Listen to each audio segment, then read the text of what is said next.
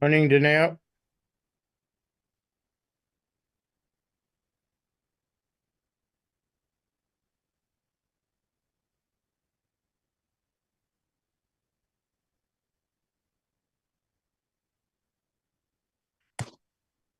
Yes, morning. Hi, morning, Chair. How are you? I'm okay, no problem. Good, good. I don't know if your administration staff is there. I need them to allow me to share my screen. Oh, Mr. Gowden. Yes, yes, yes. How are you? Yeah, I'm okay. I'm okay. You are welcome. Yeah, I'll try and call the Lobabalo. Yeah, one of Good them. morning. Morning, Good Danielle. morning, Chair. Good morning, I Dr. have Gowden. allowed all presenters to share the screen, Chair. It's open, Chair. Okay. Okay, great. And I see it now. yes, and also Luba and Chairperson, Dr. Gowden is requesting to be excused after 10, after questions and answers. He has another engagement.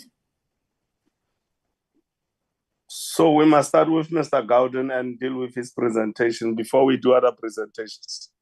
I'll Yes, appreciate that, he's Chair. the first one on the program. Yes, what I'm saying is we don't take other presentations, we just take his, and then we yes. do the discussions and release him. Yes, Chairperson. Okay, no problem. Mr. Gowden, that's fine. There's no problem. Thank you very much, Chair. Appreciate it. How long do you think your presentation will take, Comrade Basu? The presentation together with the questions and answers was scheduled for 1 hour. So I think I will present for about 20, 25 minutes and then open it up for questions. All right. No, it's okay. Yeah, No it's problem.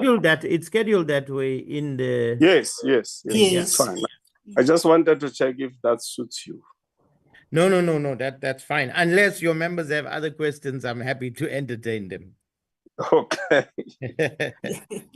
no problem. And then, Chairperson, Professor Anthony will join us at 1:45. He had a doctor's appointment at 8, so 1:45 before his presentation at 10, he'll have joined us. No problem. Okay, Chairperson.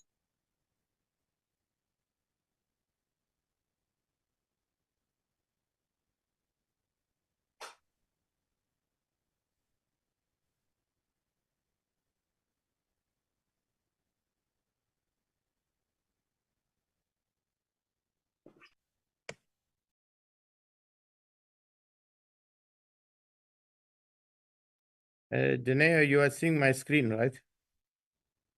Yes, I can see your screen, and I saw also your picture.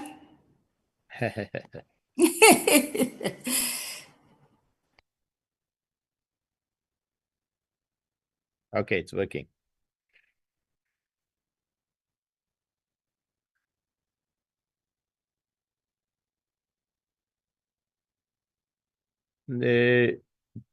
I'm just taking 2 minutes and I will be back at the desk. No problem. Sure. Okay, sir. Hi.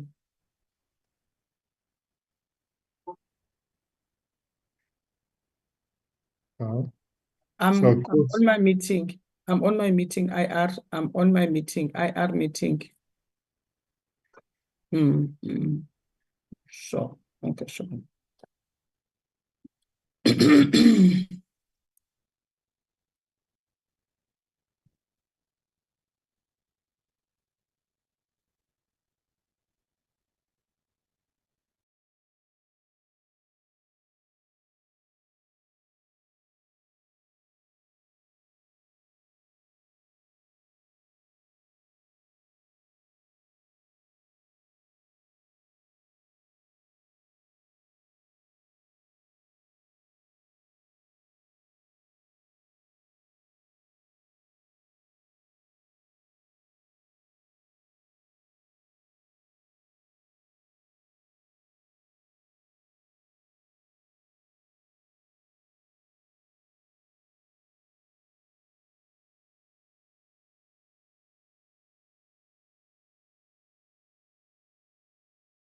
live in that day. But then I'll be on a chase around there. But I know you're not going to do it now. Libono club na le tinga yo ya mo better e bola pa ti ka le bola cha ti le ai ka pa na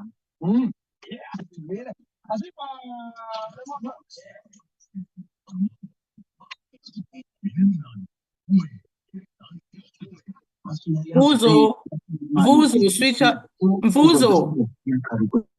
Vuzo, switch your mic.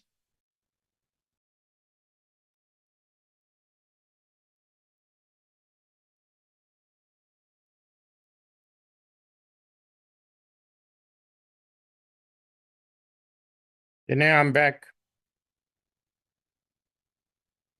Okay, welcome back, Dr. Golden.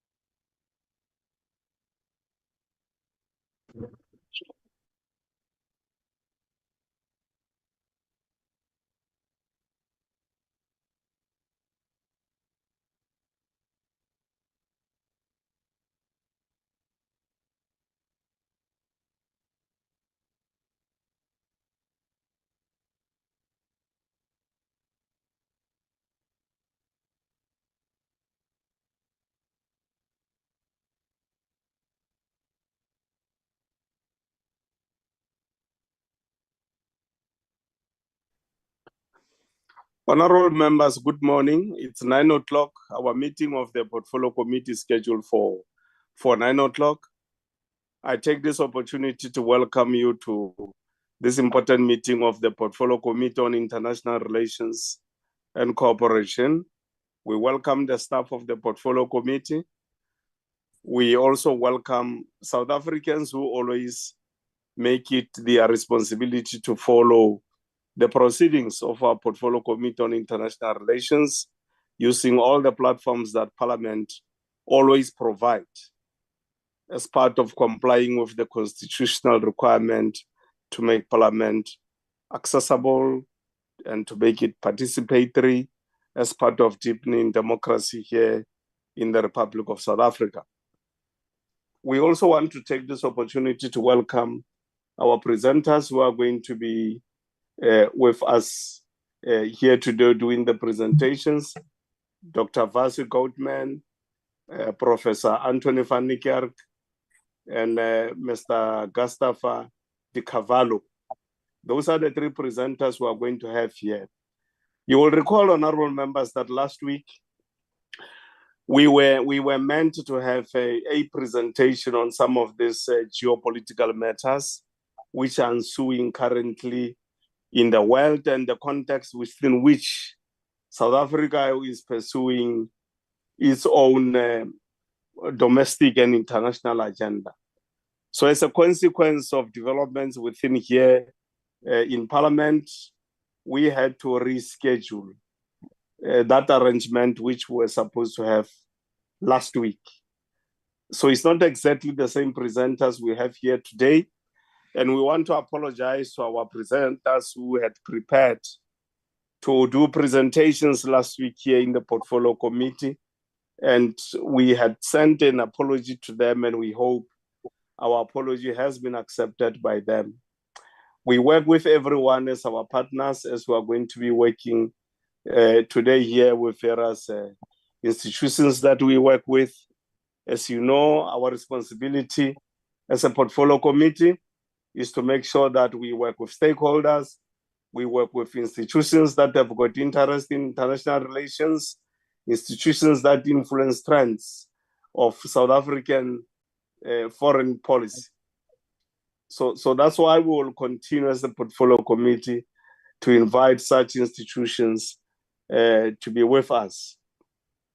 As you know, honorable members, there are some developments, just before I give the presenters, there are some developments which are taking place across the globe. Here in South Africa, one of the developments taking place, President Ramaphosa, as we speak now today, he is addressing the G20 finance ministers. I think that meeting is taking place in Cape Town.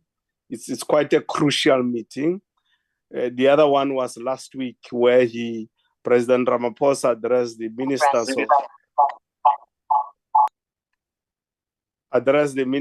of the G20 ministers of international relations in Johannesburg. So the G20 is beginning to gel.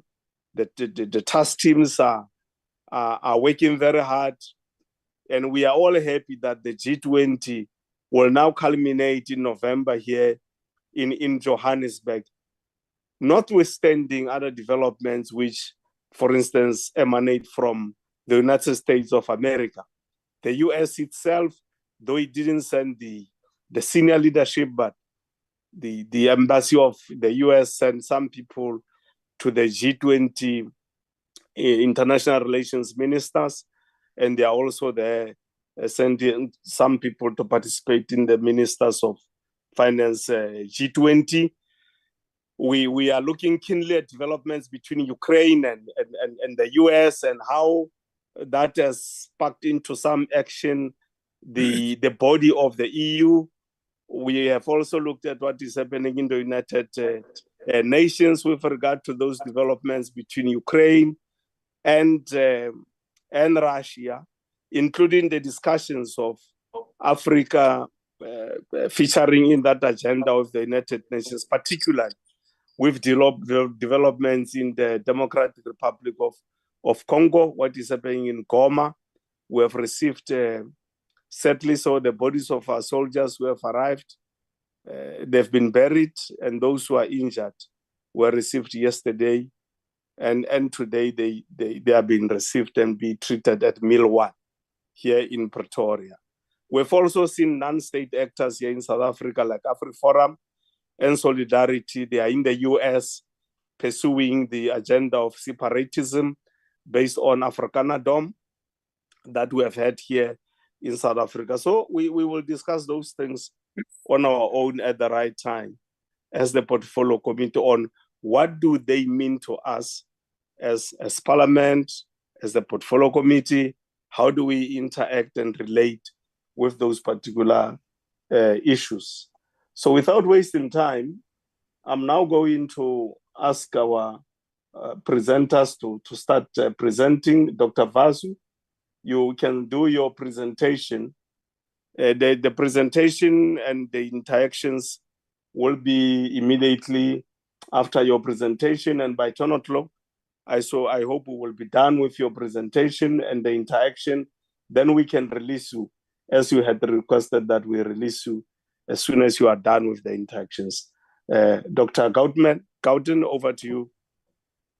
Doctor. Thank you very much, Chair. Can you hear me? Yes, you are very, very audible. Yeah, clearly. And can you see the slides that I have put up? Yes, we can see it. Our courthouse. That's the first slide. Yes. Wonderful. You are all welcome, honorable members, to come and visit us at a courthouse.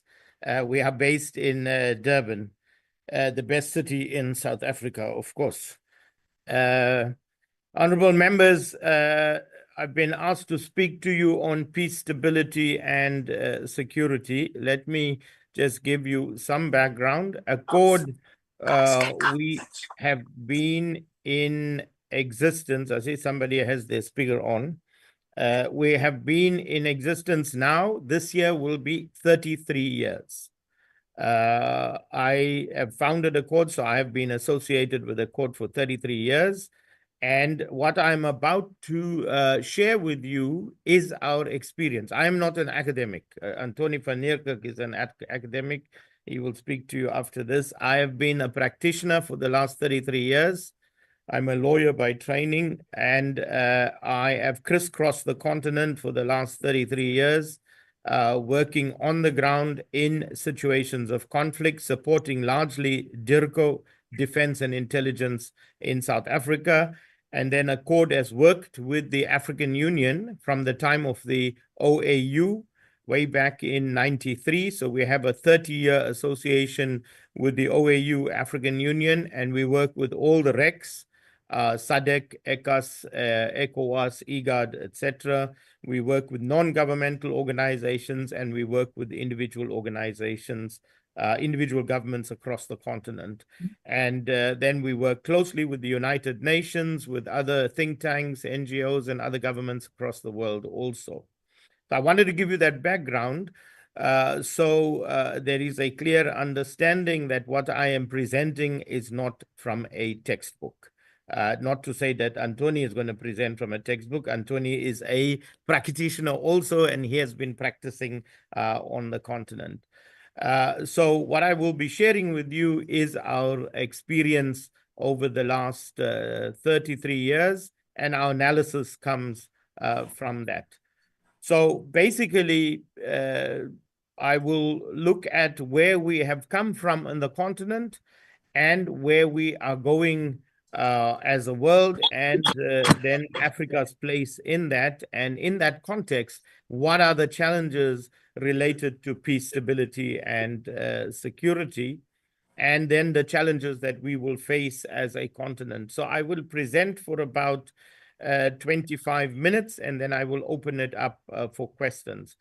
So let me start by saying the defining period that we will use is 1989-1990, with the collapse of the Berlin Wall and the ushering in of a new era in the world. So the first major change that took place in the world with the collapse of the Soviet Union and the evolution of a unipolar system in the world under the leadership of the United States.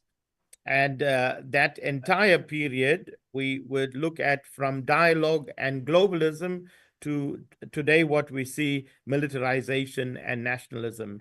So the last 30, 35 years was defined by peace through dialogue in the context of globalization in the world, introduced largely by the Clinton administration in 1992, what we call the neoliberal paradigm in the world, a shift from on our continent, one-party states to multi-party democracy, and then the whole promotion of protection of human rights, democracy, etc., etc. So it was a steep learning curve for all of us. And in the peace and security field, it was a steep learning curve for everybody across the world. So if you look at the United Nations today, everything you see in the United Nations relating to dialogue, peace, mediation, etc., the Department of Peacekeeping Operations, Mediation Support Unit, the Peace Building Fund, the Peace Building Support Office, etc., all is post-1990. If you look at the African Union, everything you see in the African Union and its predecessor, the OAU, also is post-1990. So starting with the fledgling Conflict Management Center in 1993 in Addis Ababa, and then culminating in 2000 with the African Peace and Security Architecture with all of its mechanisms, which I must say is one of the most advanced peace and security architectures in the world. If we look at the European Union, we look at ASEAN, we look at Mercosur, the African Union has by far a very, very advanced African peace and security architecture. So this is the period, the last 35, 40 years, where we have had peace through dialogue in the context of a global world. The expectation that we all had when we embraced this was that we would see the peace dividends of the alleviation, not the elimination, the alleviation of poverty, unemployment, and inequality that would flow from this adoption of the neoliberal paradigm that we all embraced post-1990 in the resolution of our conflicts. Now, if we look at our continent, moving from one-party states to multi-party democracy. What we didn't expect at the time, but largely because the socio-economic circumstances on our continent was in a bad state. What we found at the time was that we saw a proliferation of internal conflicts across the continent. Now, nobody knew and nobody today really knows exactly how to bring most of those internal conflicts to an end sustainably. We can bring them to an end, but not sustainably. This is not to say that this is just us on the continent who are on a steep learning curve. This is globally. Nobody in the United Nations, academics, think tanks, governments, etc., understand how we can bring this to an end sustainably. President Mbeki, 2 years ago, addressing the United Nations, indicated that one of the major challenges that we have failed to do on our continent and arguably across the world also is to manage diversity. And so we find ourselves in this paradigm. So let me quickly just focus on peacekeeping, because this is what we are supposed to be doing as a country across the continent also. Dr. Vasu, yes. Sorry to disrupt you. Your slides are not moving. No, I'm not moving them yet. Oh, sure. All right. I'm sure. just staying on this. I only have 4 slides. Oh, sure. Thank you. Thank you, Dr. Vasu. So if we look at peacekeeping, and peacekeeping traditionally came into being largely in conflicts between states. And what you have is soldiers who interposition between 2 states. Those states have defined borders. They have governments, they have a president, they have ambassadors, they have ministers. They're identifiable. They follow the laws of war. They observe the Geneva Convention, etc., etc.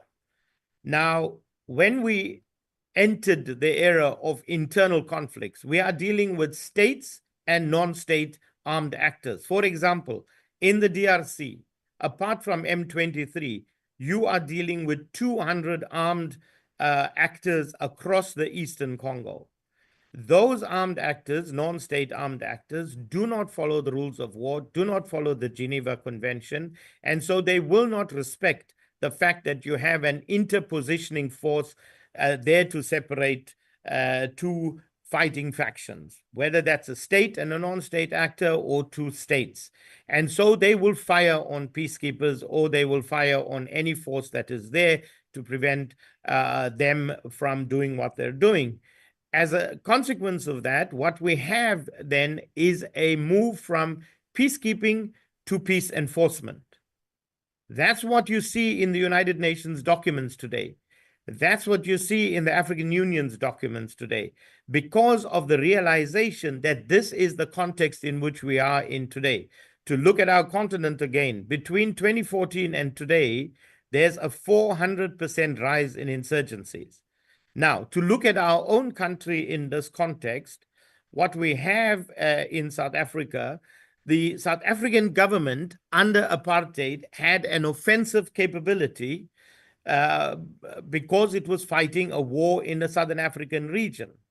Now, when in 1994, President Mandela took over as president of the country and the ANC as the governing party in the country, the entire protocols were changed from an offensive capability to a peacekeeping and humanitarian capability, rightly so at the time, because we were then not facing any enemies in the SADC region or anywhere else, but we were facing a number of conflicts, and South Africa was involved as a country across the continent in mediating in a number of armed conflicts. And that called for the deployment also of peacekeepers, as we did with the protection force in Burundi and elsewhere, and called also for humanitarian assistance, as we continuously do in Mozambique. When they have floods, we send our choppers to go and rescue people in Mozambique. So it was correct at the time to move from an offensive capability to a peacekeeping and humanitarian capability, which meant reprovisioning the military, retraining, having new protocols. Fast forward almost 35, 40 years, we face new threats across the continent and in our neighborhood. In Cabo Delgado, we face a threat of a growing insurgency that stretches from Cabo Delgado through Malawi into Eastern Congo. And across the continent, we are seeing a rise in insurgencies. Cabo Delgado is too close for comfort, too close to our country. We have our own vulnerabilities internally that can expose us to that kind of situation very, very rapidly. As a result of which, we have to think very carefully, and you as a portfolio committee have to think very carefully, how do you shift from a peacekeeping and humanitarian capability, not to do away with that, but also to encompass an offensive capability to prepare the country to defend its national interests and to defend its borders. And that comes with a huge cost as well. We have to reprovision again our military. We have to retrain our soldiers. We have to put in place new protocols. Okay, so these are the new challenges that we're facing. What is the state of our continent today? And in the next 10 minutes or so, I will take you through what is the state of the continent. Some of you have seen this slide before, but this is exactly where we are. All our countries on the continent display the same deep structural challenges, including our own country, South Africa. Bearing in mind, 54 countries on the continent are geographically, politically, economically, culturally, linguistically, all very, very different. However, they all have the same deep structural challenges. What are those challenges? Look at the three circles in front of you. The circle in the center represents the empowered elite. That is the business elite, the political elite, yourselves, the civil society elite, ourselves. All of us are in the center circle. What puts us in the center is two things. We have skills and we have access to capital.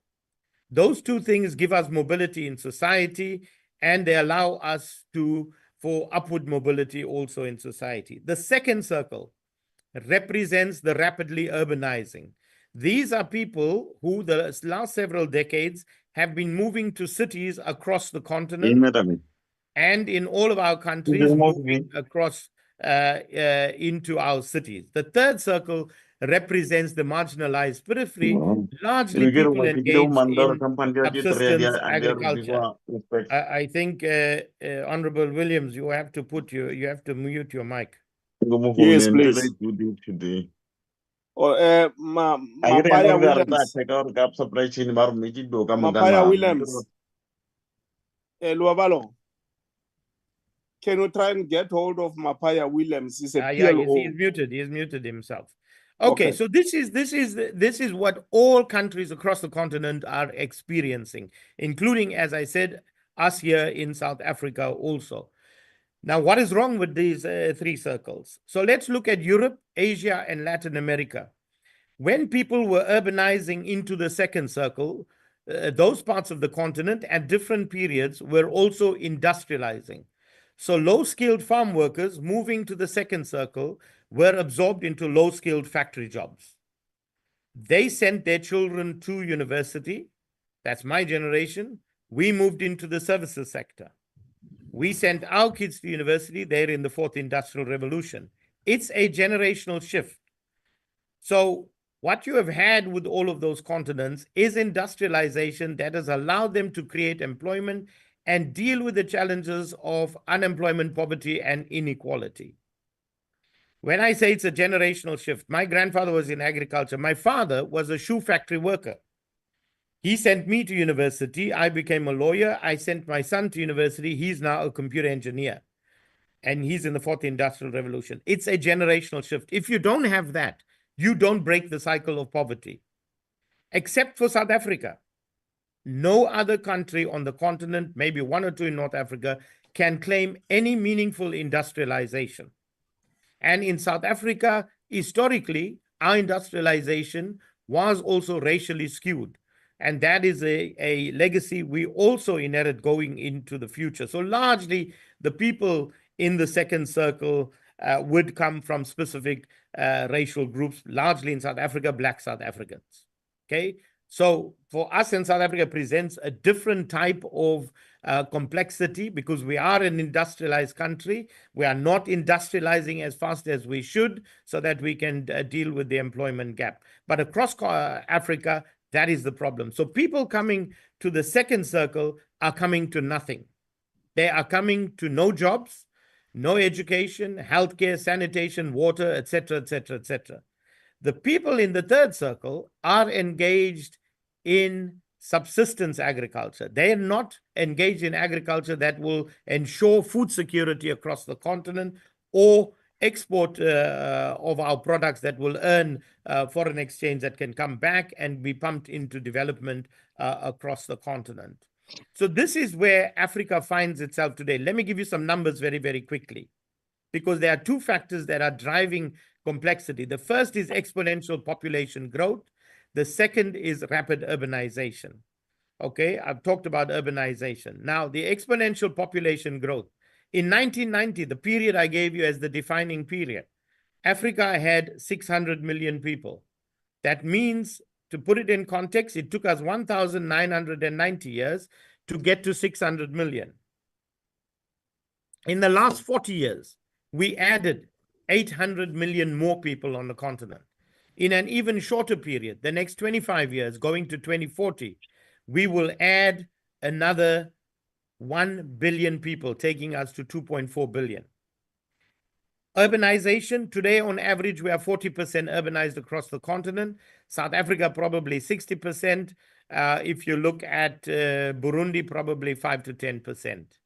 When I did this presentation in Sierra Leone, Liberia last year for their security structures, they told me that they have only 10% in the center.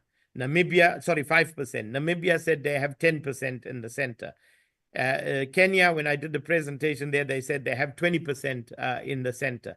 This is the situation that we are dealing with on the continent. When urbanization in 2040 rather, when we are 2.4 billion people, urbanization will reach 70%, which means that second circle would have expanded out. If we have not dealt with development, so Africa does not have a population problem because we are a very, very large continent and habitable at that also. So we don't have a population problem. We don't have an urbanization problem either. We have a development problem.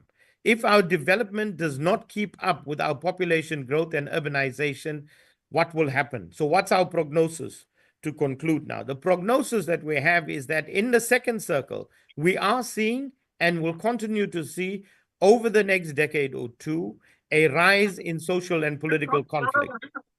That rise in social and political conflict will stem from peaceful protests rapidly escalating to violence, as we've seen in Kenya last year and in Mozambique. And if unattended, it will go to full-scale urban warfare, which is what you see in Sudan today, with the Sudan Armed Forces 120,000 strong, matched against the Rapid Support Forces, a non-state armed actor, which is 100,000 strong. That's full-scale urban warfare. The second circle, with all of the informal settlements, including here in South Africa and across the continent, presents a very conducive environment for urban warfare. Anybody who wants to go up against the government can take up arms. They move into those informal settlements. They can see you coming. The state cannot see them. This is urban warfare. And this is what we said to Sierra Leone and Liberia's security forces. They are highly vulnerable. Now, whilst our governments are battling to deal with the center, they are leaving their borders porous. In Sierra Leone and Liberia, their security services, we met with the chief of defense, intelligence, police, and border management and all their deputies. We spent about 3 or 4 hours with them. They told us 60% of their borders are unmanned. What's the challenge with that? We have huge number of insurgencies in the Sahel region. Those insurgencies are moving downwards towards the coastal West African states, Sierra Leone, Liberia included. It means that those insurgencies will just walk across the border. That's the threat that we are facing in the coastal West African states. That's the threat we're facing across the continent, whether that's the Central African Republic, whether that is Mozambique, and to an extent, if we don't get our border control right, we will have a similar problem here in South Africa. So, honorable members, this is what we are dealing with. Now, in this context, we shift from peace through dialogue in a globalized world or with globalism to a new paradigm that started with the Ukraine war and continued to evolve through the Gaza war. And now we see it's on steroids, that the paradigm of peace through dialogue and globalism to what I said earlier, militarization and nationalism. If you saw Prime Minister Keir Starmer last night in his press conference talking about moving their defense spending to 2.5% and then to 3%. And he talks about the security of the United Kingdom. And he talks about everything about the United Kingdom. The same with the United States. President Trump talks about everything about the United States. That's nationalism. And we are now in the era of militarization. All those countries, including yesterday when Prime Minister Keir Starmer said that they will move their 2% to 2.5%, he said they are going to take it from development aid. The same in the United States. This is now a pattern across the continent. So, which means that even in Africa, we will see less and less aid and more trade in a very unfair global trading system. We cannot be trading minerals for security on the continent. We need to be trading minerals for development on the continent. With 60% of arable land in the world, we should not be importing food. We should be exporting food, and we should be food secure across the continent. So there are some fundamental things that we have to get right on the continent. But the threat for us as a continent, if we don't get it right, my prediction is that this new era of militarization and nationalism will last for another 2 decades. So we have to think in Africa, how do we navigate these next 2 decades to ensure that we deal with our developmental needs? That is our key national interest, our development, dealing with poverty, unemployment, and inequality in what is going to become a very, very complex world to navigate our international relations. Chair, let me stop there, and then I'm happy to take some questions thereafter. Thank you very much, Doc. What an exciting presentation. Honorable members, there we have got it, the presentation by Dr. Vasu. We can now engage with the presentation. We will take hands. And I think with my stopwatch, Chair, I did it in 30 minutes. Yes. Yes, you did very well. I'm looking at my screen here for hands from the honorable members.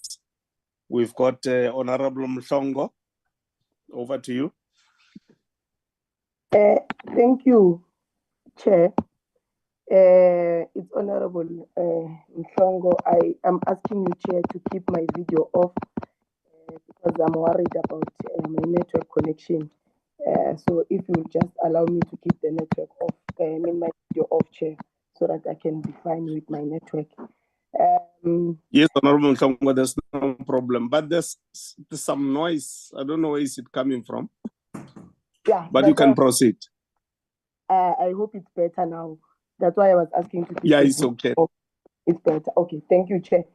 Yeah, no, Chairman, we welcome this presentation, and really it's important to have dialogues of this nature because we've got inputs to make into this presentation. For example, you will remember that the AU almost 10 years ago had resolved that for any African state to prosper, there's a need to end all wars, civil conflict, and gender-based violence and violent conflict in order to prevent genocide in the continent by 2020. Now, that program was themed Silencing the Guns in Africa. And this resolution, I remember, was also adopted by UN Security Council.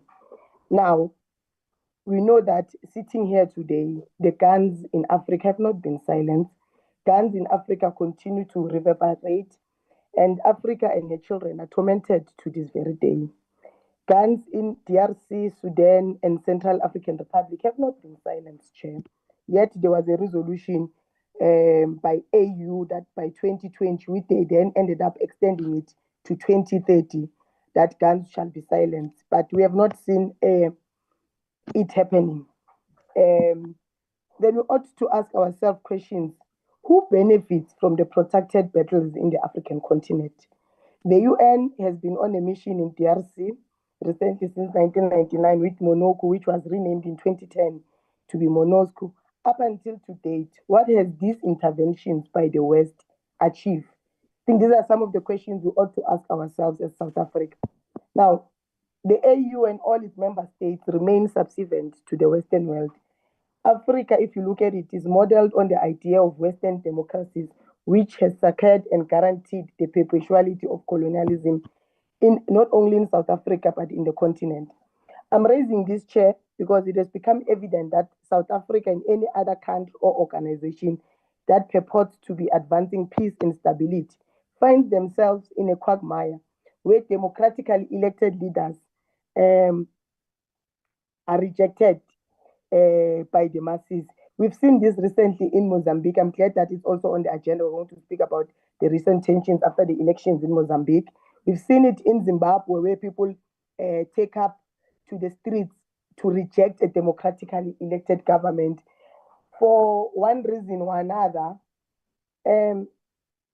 thinking that we as a country must not find ourselves in the wrong side of the people or of the citizens of that country when they eventually take up to the streets in order to protest against democratically elected leadership. Chair.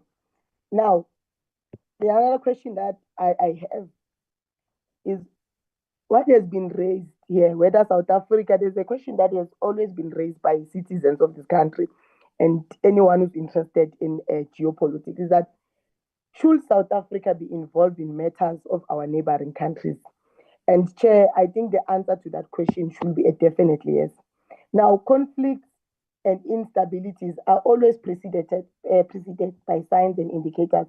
For instance, Ukraine joining NATO poses a serious security risk to Russia. Now, Russia ought to repel this by any means necessary. Equally, South Africa's involvement in other countries is necessary to maintain peace here at home. If SADC countries did not get involved in Cabo Delgado to combat the terrorism and acts of violence there, South Africa will be most affected and will have received spillage of this extremist violence in our country. Now, we need peace, stability, and security in the continent. We must end violence. And what I will propose is that we must strive for an integrated, united Africa. We must then reinforce the Force Intervention Brigade with the aim that we turn it into an African military force, which I think is about time that we advocate for the establishment of a unified regional bodies armed force that will then defend the African continent from foreign intervention and protect our resources from exploitation by the West. Now, the African Army must be tasked with peacekeeping missions within the continent to ensure stability without relying on Western powers. As I am about to conclude, Chair, we must be prepared to take a bold step on expelling UN and let Africa take charge and solve our own problems. The regions of Africa must unite politically, economically, and otherwise, so that we need to view the UN, Chair, for the as an imperialist instrument that perpetuates global inequality, especially through their failure to reform the Security Council, which to this day excludes African countries from having veto powers. So the absence of Africa from most critical decision-making body in the UN demonstrates the institution's contempt for African sovereignty in totality. So, in conclusion, Chair, for peace and stability, we must advance for free movement of goods and people, and we must be able to trade amongst ourselves as African and foster one African currency in order to promote diplomatic solutions to global conflicts while we oppose military inventions that are going to be led by imperial powers. So really, as Africa, we must begin to, and South Africa, to view the world or envision an African, the world where African nations are not manipulated in geopolitical conflicts, really, that serve foreign interests. But in all times, we must look at our own interests as South Africa and the continent at large. Now, we must really preach for united Africa for sustainable peace and stability. That will be our contributions, Chair. Thank you very much. Thanks very much, Honorable Mhlongo. Let's see, any other honorable member who wants to ask a question or make some remarks?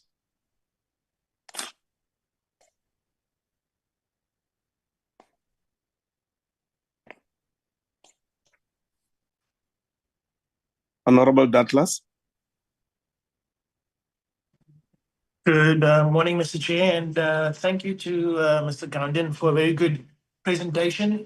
And I want to agree with him on many of the aspects that he has highlighted, especially looking at where we are now and where we're going, and with the growing difference between the urban, rural, and peri-urban populations, and how Africa is moving forward in terms of peace and stability. And I think the challenge that we have is that we have actors on this continent that are not acting in the interest of us and our good as Africans. We have a history of foreign military interventions, Mr. Chair, and this has to be dealt with and has to stop. The conflict in Eastern Congo has tested South Africa's diplomatic and military influence and our capabilities. The loss of South African peacekeepers and strategic territories to insurgency groups has highlighted the challenges in projecting power and maintaining regional stability and ensuring peace for the continent's innocent and most vulnerable. South Africa is like a big brother militarily. We are supposed to have the capacity to be able to protect those that are trying to have a normal life in South Africa. We should have the capability to be able to protect the innocent from those who are coming and aggressing against us, like M23 and others. The situation in Goma and Eastern DRC underscores the need for reassessing military commitments and enhancing support for peacekeeping missions to effectively address regional conflicts. Our soldiers need financial, logistical, and air support immediately to avoid further loss of life, as an example. But we are completely unfunded for that which us as a government are sending them out to do that job. If we are going to send people out to bring peace, they need to have the biggest stick, the best technology, the best logistics, and they shouldn't be underfunded. We shouldn't be cutting funds, especially in the area of peace and stability. The loss of life and the people that have been hurt, this is going to continue if we don't stop them and stop the insurgencies where they are. And this is the biggest thing that I want for us to understand, is with the increase in militarization and nationalization, more and more wars are going to happen, unfortunately, and more wars are fought about resources. And African resources has been under extreme attack for a very, very, very long time, Mr. Chair. And when you look at AFRICOM, for instance, what is AFRICOM's role in Africa? It has over 38 bases and in 38 nations, many bases, thousands of personnel. It's got everything from drone bases to aircraft, the US military. And we are asking, even here in Botswana, on our bases, on our borders, where we are a dependent and independent sovereign nation, there's a massive base there. What are these bases doing? Because like the presenter, Mr. Gavin said, we can't be trading our natural resources for military aid and for safety. And we cannot be trading our natural resources for food. We need to now start re-looking at Africa and start saying, okay, Africa, we now need to use our resources. Now, no raw materials need to go out of this country or out of South Africa or out of Africa anymore. that is raw. We need to beneficiate our minerals. We need to make sure that we create smelters, refineries, we have manufacturing plants, industrial plants, chemical plants, and then we need to build new cities to house our people. And we can do that with the resources that we have in Africa, Mr. Chair. But the globalists and the people out there that are trying to destabilize Africa have continued to do so and cost us quite a bit as African people. So, Mr. Chair, I think we as South Africans, we need to look at what is happening in the world out there. South Africa's peacekeeping costs have run into billions, yet instability persists in regions like the DRC and Mozambique, and that billions hasn't translated into our soldiers on the ground having bullets, having mortars, having artillery shells, having personal protection, having the best weapons. There's no Roy Falks in the air. Where's our jet fighters that can protect our people? This is not right. The African Standby Force, a project under the AU, has been slow to materialize despite being envisioned as a continental security solution. The AU's peace fund remains underfunded with only $37 million raised against its $400 million target. You can't bring peace if you don't fund it, Mr. Chair. And this is where the re-looking at the IMF and World Bank and its loans to Africa and its austerity measures, which interferes with how we can keep peace and how we can spend our money. Decreasing spending on defense, for instance, is one of those things that they do. So I'm saying with the AU's peace fund that has to be increased to 400 million and more, so that we can defend ourselves and we can make sure that we defend our own resources with our own soldiers, and no one has to be paid in resources for that service. The MK Party believes South Africa should prioritize a pan-African security approach by supporting regional security blocs such as SADC and the ASF instead of unilateral interventions that disproportionately burden our military and taxpayers. And here, Mr. Chair, I think we have to look at ways that we can work together as people across different political parties, from different races, from different tribes, from different tongues. And we all have to look at Africa as one whole community. And yes, we have the fastest growing population in the world. Will be 2.5 billion people by 2050. So we have to be developmental focused, but we have to have security. We cannot have resource wars continue as they are unabated right now, Mr. Chair. And as South Africa, we have to play a key role in leading the charge to say, no, enough is enough. So South Africa and Africa needs to look at our resources. We need to look at our land. We need to look at the distribution of that land. We need to look at the distribution of the resources, that it's no longer going to be just for white monopoly capital. It's not just going to be for the colonial corporations that still feed off the body of Africa. We no longer want colonial powers to feed off our land at the expense of our people. Our people are suffering. Our people are living in shacks. Our people are living without water, without electricity, while the rich corporations take billions and trillions of dollars of gold and diamonds and copper and iron ore and rare earth minerals straight out of the mines to the ports, as they always have done. Even now, under a democracy, we are still doing the same thing as we've done for the last 400 years with these companies and these countries in the Europe and other places. Enough is enough, Mr. Chair. I think we need to have a rediscussion, and with the GNU being repositioned and there being a difference in how the DA and the ANC looks at things, we need clarity on where we are going from this government. We need clarity where we are going in terms of our peace and stability issues on the African continent, and that we are going to hold people, even in our G20 presidency, we need to hold the West accountable for what they're doing in Africa, and that we need to have the land discussion, the minerals discussion. We need to have the beneficiation discussion. We need to have a discussion about Africa producing products for the world and not just raw materials. So thank you, Mr. Chair. I think I'll leave it there for now. Chair, if there are no other questions, I can respond to the two speakers. Well, there are no other questions from me. Just briefly, it's the following. One is actually it's a proposal. I'll suggest that institutions such as ACOT should start extending and practicalizing the ideas on the scenario where we've got Africa as a united state. Because for me, if we can have that Africa as United States, one state with one currency, one president, wara, you will be ameliorating against threats such as this violence that is going on that you were talking about, problems that might lead to uprisings that you were talking about, and some challenges that relate to the wars which are taking place. And you will not have this debates we have now that our children are dying and so on and so forth, because you will have one force. Yes, I know that the AU did take a decision that there must be a standby force for the African continent.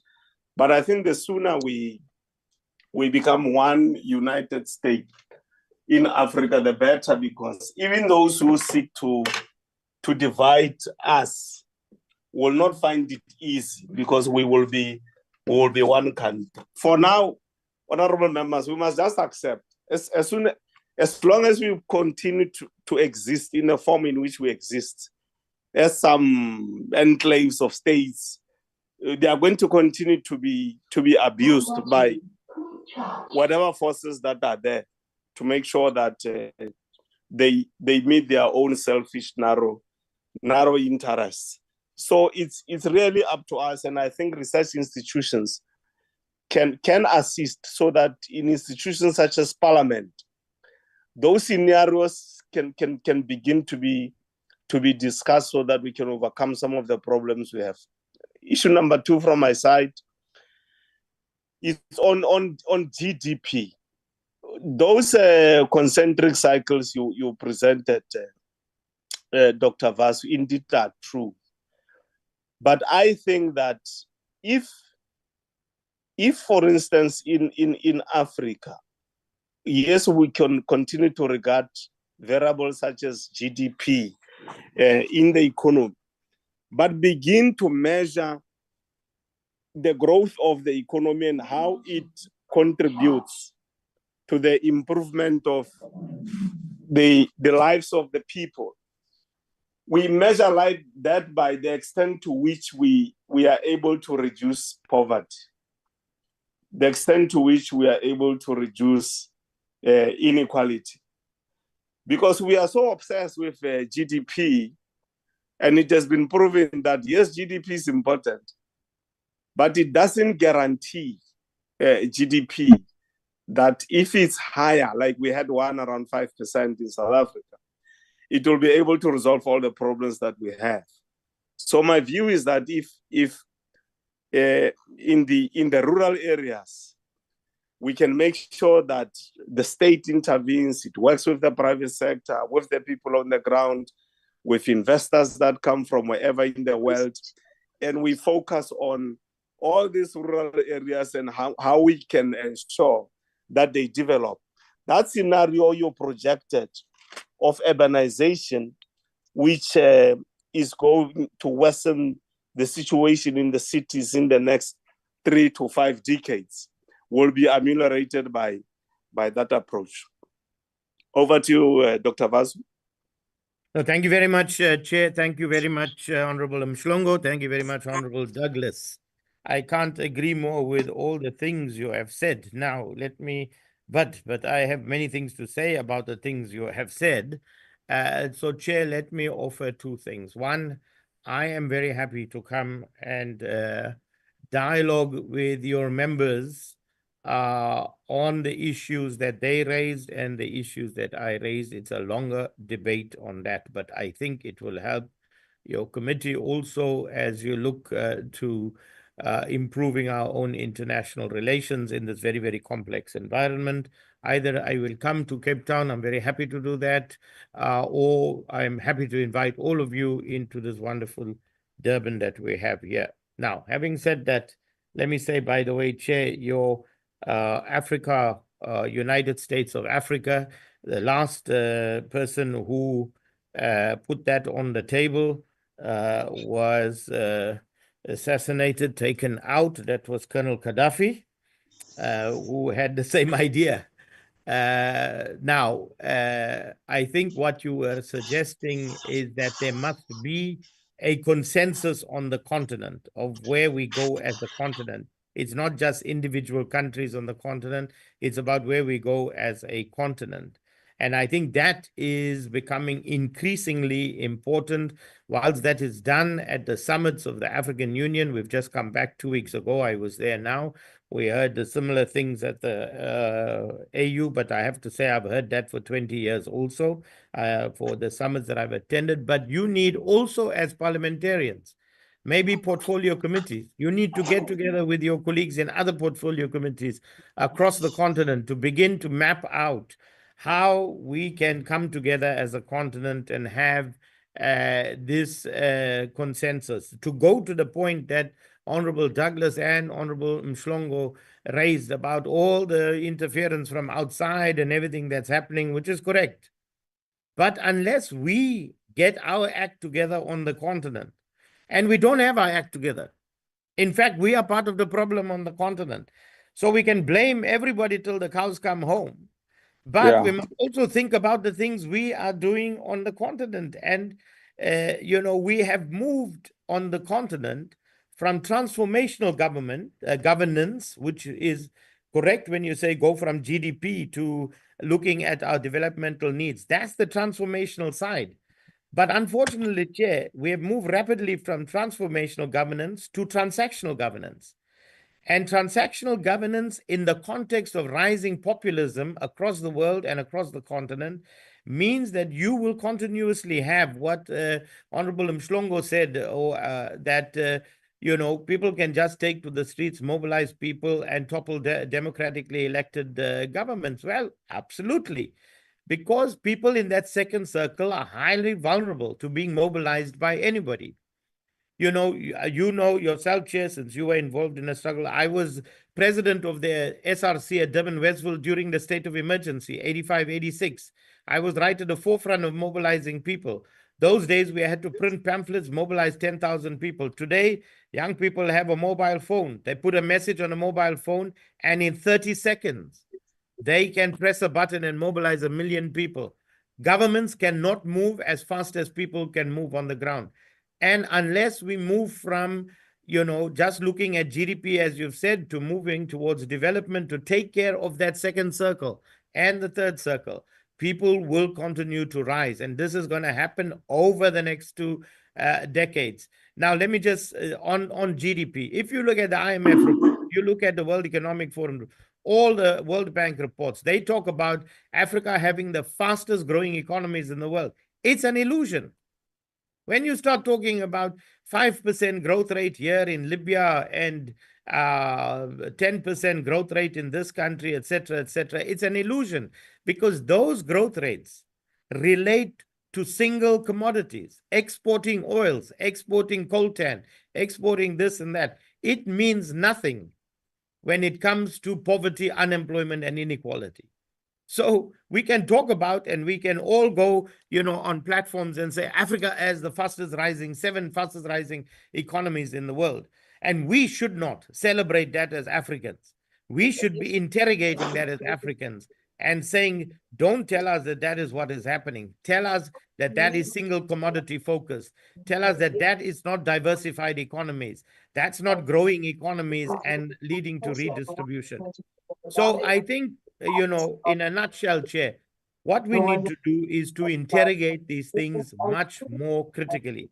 We are entering a very, very dangerous period. When Honorable Douglas says we need to go and fund our defense forces, when you hear Prime Minister Keir Starmer talking about 2.5%.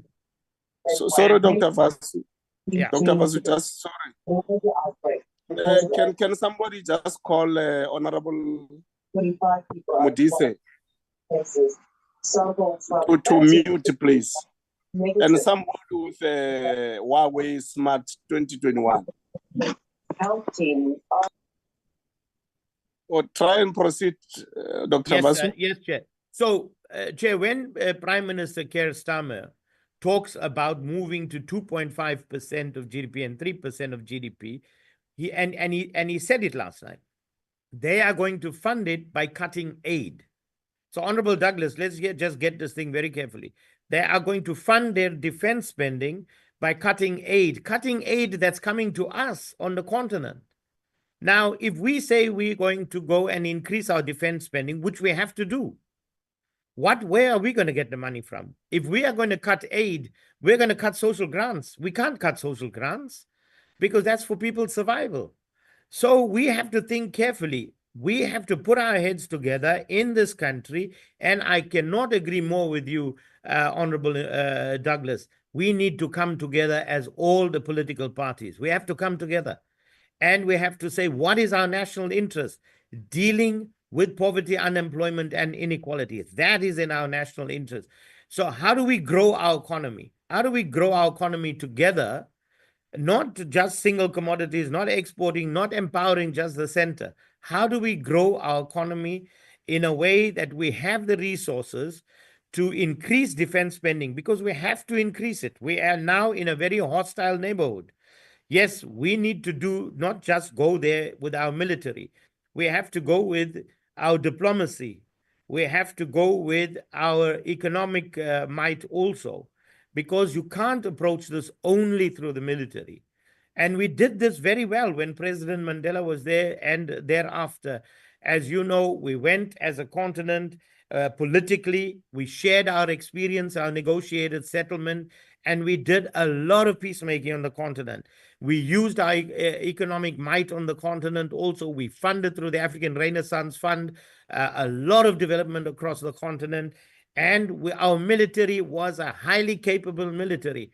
We are not there on all three fronts.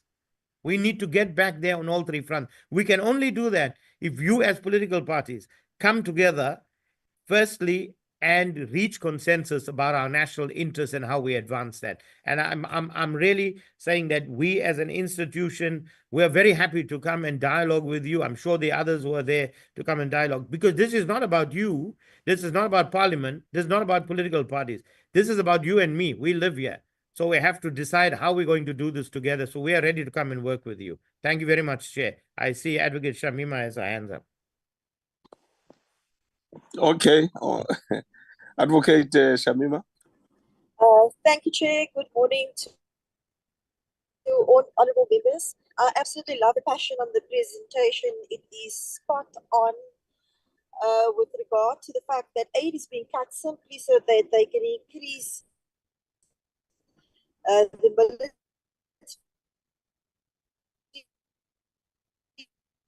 Shamima, we can't hear you. Advocate Shamima is in an oversight in Rustenburg, so she did say she's traveling.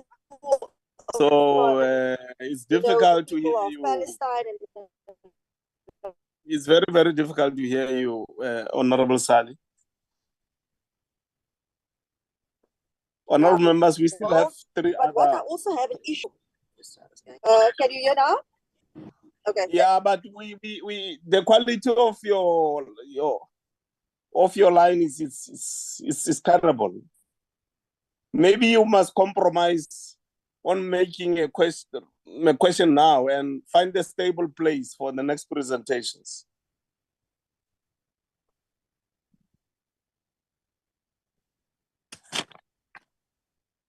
We can see your face. It's good with the background of Parliament building, but the transmission, the quality is very poor.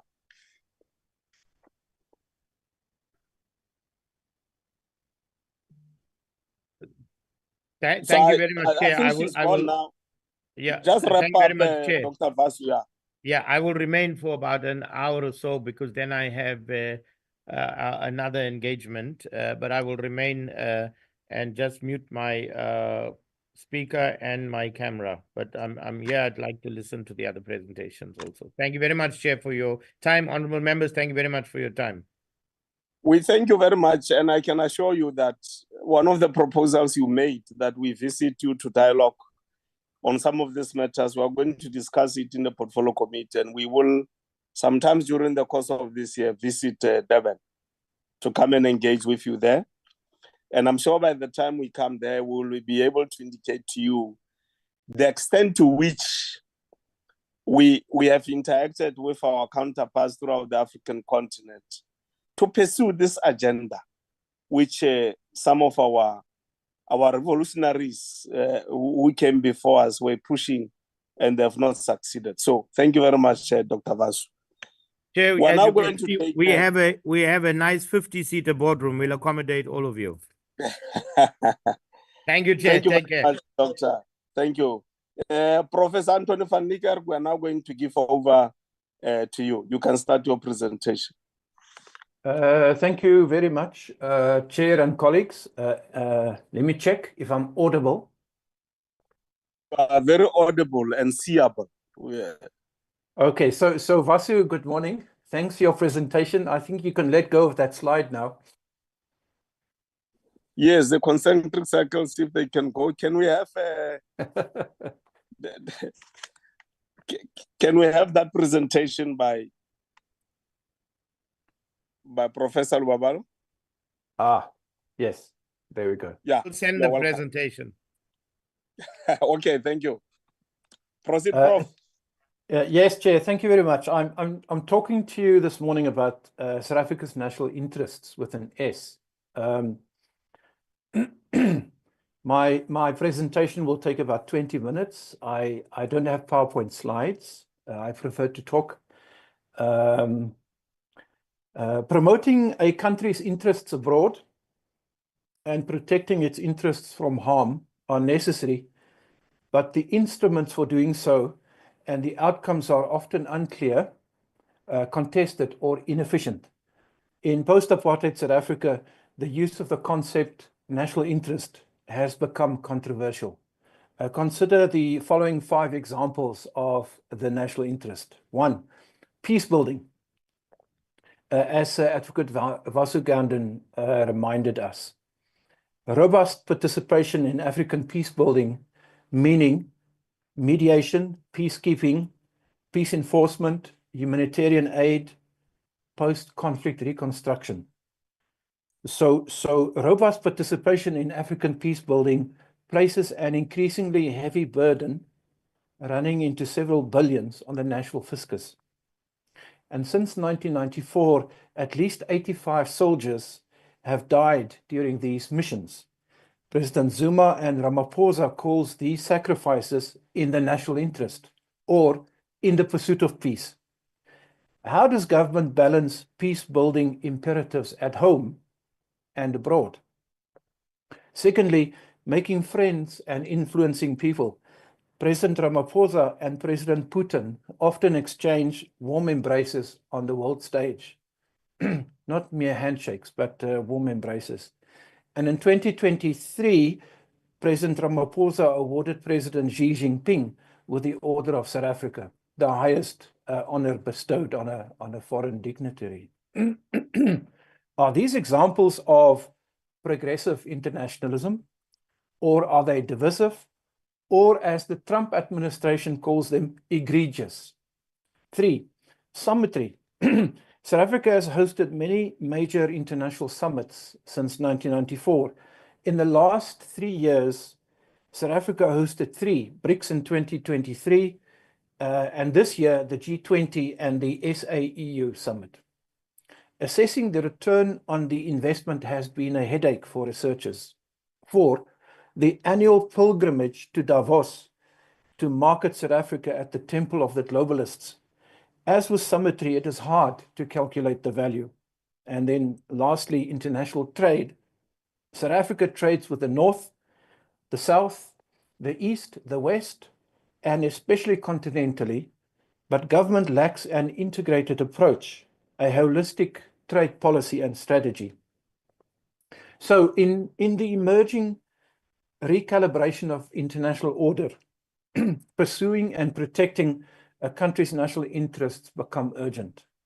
But to what extent is South Africa able to formulate and advance national, not narrow, interests? I will venture to offer a framework for analysis, but let me start with a conceptual clarification. What do we mean by national interest? Few passages concentrate the mind as powerfully as Lord Palmerston's assertion in 1848, when he said in their parliament, it is a narrow policy to suppose that this country or that country is to be marked out as the eternal ally or the perpetual enemy. We have no eternal allies and we have no perpetual enemies. Our interests are eternal, and those interests it is our duty to follow. The concept has been used and abused for centuries, and some claim it serves no useful purpose in conducting diplomacy. In fact, in the non-Western world, alternative organizing principles guide foreign policy. Several non-Western worldviews are driven by a sense of togetherness, informed by a shared historical memory, and characterized by cooperation and collaboration. It is a we approach rather than a me approach. And I want to give you 4 examples of what I mean. 1, consider the Chinese so-called 5 principles of peaceful coexistence formulated in 1954, which are, quickly, mutual respect for sovereignty and territorial integrity, mutual non-aggression, mutual non-interference in each other's internal affairs, equality and mutual benefit, and peaceful coexistence. In 2024, 70 years later, President Xi Jinping reaffirmed this approach, to which he added this phrase, jointly building a community with a shared future for mankind. In the Chinese view, this approach shaped the Bandung Conference, which gave rise to the birth of the non-aligned movement and to what we now understand to be international law.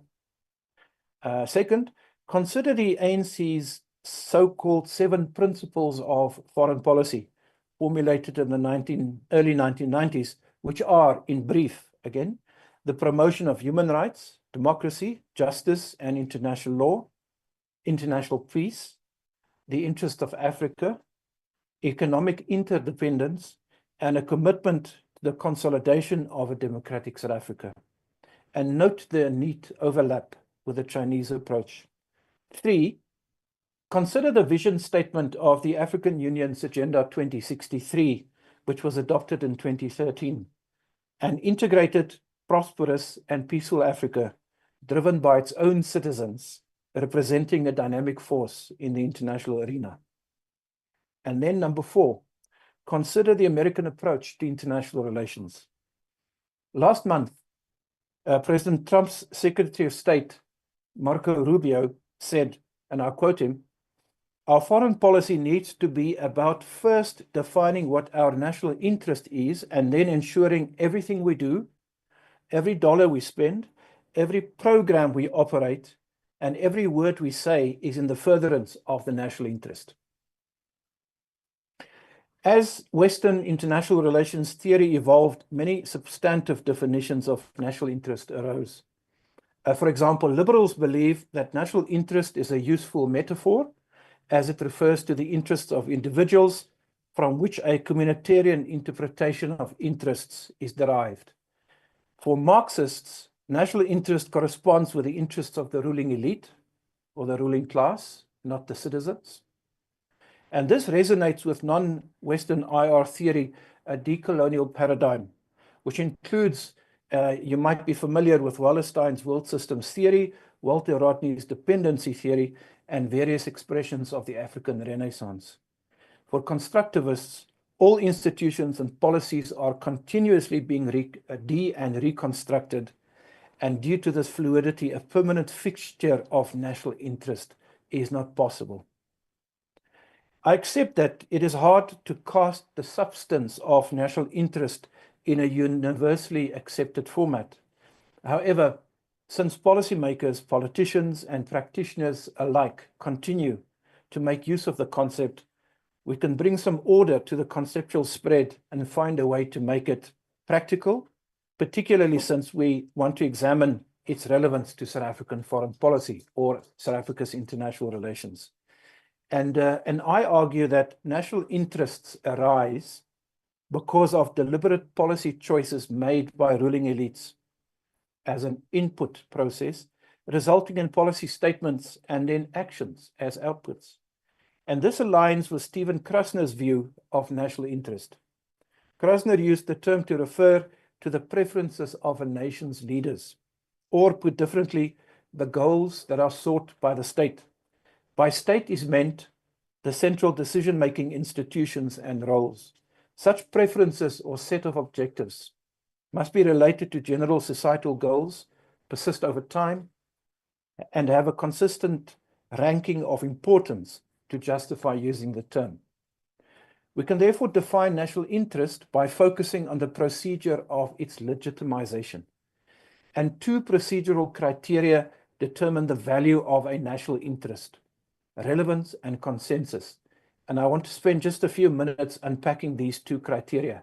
We can take a policy proposal or a policy statement or a strategy and ask ourselves, is this an expression of the national interest? How do we judge? Our membership of the G20, is it in the national interest? How do we judge? So the first one is relevance.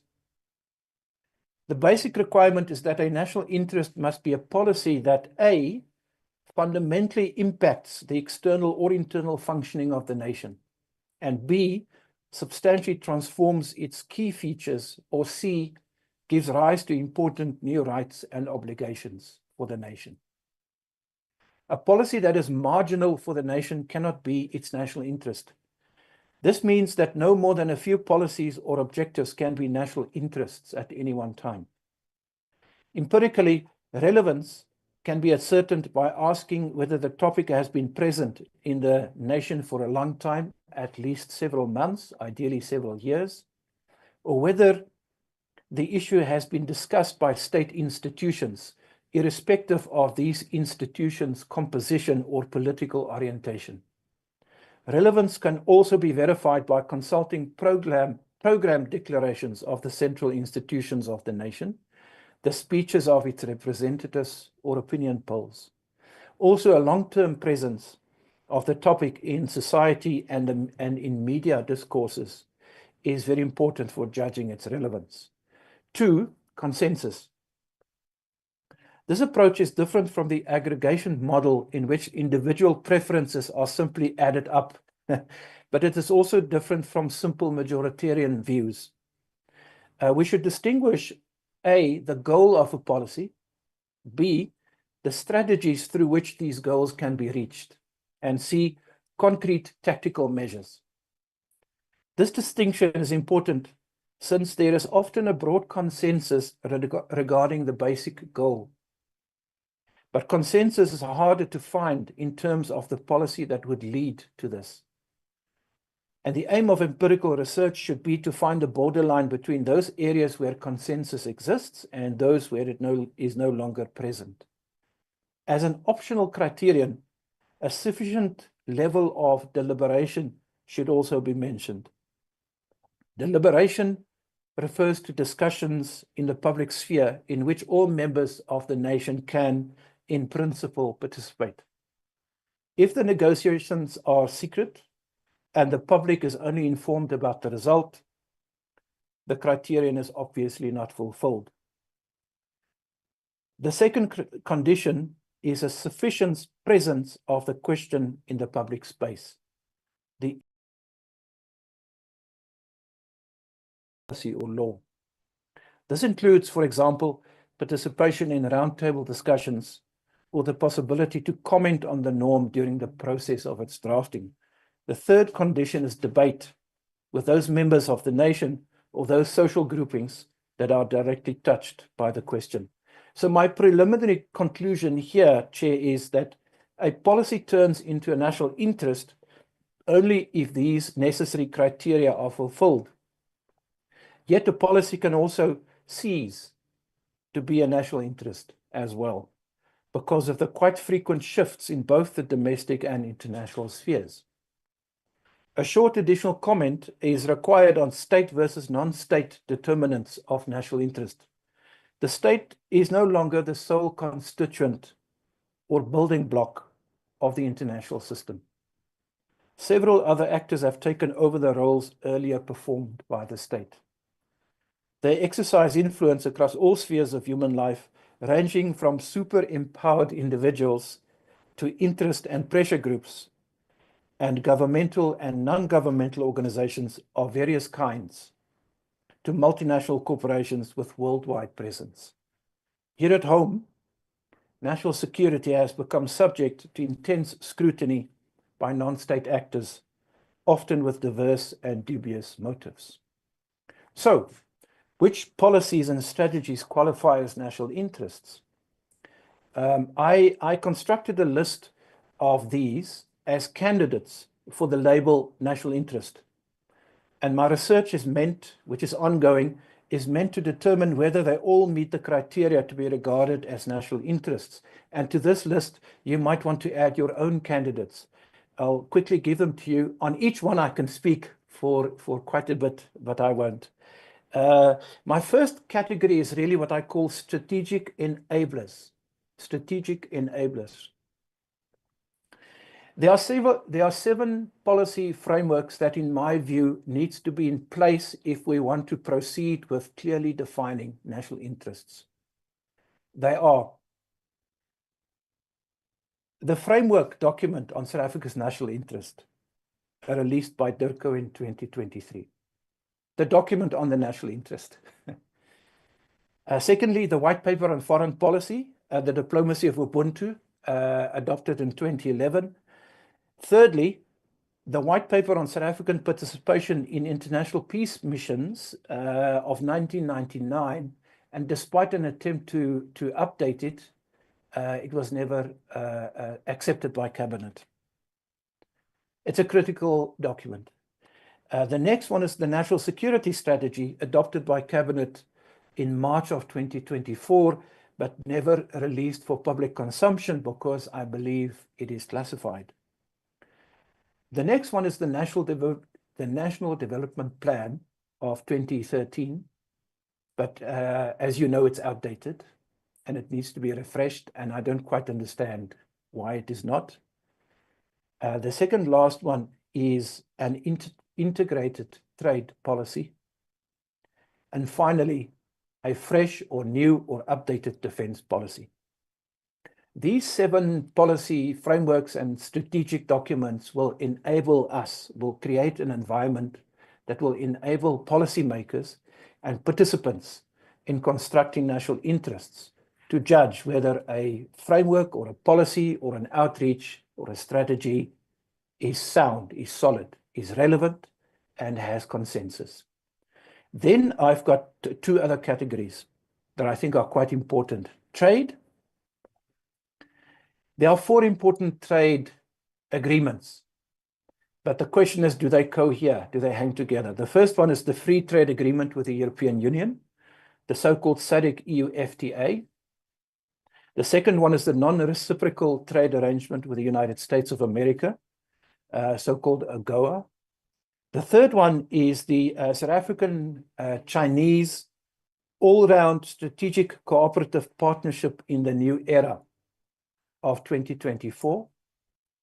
And the last one is the African Continental Free Trade Agreement of the last few years in the process of being implemented. Are all of these expressions of the national interest? Do they hang together? Can they be integrated? Do they compete with each other? Should we prioritize one over the other? Should we move from one to the other?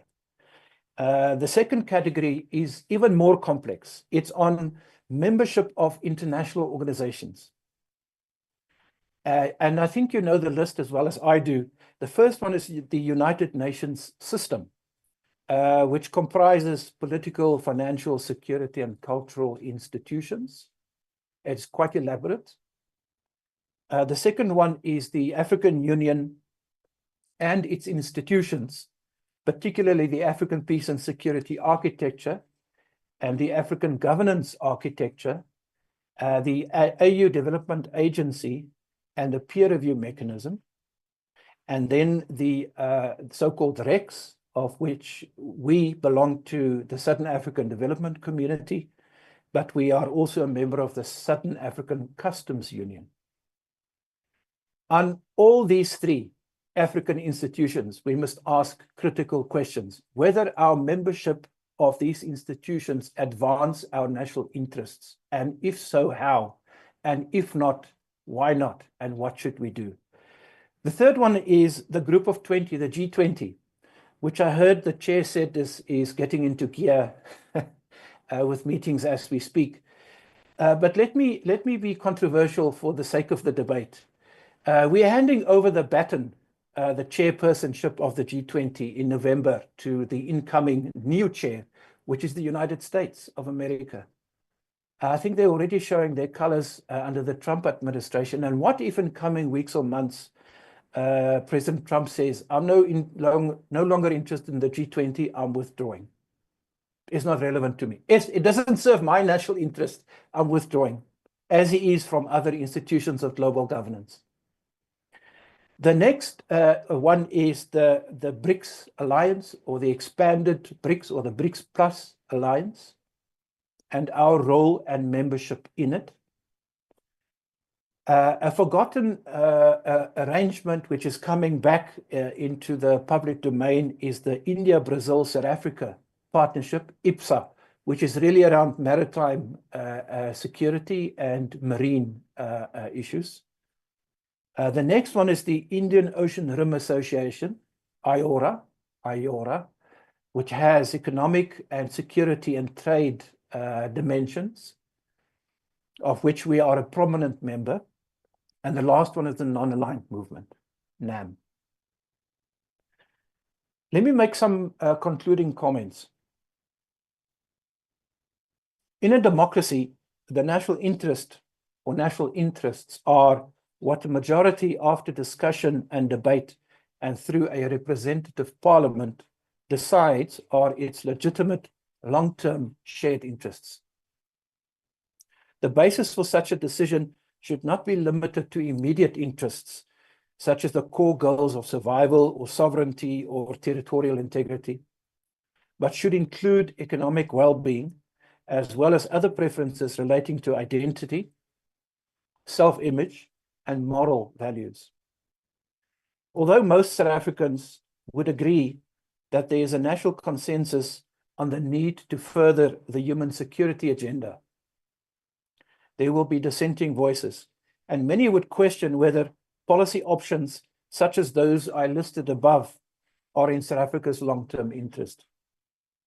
The people of a country have a responsibility to assist and guide the state in determining the country's national interest. This requires continuous, vigorous debate and broad participation through membership of political parties and participation in organized civil society. This is necessary to ensure that the country's policymakers manage the affairs of state effectively and in the interest of the broad population rather than for the sake of political expediency. When left unchecked, politicians and centralized decision-making structures open the door to excessive control over and manipulation of the national agenda. Nor should we meekly accept the preferences of the world's powerful, often unilaterally imposed on the global south and particularly Africa. My call is not for society to slavishly support government's initiatives or its identification of national interests, but rather for a strategic engagement with sectors of the state based on a careful consideration of the merits of each case. This seems to be, to me, to be the challenge for the government of national unity. Will it lead the strategic engagement? But first, is it building and projecting a shared worldview? If not, which faction of which class will determine South Africa's national interests? And should we therefore perhaps turn our eyes to the envisaged inclusive national dialogue? An informed conversation about South Africa's identity and its national interests might make for a good opening session of this envisaged national dialogue. Thank you, Chair. Thanks very much, Prof. The purpose is to have provoking ideas, and I think you have done exactly that. That's excellent. That's the purpose. Just like the doctor did earlier. Honorable members, there's the presentation. So let's engage with it. We'll take hands now and start with Honorable Douglas. And I'll request honorable members to be a bit briefer. Mr. Chair, can I propose that we do all the presentations and then have a session at the end instead of doing each one? Is this the last presentation? I think there's one more for today. No, there's two to follow. Yeah, sure. I propose We if can there's no combine them time impediment, then we can cover. Otherwise, we're going to cover the members same agree. issues. Yeah. If members After agree, each one. of course. I mean, when you deal with international issues, there's always an overlap, which is inevitable. Honorable Mhlongo, do you agree with the proposal? Then we can come back to your hand. That we take the remaining two, then we discuss them all together. Chair, my worry will be that then it will prompt members to speak longer because now you will have combined 3 reports at once, and will that not create a situation where a person speaks for longer hours because of many points they will have on that topic? But I'm persuaded international relations issues are whatever issue we talk, it's the same, but I'm just worried about that. Will you not then limit our time if then the next presenters take more time to do their presentation and end up reducing our time as members to participate in this dialogue? Okay, let's not consume more time by having a discussion on the approach. We'll start with you, Honorable Mhlongo. Make your input or questions. Thank you, Chair. Let's welcome this presentation and really appreciate some of the questions that were raised and really that seek to perhaps assist us in questioning some of the issues. Now, we will then propose, Chair, that some of the things that we need to look at as a committee is that what should be South Africa's national interest in order for us as a country to develop a foreign policy framework that promotes our sovereignty, but also that promotes international solidarity and cooperation, alignment with global movements and nations that advocate, if you look for social justice, economic equality, anti-imperialism, and then how to dismantle neo-colonial power structures. Now, critical issues that South Africa has to consider is to, firstly, I think, protect our sovereignty against capitalist exploitation and perhaps capture by the West. And we must never, as a country, surrender our domestic affairs to be detected by people, by the US. Now, I'm glad you mentioned the issue of what is currently happening recently with AfriForum, Solidarity, and the US President Donald Trump on cutting foreign aid to South Africa. But I think as a country, we must take a bold step that we must tell Trump that he can keep his foreign aid. We're not going to be able to beg for foreign aid at the expense of our sovereignty and surrender the internal domestic affairs of South Africa to be detected by the US.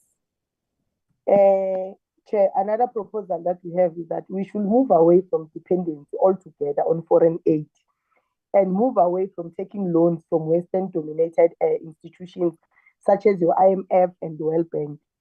Now, why do we say that? Because these institutions, Chair, they use debt and economic cohesion to impose structural adjustment programs that leave our countries in Africa devastated, stripping away our sovereignty and trying to undermine the ability of not only South Africa, but of the African nation to persuade independent development paths. So we must just reject firstly global imperialist powers that seek to really exploit our resources, our natural and mineral resources as South Africa. In fact, Chair, we must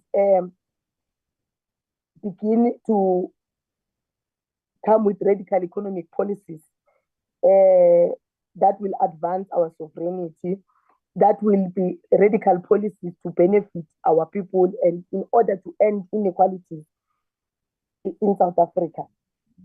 The other issue we must look at is to safeguard our national interests from right-wing organizations like your AfriForum and Solidarity Chair.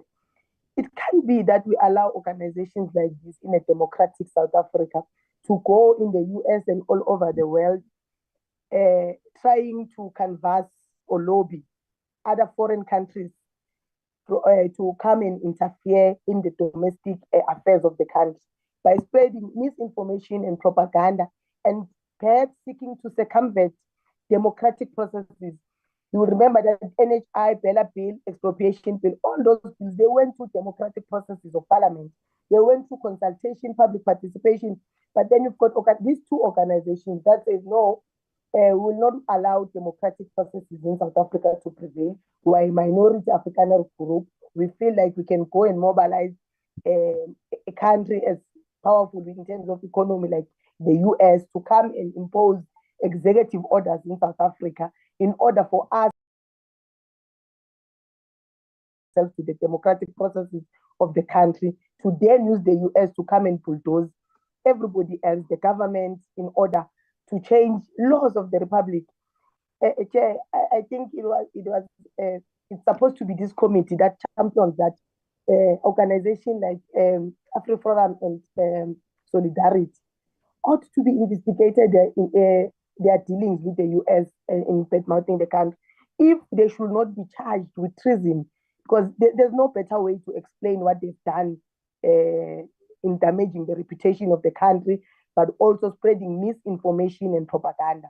So perhaps as a committee, we should be able to then say, we need to establish an inquiry into the conduct of these right-wing organizations that seeks to really undermine democratic processes and the sovereignty of the country. Because if we don't do that, Chair, it's going to persist. As I've seen yesterday, they continued to go to Washington to just propagate and continue with the lies and the misinformation they're spreading. So that is in the interest, is the national interest of South Africa to safeguard against organizations like that that seek to really undermine democratic processes. And lastly, Chair, maybe we must just to relook or to propose for economic justice in this country by calling for reparations and to end really exploitative practices by these multinational corporations that dominate our economy. We must push really for trade relationships that are fair and mutually beneficial to us. So every agreement we enter into with any other foreign country outside of Africa, we need to look at it. Does this benefit South Africa? If it benefits South Africa, how then do we measure it benefiting South Africa? You're correct, you are leading the president of G20. What is that going to do for the ordinary people of South Africa, ordinary people in the townships, in the outskirts of the big cities? How is it going to impact and change their lives, bring positive results for them? It must not only be an issue that, okay, we're hosting G20 presidency, then what? What effect, what are the permanent effects that is going to leave, a positive effect that is going to live here in our country? In the long run, 20 years from today, what is it that we're going to say and measure and point out that we have benefited from hosting G20 and as a president, leading the presidency and having these meetings of G20 in South Africa? What are the tangible results that we're going to get out of this? So we need to really look at the interest of South Africa in that point of view. What is it that we seek to benefit from deals that we enter into, but also our approach at all times when we enter into deals? I think we must take the approach of Pan-Africanism. We must take the approach on how does it benefit us. We must relook at these corporations coming here to mine here. Our natural and mineral resources must never leave our country as raw materials. They must leave as finished products that benefit and create jobs for the local people. Those are the things we need to look at. How then do we use the richness of Africa in terms of mineral resources, the richness of South Africa to benefit and create jobs for South Africans and to build an economy that we can own and control, that directly benefits us, instead of creating jobs for other people whereby they don't have these mineral resources. They take them as raw materials here and create jobs for their citizens. How about they come here and process these mineral resources and they live here as finished products that only go to shelves to be sold and create jobs for our people. Thank you, Chair. Thanks, Honorable Mhlongo. I must say I was impressed by your remark earlier when you said we shouldn't combine the presentations and discuss them together because members will speak for long. We will now take Honorable Douglas. Thank you, Mr. Chair. I was trying to avoid exactly that, but we will go for it. Thank you. In 2024, last year, Mr. Chair, I think I want to first start by saying thank you to our presenter, Anthony van Niekerk. I think he did very well, and I think he opened up some interesting points, and he touched on quite a few, which is why I wanted to respond at the end, but I'll go for it now. Last year, South Africa experienced a second transition with African National Congress losing its absolute majority for the first time. We all know this, leading to the formation of a coalition government with a Democratic Alliance, whose views on international relations and cooperation matters diametrically oppose what the ANC stands for in every way, often leading to public clashes on foreign policy issues inside and outside of Parliament. And we've seen this in our committee over and over and over again. This opposites attract horror show underscores the need to clarify where we stand as a country on all the main international relations and cooperation policies, and truly find out what is in our national interest under the GNU. What does the ANC and DA dynamic, which are often diametrically opposed to one another, what is defined as national interest because of the divergent opinions? What I want to talk about leadership is this schizophrenia quandary necessitates that we as a country rather look at what's in the national best interest, as Mr. van Niekerk has said, of the people, and what prioritizes national interests and economic self-sufficiently above political affiliations to the current landlords and colonial and apartheid era beneficiaries who stole our land and still hold onto the land, to the exclusion of Aboriginal and Indigenous people of this country. We are not participating in this economy, Mr. Chair, as South Africans. And therefore, when you look at what's in our national interest, we need to also look at who's benefiting the most. It's the landowners that are benefiting the most, the 7%. South Africa must adopt and maintain a non-aligned foreign policy that safeguards national sovereignty while resisting external pressures from global superpowers that seek to exploit our natural resources with little or no beneficiation or added value for average South Africans. This exploitation must end, Mr. Chair. MK believes that South Africa must emphasize the importance of multilateralism in addressing global challenges. Active participation in regional organizations and international alliances must be pursued to foster cooperation on issues like security, trade, and environmental sustainability. Strengthening these partnerships is vital for promoting peace, stability, and prosperity within the region and beyond, Mr. Chair. The exploitation of Africa's economic vulnerabilities through unfair trade agreements, debt diplomacy, and political coercion from the West and from other actors must be actively opposed. Whether it's from the West or the East, we must make sure that our people and our children and our future generations aren't going to be paying for debt that could easily not have been incurred if we just took our natural resources, beneficiated it, and used them. These practices have caused irreparable harm to the future of our people by incurring unsustainable debt, which future generations will have to repay under austerity measures and restrictive financial controls like we are now in South Africa, imposed by Western-backed financial institutions like the IMF and World Bank. These institutions loan money with conditions that enslave our people rather than empower our people. And this we have to address as a government and as a committee. We need a comprehensive assessment of South Africa's non-aligned policy, Mr. Chair. Our country is in need of taking a stand on the global governance structures as well. As Mr. van Niekerk said, Africa remains underrepresented in global decision-making bodies, with no permanent seat on UN Security Council with veto, despite accounting for 16% of the world's population and possessing the majority of the world's known deposits of natural resources and commodities. Africa's 54 countries, collectively as a bloc, should have a seat on the UN Security Council, a permanent seat, and the right to veto actions that destabilize Africa in any way. The IMF and World Bank continue to enforce policies that prioritize debt repayment over developmental progress, exacerbating economic instability in the global south and in South Africa. MK demands immediate UN Security Council reforms, and a thorough review of IMF and World Bank lending patterns must be conducted to expose structural inequalities and maintain Africa's economic dependency. And that's what's happening now. And we just saw the budget being stopped because there's other people's agendas being put into our budget. Other countries' agendas, like by the World Bank and the IMF, is deciding our policy. And that must come to an end because we are a sovereign country. We have enough resources. If we stand together, we beneficiate those resources, we can determine our own future and our own fate. Mr. Chair, we were talking about the US now a second ago, and the presenter spoke about some of the things. The recent policy decisions that have been made by the US on US-South African relations has put strain on our relationship. The US administration's suspension of aid, citing disagreements over land reform and South Africans' legal actions against Israel, has introduced economic uncertainties. These developments necessitate diplomatic efforts to reconcile differences and protect South Africa's economic interests, particularly concerning trade agreements like the African Growth and Opportunity Act, AGOA. But here, MK has a different perspective, Mr. Chair.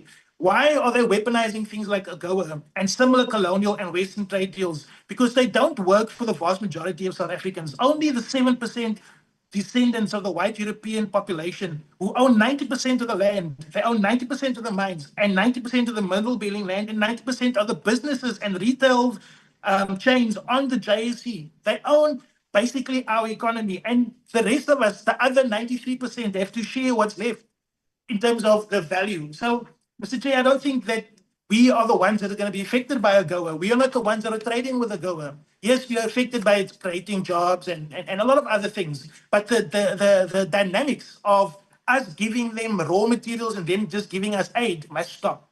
We have to take ownership as a government, as South Africa, and say, no, enough is enough. It's our poor lack of leadership, political leadership, that have allowed ourselves to be strong-armed by the West for so long.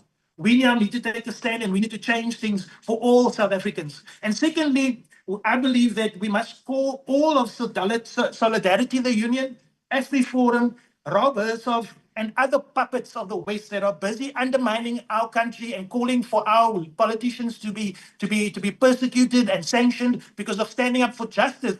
They must be called to this committee to give an account of the treasonous acts that they are doing, the wrong deceit and lies of genocide that they are purporting out there to the West and to America. They are claiming to be victims, but they are the murderers. They killed the Khoi and the San people. They took our land. They passed for acts, which is the Vermin Act, to kill our people. The people who now own the land, they used to clear that land by going to Pretoria, getting a permit, which was under the Vermin Act. And you could take a permit and say, okay, this permit is to kill 10 or 15 indigenous people. That was apartheid. That was the other day. So now these people are going overseas and telling them that they are the victims, that there's white genocide, that the farm murders, they are the perpetrators. They must come give an account here by our committee. They must come give an account of the lies they're spreading, national lies that has an impact on our economy, has an impact on our national sovereignty and our safety and security. They are treasonous liars. And so they must be brought here and they must give an account, Mr. Chair. And we are going to ask that we officially do that. I have a lot that I want to speak about, Mr. Chair, but I think I'm going to leave it there for now. Because the reality is we are in a situation that we are in because our government has started going away from progressive and national interest issues that's in our interest as South Africans. The majority of South Africans need to benefit from our resources. The majority of our resources need to benefit all South Africans, black, white, colored, Indian, and not just 7% white people who own the land still. We need to redress the land issue so that we can solve our poverty issue. Our tax base is not enough to free our people from poverty, to take our people out of shacks. We need a bigger tax base, we need a bigger resource income, and that comes from the mines. And so, Mr. Chair, from our side, we want to say, no, enough is enough. Let's call those people, those detractors that have given us a bad name and have gone and worked against us, and now there's an actual outcome against us. But they need to come before us and they need to be tried, Mr. Chair. Thank you. Thank you very much, Honorable Douglas. I will suggest that these papers that members have been presenting, because they did the short versions, we will publish them and maybe send them to the professor and and other presenters who are here, so that those papers can form part of inputs in the, I don't want to say national dialogue, in some of the ongoing discussions in the country. Prof, from me, I'll just mention the following issues without elaborating them. One, I think if people voluntarily get into a struggle like we did in South Africa for the liberation of South Africa from apartheid and colonialism, that constitutes national interests. Two,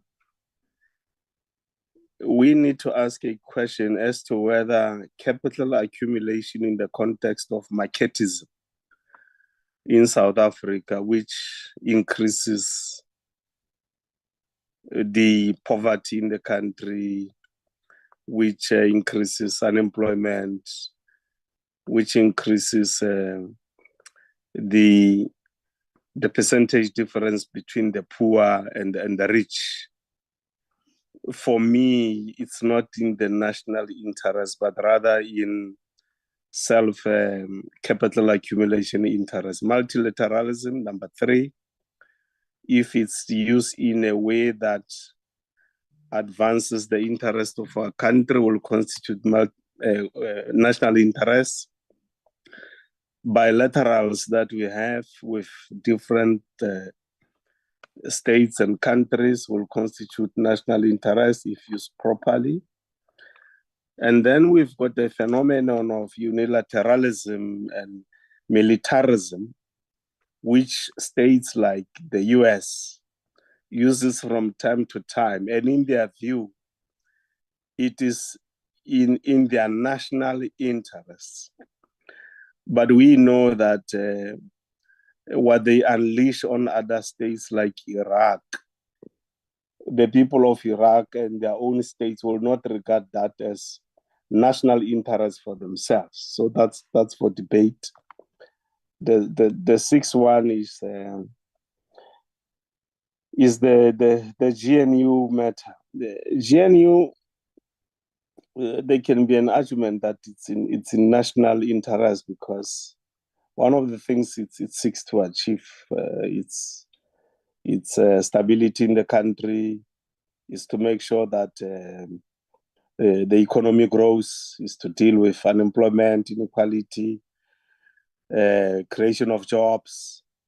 So if you judge the GNU based on what is in the statement of intent, and then you judge it against what is in the statement of intent, it can be argued that the statement of intent and as arrived at, it's in the context of national interests. The next one is, it's up to us to discuss as members, not professor, whether if we are to suppress solidarity in AfriForum, if we are to use the might of the state and suppress them, that will be unconstitutional. What they are doing at the same time, in my view, is not in the national interests. So in my view, it will be in the national interest to engage them in the context of constitutionalism of South Africa based on their posture, but also defend their right to exist as bodies within the body politic of South Africa. Because this is those dynamics that then enhances the nature of our democracy in South Africa. That's the type of democracy we chose, unfortunately. The matter you raised, Prof, about what if Trump withdraws from the GU and South Africa is supposed to hand over to the US in November? My view will be that the G20 is a voluntary structure. So nobody is compelled, or any state is compelled to get into the G20.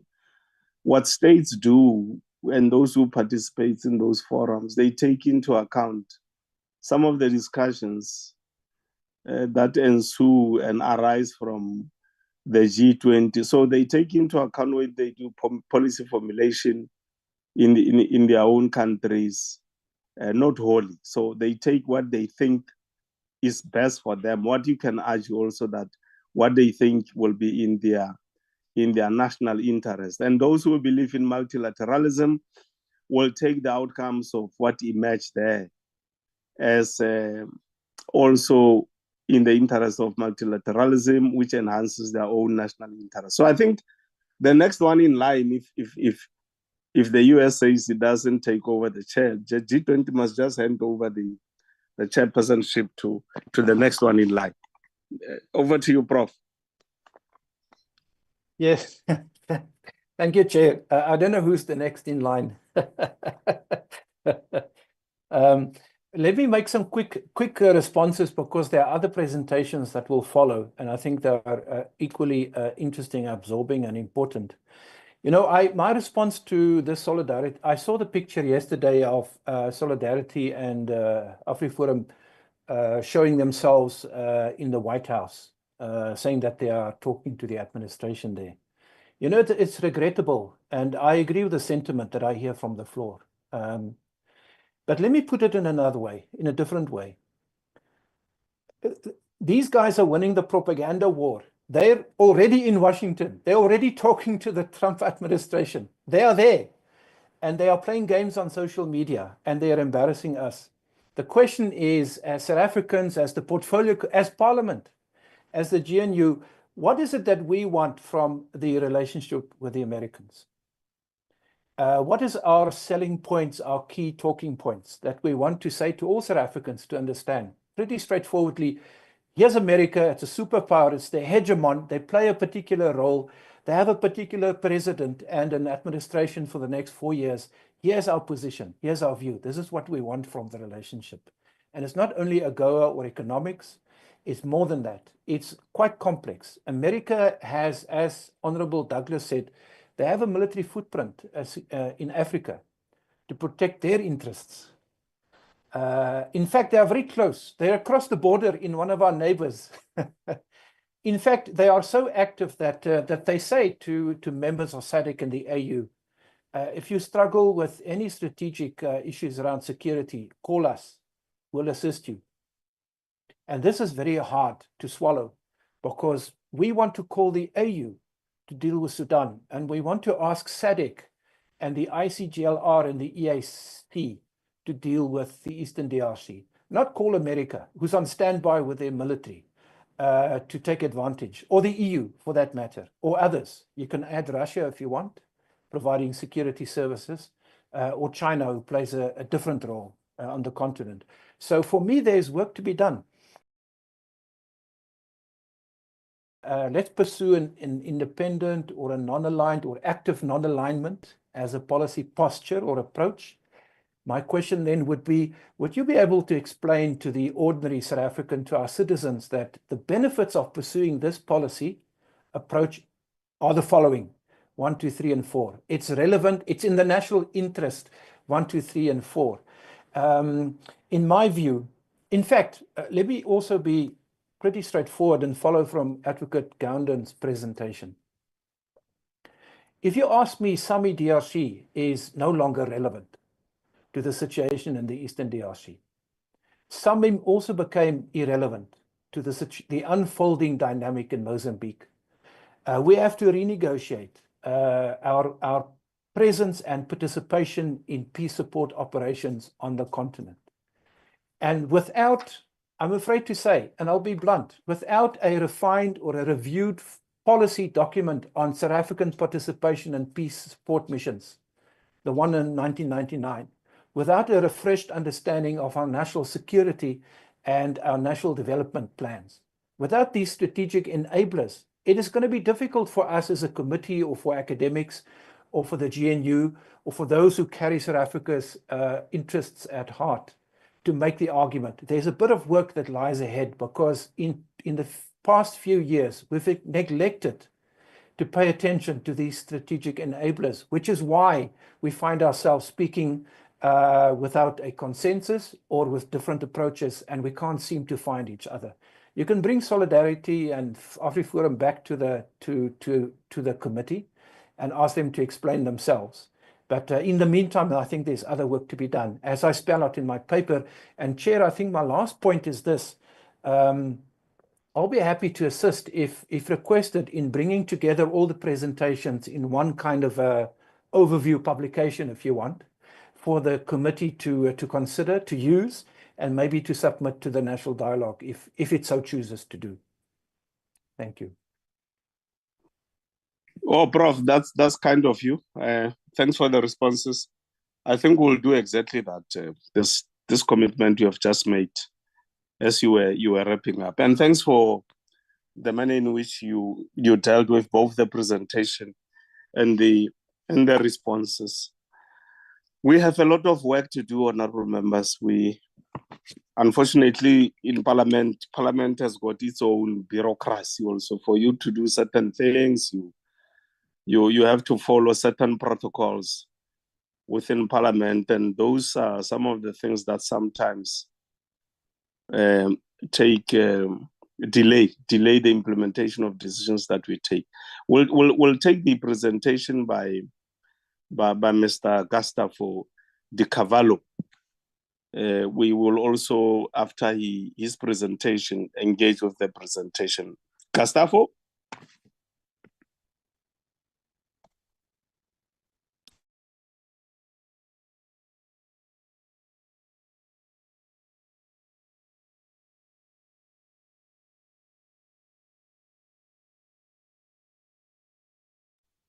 Sorry, can you hear me? Hello, can you hear me? Yes, you are clear, and you are very visible. Fantastic. Can you confirm if you can see my presentation? Yes, the dynamics of non-alignment in South Africa. Precisely. So, hi, thank you very much. And my name is Gustavo de Carvalho. I'm a senior researcher at the South African Institute of International Affairs. And thank you very much for this invitation. I think it's a very important discussion for us to have around South African foreign policy, and Vasu's presentations and Antoni's presentations. They really helped to frame many of the issues that I'm going to be discussing with you in the next 20 to 30 minutes. And what I wanted to do here today is to perhaps deconstruct this idea of what non-alignment is and what non-alignment is not, and perhaps bring to you some ideas in terms of how can we better think and better present and better understand when we say things like we are a non-aligned country, that we have a non-aligned foreign policy. Because it's a particularly interesting one for South Africa when we look into how non-alignment permeates many of the narratives that we have within the country in terms of our foreign policy that didn't start with the invasion of Ukraine and the difficulties that South Africa had in presenting its positions internationally. It has a historical, ideological, and even to a certain degree, emotional aspect for the country that dates back to non-alignment during the Cold War and the creation of the non-aligned movements in 1955 in Bandung in Indonesia. And it's particularly important for us to have these conversations because it allows us not only to understand what are our national interests, what are some of the challenges and opportunities internationally that we face, but particularly because it helps us as a country to better understand what types of modalities, ways of engagements, and even to justify to our public opinion why South Africa is taking the decisions that it takes on a daily basis. And of course, within this presentation and in this reflection, more than a hyper thoughts, I've been working on a book chapter based on this presentation. So a lot of these ideas are still work in progress, but it's particularly important for us because we've seen and we know that we've stated those issues, and we've seen many of the statements that have been made both by speakers but also by honorable members, that we live in a world that is very different to what it was 10 years ago, 20 years ago, 30 years ago. And the question for us as a middle-income country, as an African country, as a global South country, as a non-aligned movement country, and all of those multiple hats that countries often use is, what do we do when the global order becomes far more fragmented and these ideas of the hegemonic powers becomes much more complicated for us to do? Who are our friends? Who are our allies? Who are our partners? These choices of words that we make as countries, and we not just as South Africa, but any country makes on a daily basis, they matter. But also, I think one of the key messages that I wanted to share is that non-alignment is a lot of things and is not a lot of things too. And I will spend a bit of time talking about this. But to a large degree, I see non-alignment, when well implemented, as a survival strategy. Because for countries that we are not as powerful as a country as others, but we have power. We have soft power. We have the ability of engaging in multilateral institutions. We have the ability of utilizing our experiences and transitions and the challenges and successes that we've had to influence other countries. We live in a continent with 55 countries that increasingly has been working towards more coordination and development of common positions, and those are often very powerful.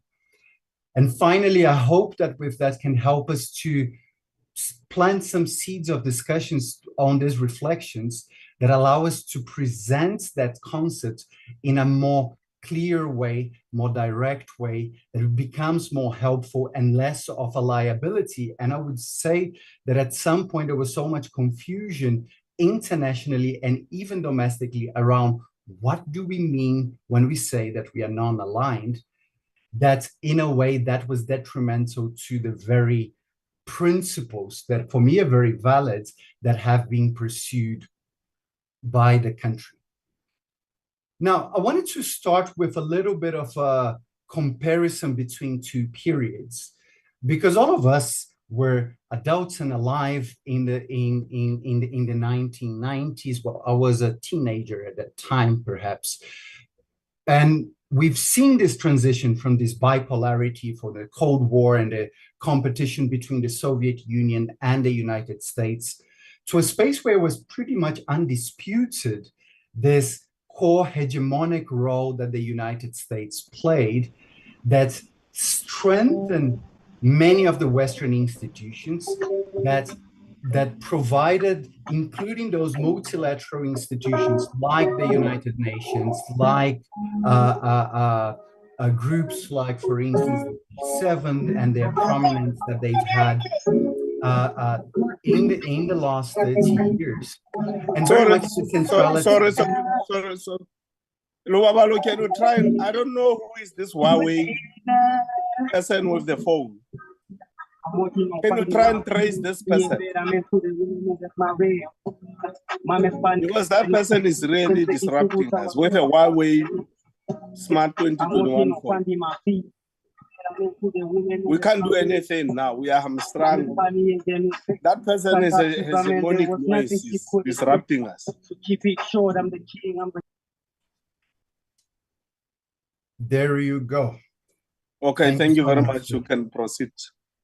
So continuing, what I was saying is that we become somehow accustomed, not happy about it, but accustomed with the ability of powers like the US or Western countries to be able to do what they wanted and pleased, and with very little repercussions, not only in terms of the role of the UN, but also in terms of their own ability of navigating a space where the supremacy was contested, but not disputed in terms of our understanding of their role. We saw that with the Iraq intervention. We saw that with Libya. We saw that with a number of issues that had a direct impact within the African continent. And with the rise of emerging powers like China, like Russia to a certain degree re-emerging and becoming more assertive, of the more coordination of global South countries like Brazil, India, South Africa, and Tony mentioned about IBSE, that was very prominent in the 2000s, lost a little bit of momentum. And as he said, it's gaining a little bit more. It does show this different configuration where the distance between those major powers and those that are somehow in the middle, like ourselves, like South Africa, is not as far as it used to be. That fragmentation, to what some call multipolarity or multiplexity, there is a number of different terms that are often utilized around that, is primarily what guides and shapes the way in which that we see non-alignment today. We are not seeing non-alignment under the same basis and in the same understanding that we did in the 1950s to the 1980s. But to a large degree, many of those principles, they continue being there. And what is the big issue within there when we're talking about this fragmented space is the fact that while we don't know exactly what is this configuration, what is really multipolar, or we coming into a bipolar system between China and the United States and other countries with more influence, or this kind of equidistant type of multipolarity. What we do know is that the structures of the global order are changing rapidly, and global relations, as a result, are changing too. Not in a passive way. When I mention some of those arguments, and I regularly do, sometimes people get the impression that I'm talking about a very passive role for countries like South Africa or other global South countries. But there is agency that is played in terms of rebuilding the way in which we see our alliances, partnerships, or even just simple engagements. And that, once again, very core within the context of how do we understand non-alignment today. Of course, it brings a number of challenges for developing nations and global South countries, particularly because it forces us to really rethink our position in the world and the strategies that we play beyond solidarity, beyond the engagements around raising our voice, but really to diversify our partnerships as a rational choice that enable us to survive a space where neither of any of the major powers alone can provide all of the things that we would like to get from partners internationally. Therefore, this diversification, the engagement with a variety of players provides a number of opportunities and even some kind of an insurance, especially if the global order becomes even more fragmented and the splits between some of those powers become more pronounced, but also in the sense that it provides us margin of maneuver, provides us a space where this pragmatic view of the world is not that it trumps our values, not that it trumps our views, but it makes us to question a lot in terms of what do we have to gain and what do we have to lose. And that diversification on its own is a strategy. That diversification on its own is part of the understanding of what non-alignment is starting to shape more and more in the 2020s. So I spent quite a bit of time talking about non-alignment and the global order, but I haven't really explained what it is. And I would like to spend a little bit of time with you now, just reflecting on some different concepts and ideas and what are some different ways in which we can see non-alignment and why it is actually, despite all of the criticism that we've seen in many parts of South Africa, and it's still a very valid concept, foreign policy concept for us as a country. In very simple terms, and I was trying to find a very basic definition of non-alignment, but it's a diplomatic strategy focused on remaining independent from major power blocks. That's perhaps is not disputed, that we are looking for. It's a strategy, so it's deliberate, it's active, it's part of an engagement that countries pursue rather than being those where they're just part of. But the key idea there is independence autonomy, is the ability of navigating this convoluted global order without necessarily looking into that from the lenses of different power competitions, whether it's in relation to major powers like US, China, but also in terms of other types of relations. It is very much in line to something that some of us within this scholar community of foreign policy often call, is that South Africa has often a very case-by-case foreign policy and looks into those within their own merits and link them to different spaces. We saw that very clearly when South Africa was in the UN Security Council, for instance, where many were trying to find this one common thread that would define South Africa's membership in the Security Council.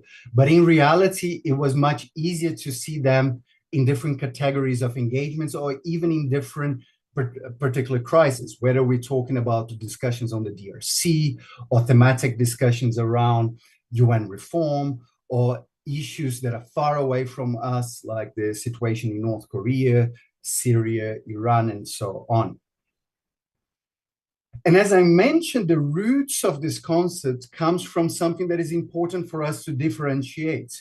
In 1955, as I mentioned, in Bandung, Indonesia, there was the first conference, international conference that brought a number of countries together to discuss what we used to call this terrible term that I'm so glad that we don't use it anymore, of pursuing third world unity, but identifying better ways that allow us to understand and see the role of different countries within the third world at that time, and now we call it as the global south or developing countries, in a way that really brings unity, distancing from that bipolarity of the Cold War. It is an interesting process for us to see that as South Africa, and I hope you can see my screen again, is because it was a wave of regular interactions that wasn't just at that time about separating themselves from the dynamics of the Cold War, but is also to find new alternatives, new ways of engaging and creating developmental institutions that consolidates, particularly in 1961, when the non-alignment movement is created. This is something that often creates some confusion. NAM, as we call the non-alignment movement, is not the same thing as non-alignment. South Africa is a member of NAM, but NAM is not the grouping that defines South Africa's approaches towards foreign policy and South African approaches towards a non-aligned foreign policy. And of course, within the context of the Cold War and within the context of the transition after the Cold War, this concept starts changing to a point where since the 1990s until the late 2010s, for many, it was a dated concept. It was a concept from back of the Cold War because we didn't have anymore that idea of bipolarity. And when you talk about non-alignment within a context of unipolarity, it seems a little bit more taken as a given if you're pursuing an autonomous foreign policy, but you're not pursuing different players and partners to engage with to reduce the risks of a particular global order. Does it mean that the concept itself had no meaning then? Absolutely not. NAM still exists until today. South Africa has been a member, an active member, since the 1990s, and particularly after the democratization process. And South Africa has been one of the countries that most regularly utilizes the concepts of non-alignment, as I said, not starting in 2022, but already from the 1990s. I'm originally from Brazil, another global south country that has a lot of history and imaginaries around issues of autonomy and non-alignment. But I remember when I first moved to South Africa in the mid-2000s, and looking into speeches that were made by Durko DFA at that time, or by the president or different stakeholders, I used to be a bit confused about why South Africa always mentioning non-alignment as a principle rather than a strategy, until we started understanding the historical context that creates non-alignment in South Africa. And I'm going to talk a little bit about that just now, because there is an important historical, emotional, ideological, contextual connotation for South Africa that is not always the same for other global South countries. The challenge with that is that, unlike during the Cold War, where the idea of non-alignment was very much embedded within the context, not only of the Cold War, but particularly of the non-aligned movement, today when we see in the global South a plethora of countries that effectively, from a definition point of view, would be considered non-aligned countries, even though often it's not presented as such. So we tend to call non-alignment multiple things. We can call it strategic autonomy, we can call it multi-alignment, and more recently there has been a push, particularly from the Latin American side and very much embraced by South Africa, of this idea of active non-alignment. And that is something that we're going to talk a little bit now.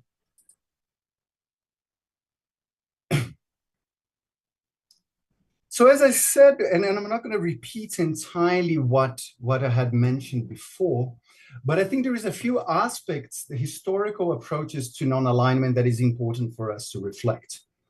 One is the fact that South Africa, of course, during the apartheid regime, was a country very much aligned with the West and with the United States. So it wasn't really part of 1955 in Bandung or Sarajevo in Yugoslavia, or the very important conference in the 1960s that created the non-aligned movement. But the ANC was. In that sense, the fact that we had important sectors of South African society actively participating within the non-aligned movement for decades, that creates very much the understanding, not just to the ANC as a political party, but I think to the imaginary of many within the struggle in South Africa, that the non-alignment movement was a very important vehicle for strengthening solidarity within Third World. Terrible expression once again. And in that sense, it creates that understanding that the development of non-aligned approaches are very much part of this transition process too. It's not surprising that it didn't take many years after the democratization in South Africa in 1994 for South Africa to effectively join the non-alignment movement to become one of the most active members. Now, not just as part of one of the political parties, a liberation movement that gets transformed into a political party, but very much within the fabric of the understanding of many of those that have been developing and implementing foreign policy. So in that sense, for South Africa, the idea of non-alignment remains very much an aspect of solidarity, of this initially from the anti-colonial struggle, but much more these days around solidarity within Africa and within the global South, whether it's through engagement through BRICS or the Africa Union or SADC or IBSA or the non-aligned movements or the G77. And there's all of those different spaces in which these ideas of solidarity becomes very much linked to the idea of non-alignment as an understanding of autonomy. For South Africa, the understanding of non-alignment has also been particularly important within the context of multilateralism, not just within the global South itself, but also when we see the role that South Africa plays within institutions like the United Nations, in terms of understanding that we need to identify autonomy spaces in making certain decisions when it comes to multilateralism that is not necessarily going to make us always very popular. We saw that, and we're going to talk a little bit now about the different responses to Ukraine, for instance, the different responses to the situation in Gaza and the conflict, and particularly when it comes to the case in the International Court of Justice. Those are interesting cases because they show slightly different aspects of our foreign policy.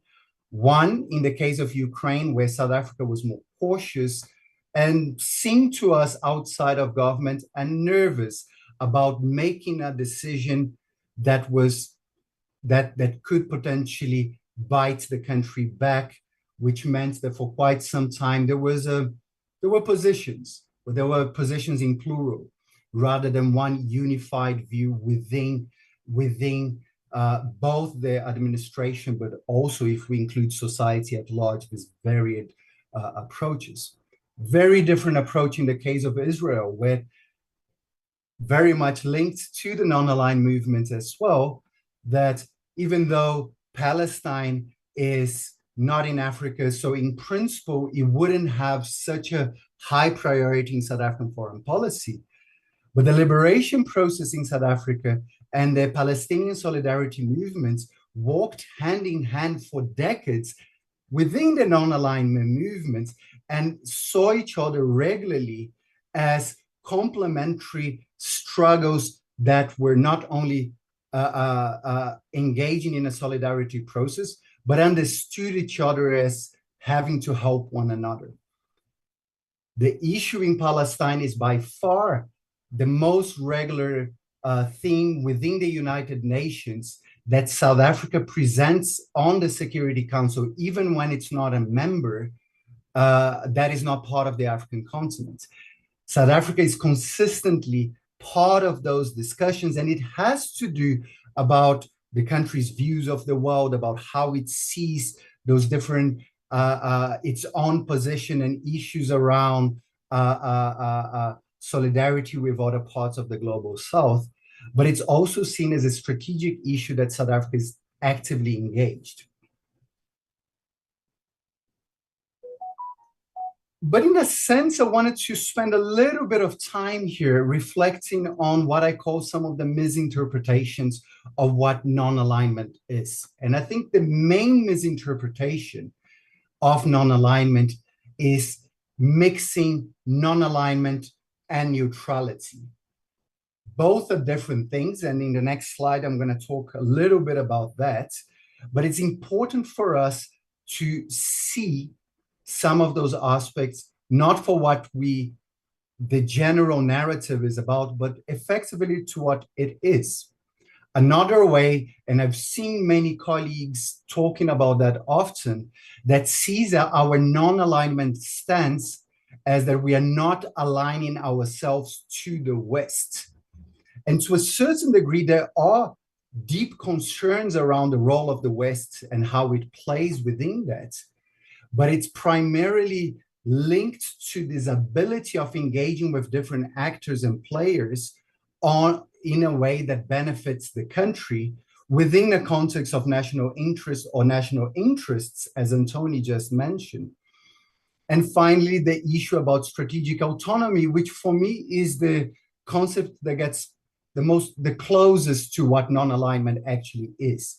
There is active strategic decisions taken by countries to be able to navigate this convoluted and fragmented global order in a more autonomous manner. There's something that we saw President Museveni, for instance, a couple of years ago, saying that we don't want to be an enemy of your enemies. We want our own. And perhaps that is a little bit very Museveni to a certain degree, but it does talk a little bit about what is the principles of that, is the ability of the agency to be making some of those decisions. Part of the challenges with those confusions of the different challenges for me is a lack of clear positioning in global conflicts, or this perception that that we're sitting on the fence necessarily. And that may be one aspect sometimes of non-alignment, But non-alignment is not necessarily one of those of never taking a position and always being distant from whatever is happening. It's much more selective than that, because that selectivity is based on our understanding of the world. And once again, Ukraine, where we chose to be somehow active at some point, but it's never really became the most important issue in our foreign policy. Israel-Palestine, on the other hand, much more important. And that selectivity, where some would see that as a type of inconsistency of South African foreign policy, I see that much more in terms of the selectivity aspect of South Africa's non-alignment approach. I spoke a little bit about this misperception about seeing non-alignment potentially as it being necessarily anti-West. It can be part of it, but it's not the driver. The driver of it is the ability of making its own decisions and navigating this global order based on our own understanding of the situation, even if that means taking certain positions in terms of the West or the East. And neither it means necessarily that for those anti-Western sentiments, if they do exist, that they do exist necessarily because there is another bloc in the world telling us to do that. Let's think a little bit about the Cold War period, where you were literally either with the West or with the Soviet Union. In that sense, there was very limited margin of maneuver around that, and countries really struggled to navigate that. This is not what we're talking about today when we're talking about non-alignment, even though there's proximity and certain preferences of engagements with certain countries. But it doesn't necessarily mean that this anti-West, anti-East is necessarily because of the global powers themselves, but these are particular choices that countries make. And let me rush a little bit because I see I'm running out of time.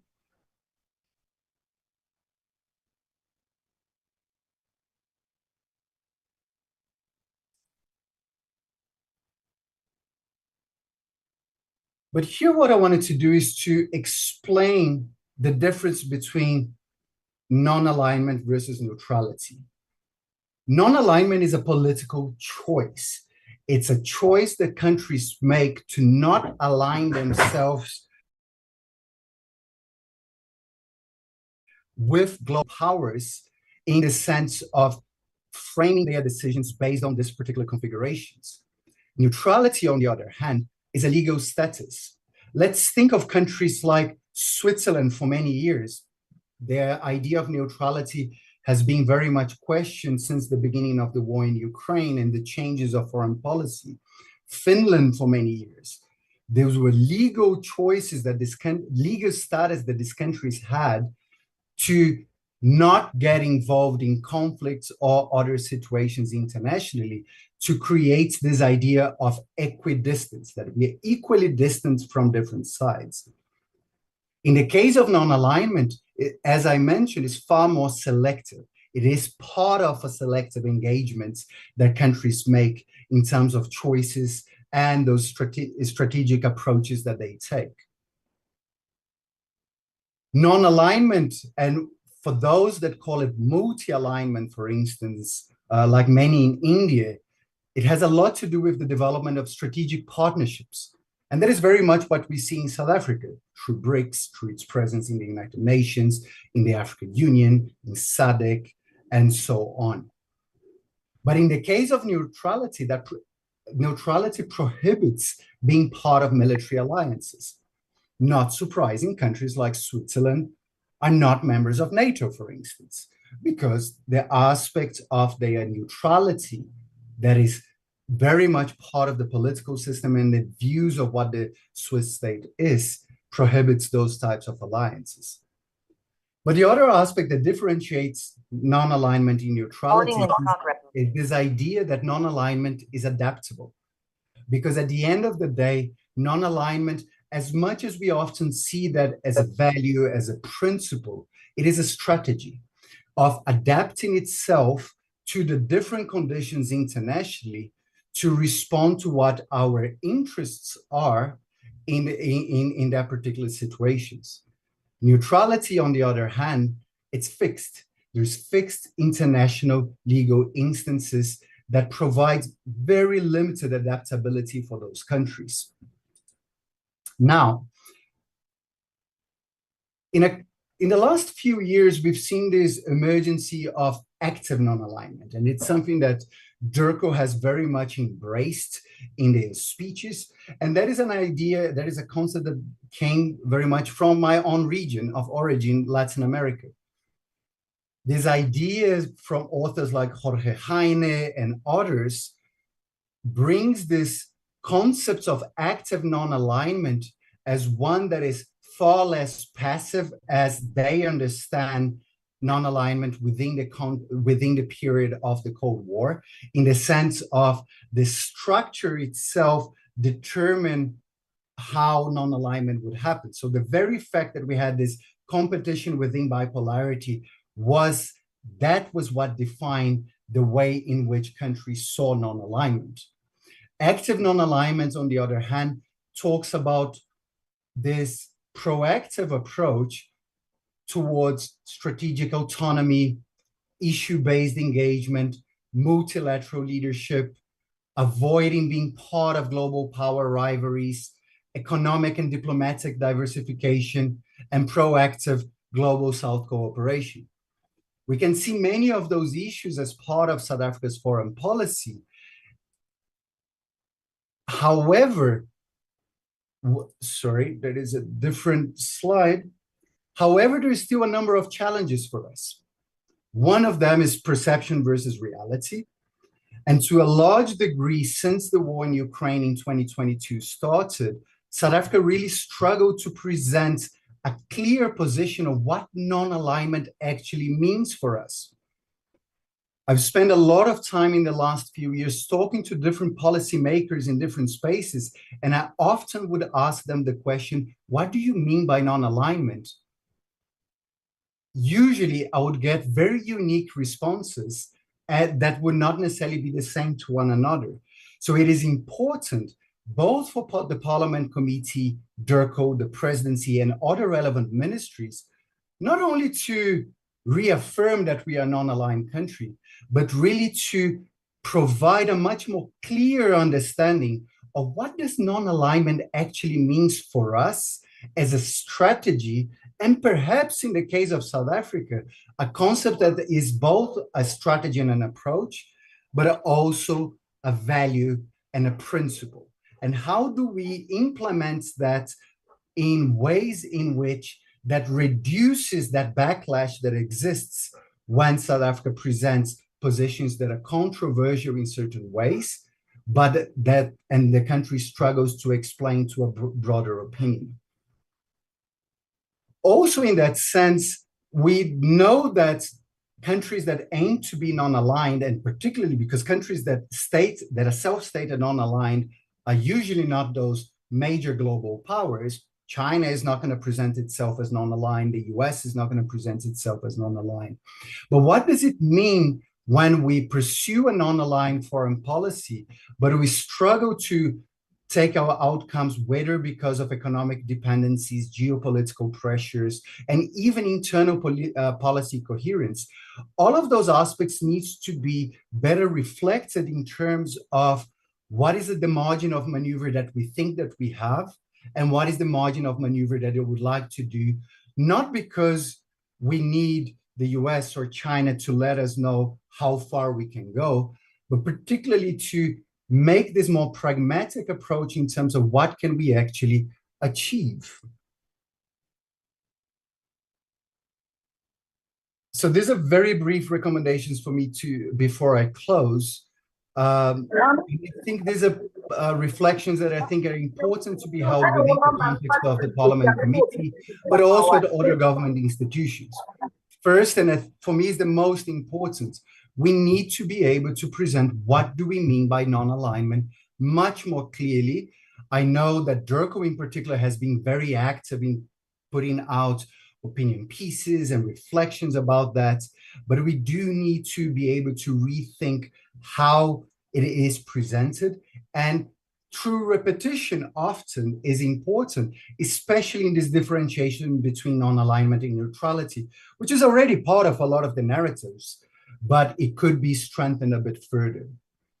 Understanding non-alignment within the context of strengthening of our economy and diversification of partnerships, for me, is a very important process because it enables us to see different spaces and areas within the global south itself that may not necessarily be in our radar. And this more deliberate understanding and more clear understanding of non-alignment can really provide some important insights on that.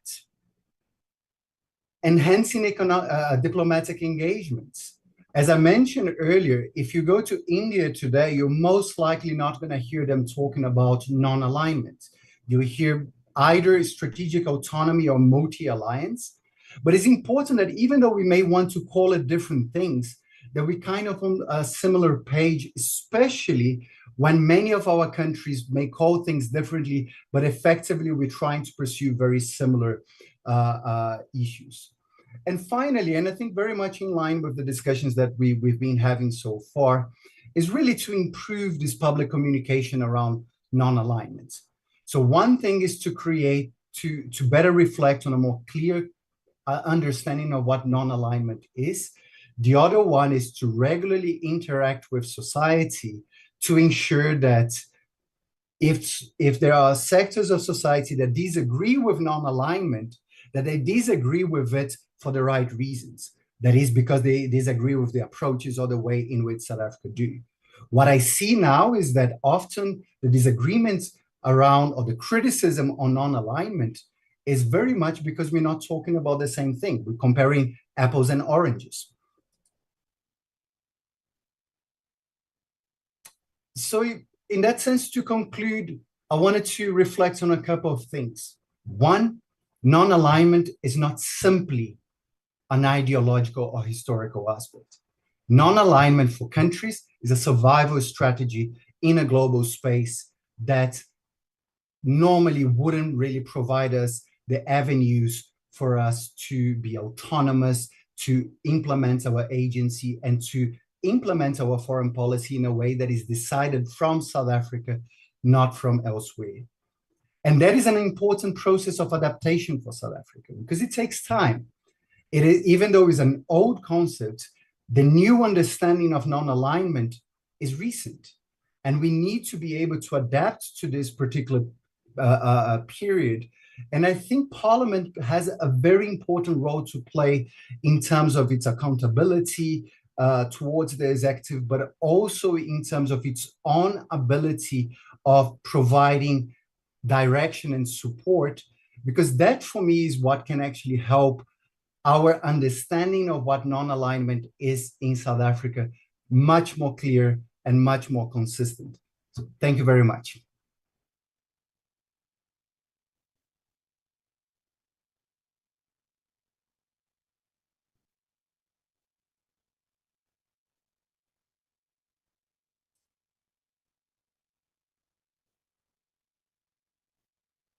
Are you still there? I would be happy to answer to questions, comments.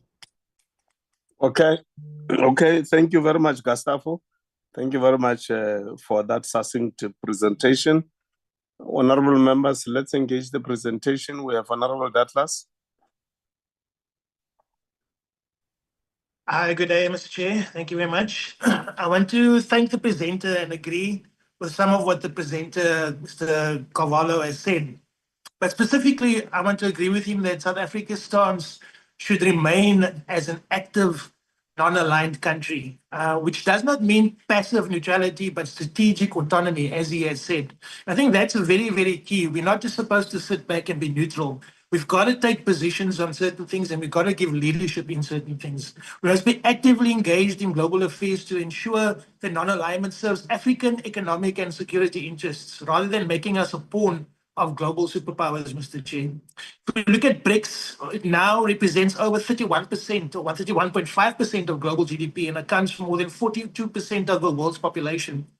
Trade amongst BRICS nations has significantly increased, and BRICS is set to expand to include Egypt, Saudi Arabia, and others this year and next year.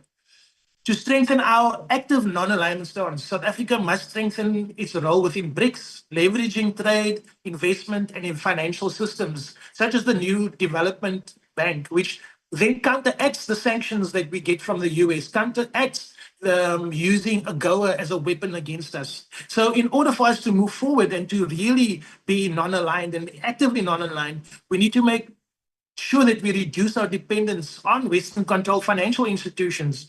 And we need to look looking at how we trade with our own currencies amongst one another, not just the dollar, but look at the diversification. We need to strengthen the rand, back it with our own resources, and make sure that we can trade with it globally so that we don't have a situation where it's 21 or 22 rands to the dollar. There used to be a time when we were 1 rand to $1, Mr. Chair. That was not even long ago, you know that. And yet now, through Western financial manipulation, even though we have far more resources than the West, just as one country, their currencies are better than ours. This is ridiculous, it's wrong, and it makes no sense, Mr. Chair.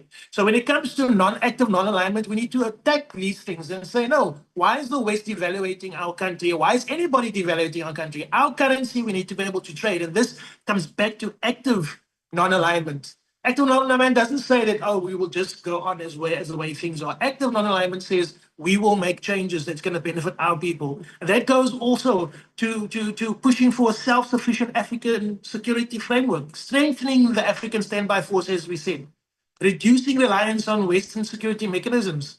You know, we need a stronger AU-led military cooperation, sir, and we need to fund our military. I keep saying this. Our military used to be the best in Africa. Now we're nowhere near the top. So we need to really make sure that we do that. Non-alignment must also mean economic self-reliance. We must demand a resource nationalist approach, ensuring that critical resources like the lithium in Zimbabwe or the platinum in South Africa and rare earth minerals in the DRC are processed within Africa instead of being exported as raw minerals. This requires policies that limit foreign ownership of African mining industries and greater investment in state-owned beneficiation industries.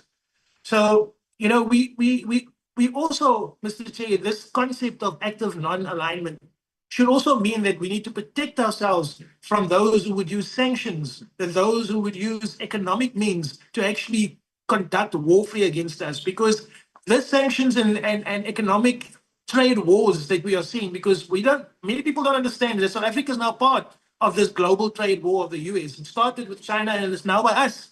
We are now part of that people that are now being sanctioned unilaterally for no reason, with no the president and his men were just the judge, the jury, and the executioner. Nobody even came to speak to us and give us the dignity as a country, as a sovereign nation, to say, is what these racist people, these racist AfriForums and these racist Solidariteit and this racist people like Rob Heshoff and this guy Elon Musk, are they really, what they say is the truth? They didn't even bother to come and ask us. They didn't even fact check it. They've got CIA, FBI, everybody in our country, yet they can't tell them the truth, their own president.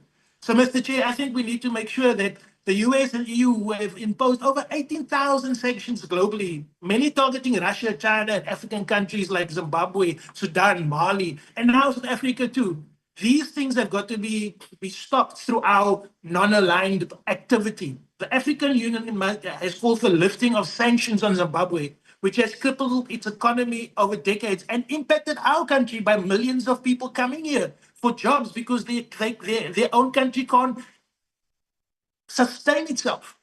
The US's Countering Malign Russian Activities in Africa Act of 2022, it's an act of the US state, threatens African countries with penalties for engaging with Russia. So does that mean that we are now, we are subject to this kind of attack?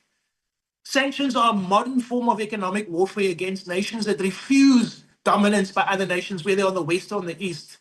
We must advocate for an Africa-wide strategy to resist unilateral sanctions, including increased intra-African trade, participation in BRICS-led financial mechanisms, and exploring alternative trade routes with Asia, Latin America, and the Middle East to bypass Western-controlled trade barriers and sanctions, Mr. Chair. These are things that we have to start talking about when we are talking about South Africa becoming a truly active non-aligned player. So I just wanted to share some of those thoughts, but I do think we must really start thinking about this presentation. I think it was brilliant, and I want to thank the presenter for giving us some insight. Thank you.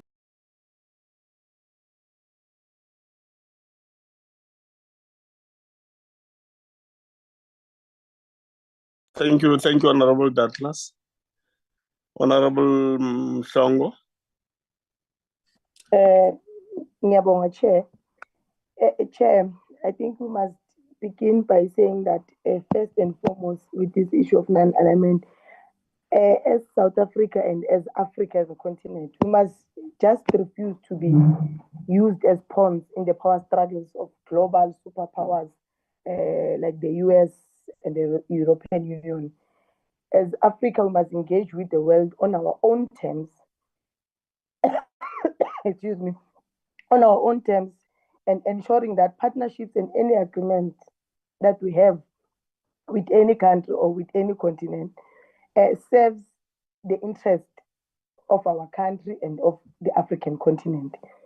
Now, in order for us to do that, Chair, or in order for us to achieve that, we really need to then move away or propose that organizations like the AU become or have regional parliaments with legislative powers and move beyond just for being used for the purposes of consultation, but also being used to drive the agenda of Pan-Africanism to ensure democratic accountability across member states of regional bodies. And then we must propose, Chair, that we must really withdraw from exploitative trade deals and agreements that compromise really our sovereignty. I think we've spoken a lot since the beginning of this committee today about this issue. I think most all the members, including yourself, Chair, you agree that we must really disabuse ourselves from these trade deals that seek to exploit us. And we must begin to look at emerging powers and in the geopolitics, checking who can we form alliances with, but also the people we seek to form alliances with. If we are looking to form alliances with Latin America, Asia, or what is called the Global South. But we must also keep a very watchful eye that these relations do not replicate the exploitative models of the Western imperialism that we have suffered from as a continent in the past decades. Now, Chair, these partnerships with the global South, really they present a stance or a revolutionary stance of resisting Western hegemony and achieving mutual prosperity together with us. Now,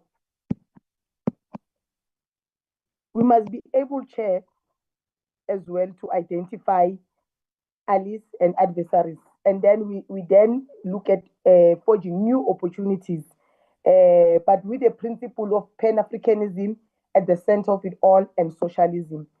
So now, another thing we must continue to do, Chair, that I think the presenter spoke about, we must continue to mount pressure for the world to isolate Israel and demand that Palestine to be free and allowed to self-determine. That's a struggle we should never abandon as a country, Chair. We must continue to champion for it. Even though both countries are outside of the African continent, but it's of benefit to us to, as part of international solidarity, to be championing struggles like that. And then back here at home, Chair, in Africa, we must really relook the stance of our government for their support of the monarch of the Kingdom of Eswatini. Really, how then do they support a monarch, whereas in South Africa we are a democratic country and we are preaching for democracy to prevail everywhere else, yet right next door in Swaziland we are supporting the rule of a monarch. So those are some of the issues we need to look at, Chair, in order to expand on our international solidarity So it must not just only be international solidarity for countries outside of the African continent, but even here at home, Chair, our solidarity must be meaningful, and our solidarity that we do must really, really look at the material conditions of the people or citizens of those countries whereby we look into affecting. Lastly, Chair, we must begin to look at the multipolar world emerging. With China and Russia, we know the roles that they play as counterweights to US and the European Union. So we must begin to utilize our membership in BRICS and use it to offer strategic opportunities to challenge as well the dominance of the Western institutions like your IMF and the World Bank that really seek to put us into debt that we'll never get out of. And if we continue or persist to pay those debts of IMF and World Bank, then or continue to go to them to beg for loans, then they use the same loans that they've given to us to then want to influence domestic policy positions of the country. Those are things that we should not appreciate and not take lightly, Chair. So we believe as the EFF that the BRICS must evolve into a vehicle for a revolutionary change, promoting the development of alternative financial institutions that will serve the interest of the global South, whereby we are able to offer financial assistance to one another in the global South without having to interfere with the sovereignty of a country or without wanting to interfere with policy decision making of the country. So that's our small contribution, Chair. Thank you. Thank you, Honorable Mhlongo. Honorable Smith. Thank you very much, Chair. And if I may, I'd just like to thank all of the speakers thus far on the engagements. It's been very, very interesting. And muito obrigado ao Gustavo de Carvalho from SAIA. I was lucky enough to be a WITS IR student in my undergrad, and I remember receiving very, very many fascinating lectures from many academics from SAIA, and it's very good to see that they're still continuing their very good work. Chair, just a commentary mostly from my side based on the conversation that's been had thus far. And I'm going to touch on 2 points. The first speaker mentioned South Africa's history in relation to the Cold War, the fall of the Cold War, and how that has influenced South African foreign policy going forward. And the second being on something that Mr. de Carvalho spoke about, which is inconsistency and selective application of foreign policy objectives. And I think it really outlines the problem that South Africa has had over the last 30 years, certainly under ANC majority, where there's been very little change in foreign policy in relation to upholding South Africa's constitutional values. And instead, we've seen that our foreign policy has catered more to the political whims of the ruling political party, which has been the African National Congress. And I think that is why South African foreign policy has often, at least up until this point, been seen as almost schizophrenic. We say one thing and do another. And it's evident in a number of examples. If you look at South Africa's human rights voting record at the United Nations, excuse me, it's quite abysmal. I think just over 80% of UN human rights votes have either been abstained upon by South Africa or voted against. And that includes matters pertaining to anti-gay legislation on the continent. It pertains most recently to the condemnation of Russia's invasion of Ukraine. And so we don't necessarily see a consistent application of our own supposed human rights-based foreign policy on these international fora. And I think that is what has led South Africa to lose legitimacy and credibility, I think, internationally up until this point. With regards to the US and the Trump administration, I do agree that it's very unfortunate that many of the foreign policy decisions taken by Trump and Marco Rubio are indeed mired in many factual inaccuracies in South Africa. But there is a point there. And I think what we are now seeing is that South Africa does not make its foreign policy in a vacuum. There are consequences for bad foreign policy decisions just as much as there are consequences for the good. And while the relationship with the United States is very important and we must make every effort to repair it and to smooth things over, I think it is a time of reckoning for South Africa to look at our past foreign policy decisions and say, well, have these been in the interest of the country and the interest of our own constitution, or have they been advancing the interest of politicians and their personal or political connections at a higher level? The EFF speaker before me spoke about conditions, about international organizations, specifically financial aid organizations, imposing conditions to change domestic policy. I don't think that is true. The conditions that are placed upon South Africa as part of our alliance and trade agreements with what we call the West are not necessarily to influence our own domestic policy. They're asking us to uphold the very constitutional principles that we have instilled in our own founding legislation: democracy, human rights, freedom. I don't think that South Africa can conscience or with any sense of conscience say that we have done that. If you look at just our influence in the region, in the Southern African region, we have overseen the backslide of Zimbabwe into dictatorship instead of pushing forward for democracy. We've recently seen President Ramaphosa rubber stamp the Mozambican election, which was mired in several irregularities and inconsistencies. And so I don't think that we have any real legitimacy on many of these international platforms to speak about a country advancing democratic principles when we can't even do it in our own backyard. And so I think that when we, I think many of our traditional allies have been very patient up until this point, but that runs out. And as the global system changes, and as more sort of drastic or extreme sort of political views come into governments around the world, we aren't going to be babied and we aren't going to have a blind eye turned to this inconsistency forever. And I think it's this crossroads now that South Africa has reached, where we need to either decide, are we going to act in a national interest? What is that national interest? Have we ever sat down as an executive or as a parliament in this committee, for example, and defined what South Africa's national interest is? What does it look like? How do we engage with potential trading partners? How do we mediate or decide whether or not to mediate in conflicts and issues of security?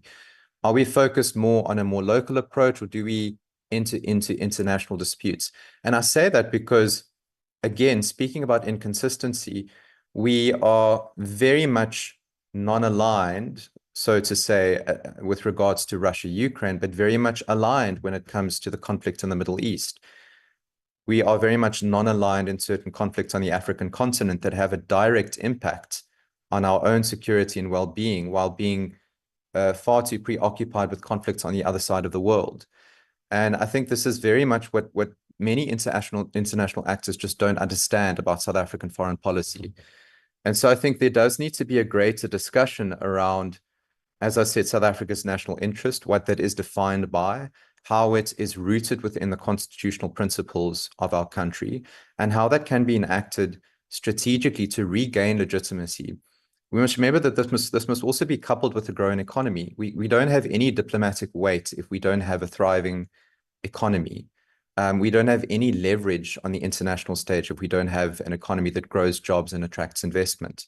And I think that must be a key addition to our foreign policy objectives going forward, because it really gives us a sense of legitimacy again on the continent. It gives us a sense of being able to say, well, you should listen to us or there will be consequences, in much the same way that the US does.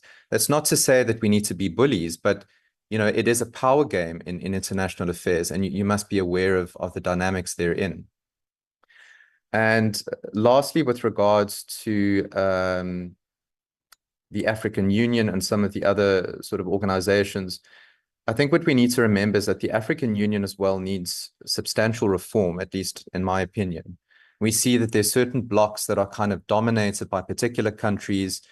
Peace and security seems to often be more of an Algerian perspective, for example. Other sort of diplomats seem to kind of line themselves up to take over positions. There's no succession based on skill or excellence. It's kind of almost predetermined by the member states in the African Union. And I think we've seen that in many of the recent elections. And I think that there needs to be a little bit more of a reform within the AU as well. And that relates to member payments as well. You know, South Africa pays a lot of money to be a member of SADC, to be a member of the African Union. Many countries default on their payments and yet are still given the right to stand for positions, to influence affairs on the African continent without actually pulling their weight financially. And I think that's something that needs to be taken into account as well. But ultimately, we are in a very new era with the Government of National Unity. To me, it remains quite clear that foreign policy is a topic that is not up for debate as yet, even though the ANC no longer holds a majority in the government. But I do think that there must be a greater, more detailed conversation among GNU member parties as to where South Africa wants to go, who our allies are, and not based on political whim, but based on what's good for our constitution and how we can advance those principles in our region and elsewhere. And ultimately, what's going to be good for the average South African citizen? Are we bringing foreign direct investment that is uplifting, not just established businesses, but previously disadvantaged South Africans? Are we negotiating trade agreements that bring in skill enhancement and a ladder into opportunity, as opposed to just a factory being built for the extraction of our own minerals and resources that are sent over for production and manufacturing elsewhere? I think this is the start of a much broader discussion that needs to be had, and I'm very glad that we're having it. But I just wanted to give that context, at least from a DA perspective. Thank you. Thank you, Honorable Smith. Honorable Kumbaka. Can we request the Lubabalo? Who is this person? Huawei Peace Smart 2021.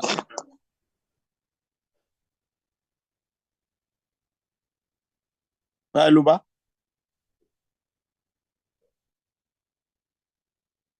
Andy? No, thank you very much, Chair. No. Oh. And I wanted to talk to Andisa. Andisa, can you hear me?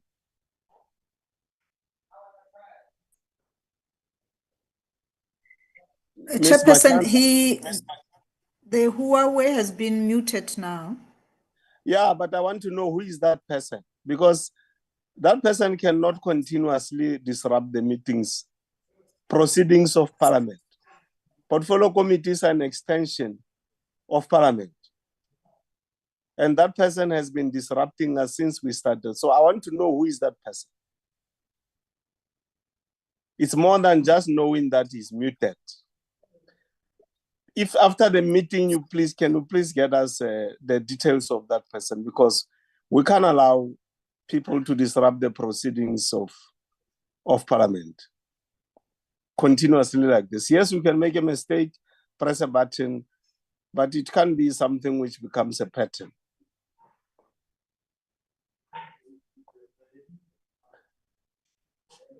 Andy Kumbaka, Honorable Kumbaka. Oh, no, thank you very much, Chair, and good day to yourself, honorable members present, and the members from DIRCO and SAIA, and all the presenters. Mine is just firstly to welcome the presentations, which have been clearly insightful, and mine is very short. I think when it comes to the non-alignment matter, we must clearly define and embrace our unique role and character when it comes to the non-alignment policy or agenda, to ensure that our independent stance genuinely reflects our national interests.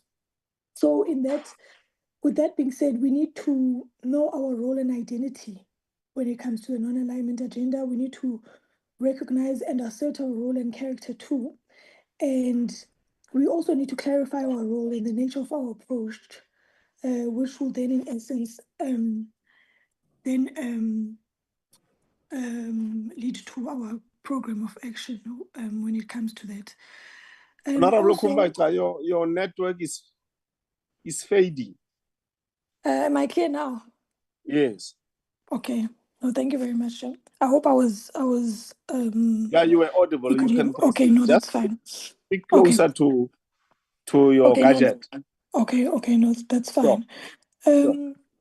We also know that one of our principles to push for multilateralism and resist neocolonialism in all forms. We all know that there's a certain threat when it comes to multilateralism these days, and also the respect of international law is also under threat.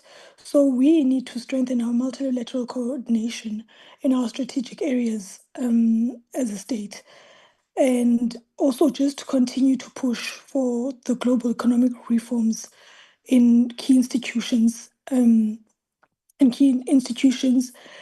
and just continue promoting our African interests and development while balancing our engagements with global powers.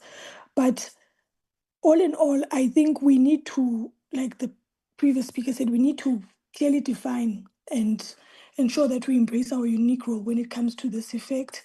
Once we have defined who we are and where we wish to go, I think we will then have a clear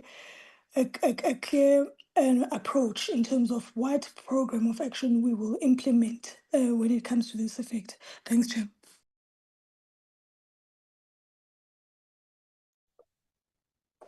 Thank you very much, Honorable Kumbacha.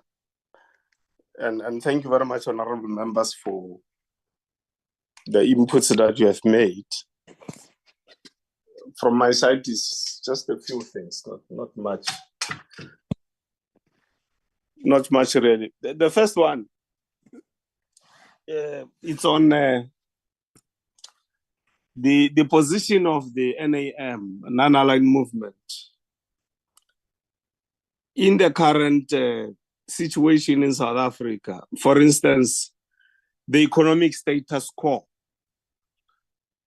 I don't know what will be your view in as far as the role that South Africa has played in the past and vis-a-vis the role played by non-aligned movement in us fighting against the apartheid and colonial system.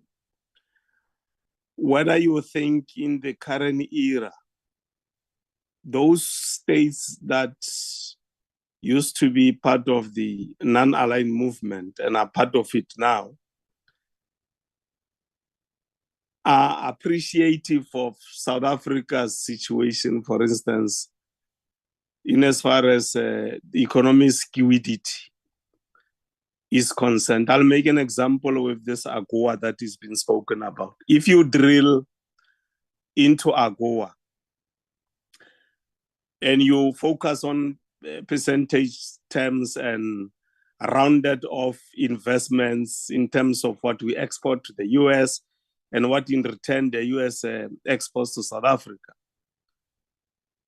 the figures may look compelling to do everything in our power, maybe in the national interest, to make sure that you've got AGOA protected and sustained. But if you dig deeper into AGOA, you will realize that the racial economic imbalances of South Africa are reflected within those benefits that accrue from AGOA, which means that the state resources that are being used by the current government to sustain and maintain AGOA basically sustains what the non-aligned movement in support to South Africa will have wanted South Africa liberated from. So in summary, what I'm saying is, in my view, there's a role to continue to be played by non-aligned movement states working with South Africa to understand that we have to go beyond what we have achieved in making sure that there's first democratic elections in South Africa, because the imbalances are just too deep. And that takes me to my next view, and this is to us, honorable members. I think the language in Parliament, we must find a way of changing it. There's this language which is not policy, but it's consistent of previously disadvantaged people. Now, instead of us being just simple and saying Africans and blacks. We use this term of previously disadvantaged people, or instead of just saying the oppressed and colonized, we use this term. So this term, when you look at its evolution, is within the executive arm of the state. And over time, it has become the lexicon we use in parliament, when we write papers, when we do debates and so on. We use previously disadvantaged people. And I will say we must work very hard in trying to make sure that we change the language, because the language can be misleading when you look at the current generations. In future, some of them will struggle to understand where we come from because of this language. Actually, if we want to stick to what the Constitution says, because people may say I'm ideological because I come from the ANC, we must just go to the principle of the Constitution. Because the Constitution just talk about injustices of the past. So maybe we should say people who suffered the injustices of apartheid colonialism. So this is what I think as honorable members we may try and introduce in Parliament here. The third point is on some analysts and people who say, and I heard one member here saying the same thing, that we are inconsistent, and people like taking the Palestinian situation and compare it to the Ukrainian and Russian situation. It's clear that it doesn't matter how the government tried to explain this position. There are people who have taken a position that South Africa has taken a position when South Africa has not taken a position. And I think the disadvantage to those people is that rather than looking at what they say is inconsistency, what they are looking at actually to see is identicality.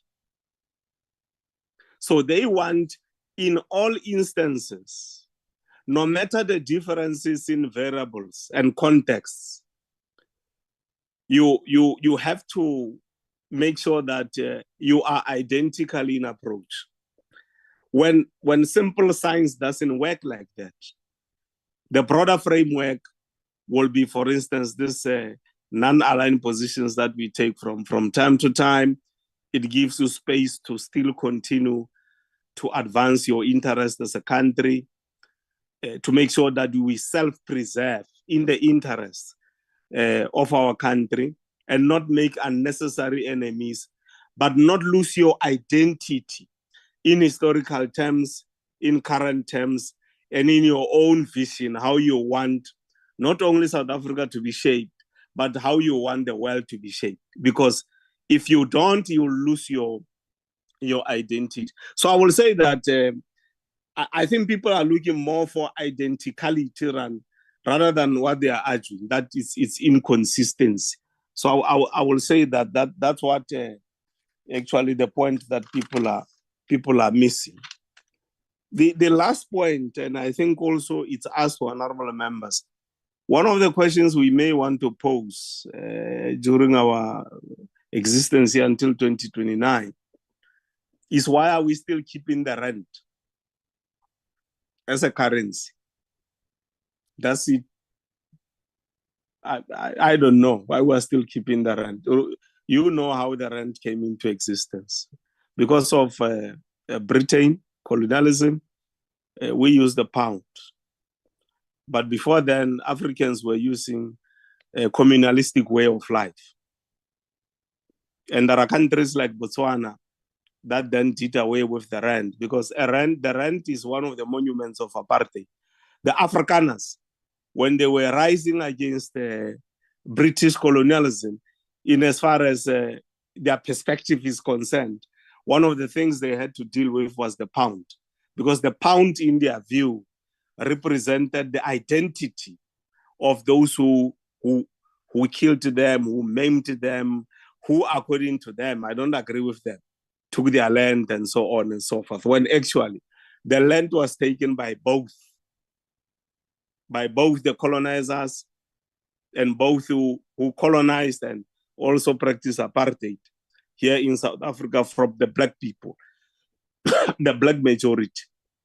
So I will say lastly, honorable members, that one of the things we may want to consider going forward, which in my view will serve as partly national interest, but also close the matter international with regard to how we are perceived as South Africa and how we deal with the land.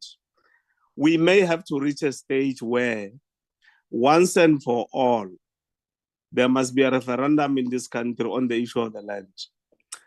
Because if you don't have a referendum and close this matter once and for all, you'll continue to have AfriForums and solidarities and DAs going to court and going to the US and doing all sorts of things. And you'll have some of the investors global hiding behind some of the policy positions we are introducing to deal with what is in the preamble of the Constitution, which is injustice of the past, to deal with the land.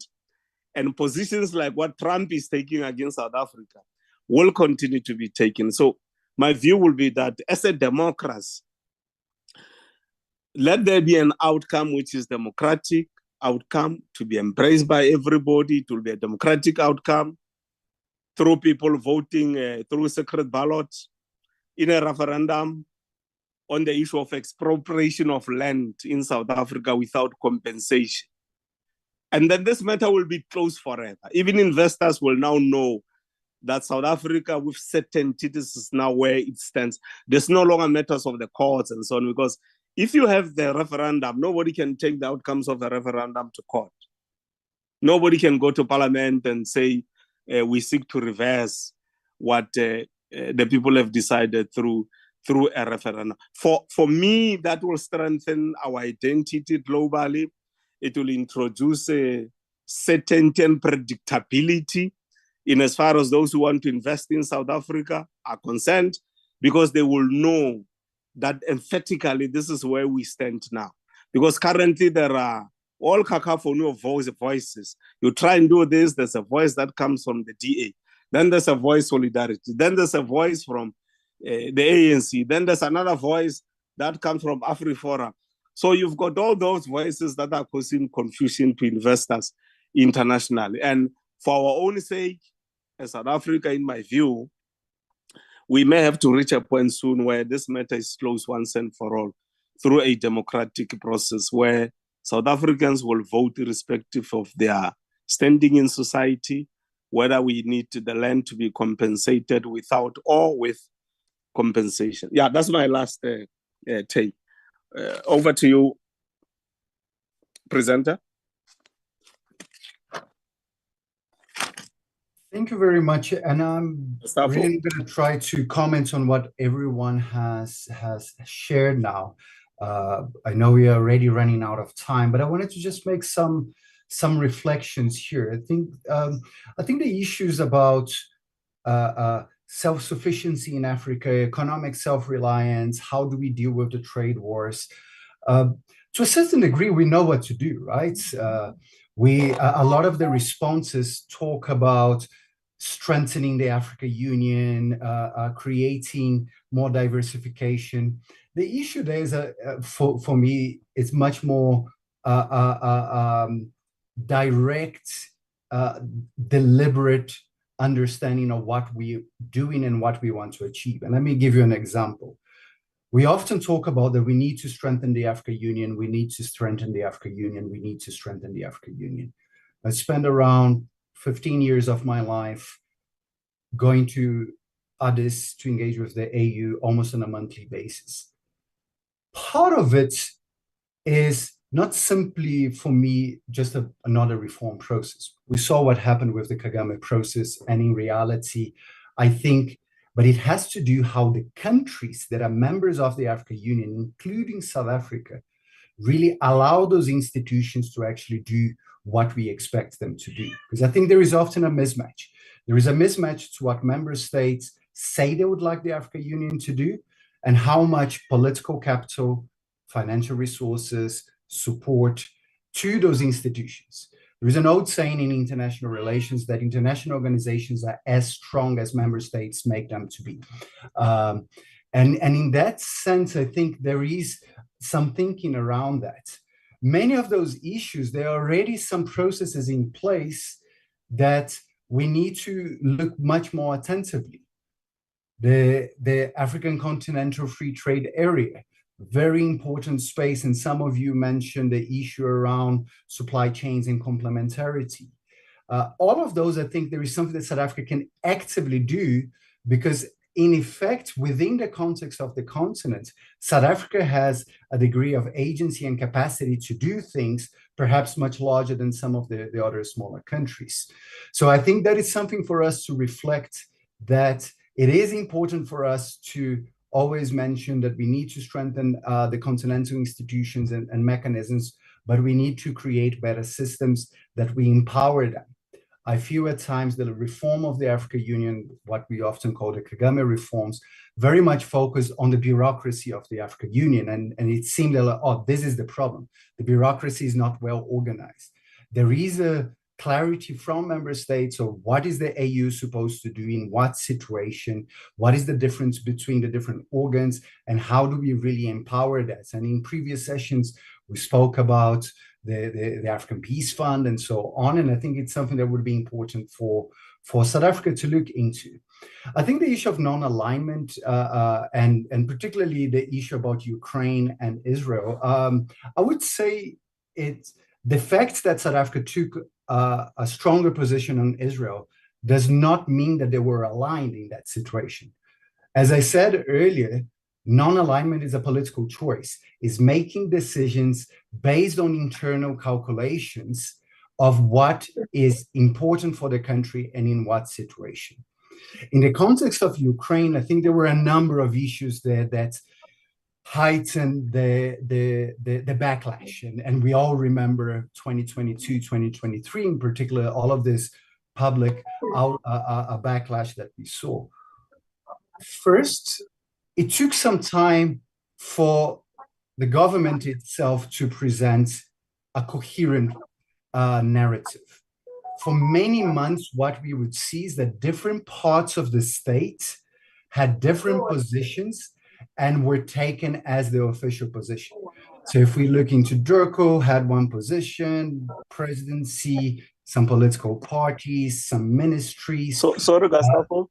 Yes. Gustavo, sorry to interject you. There's somebody who has not muted, a certain Lerato. Lerato, if you can just mute, please. Great. Continue, Gustavo.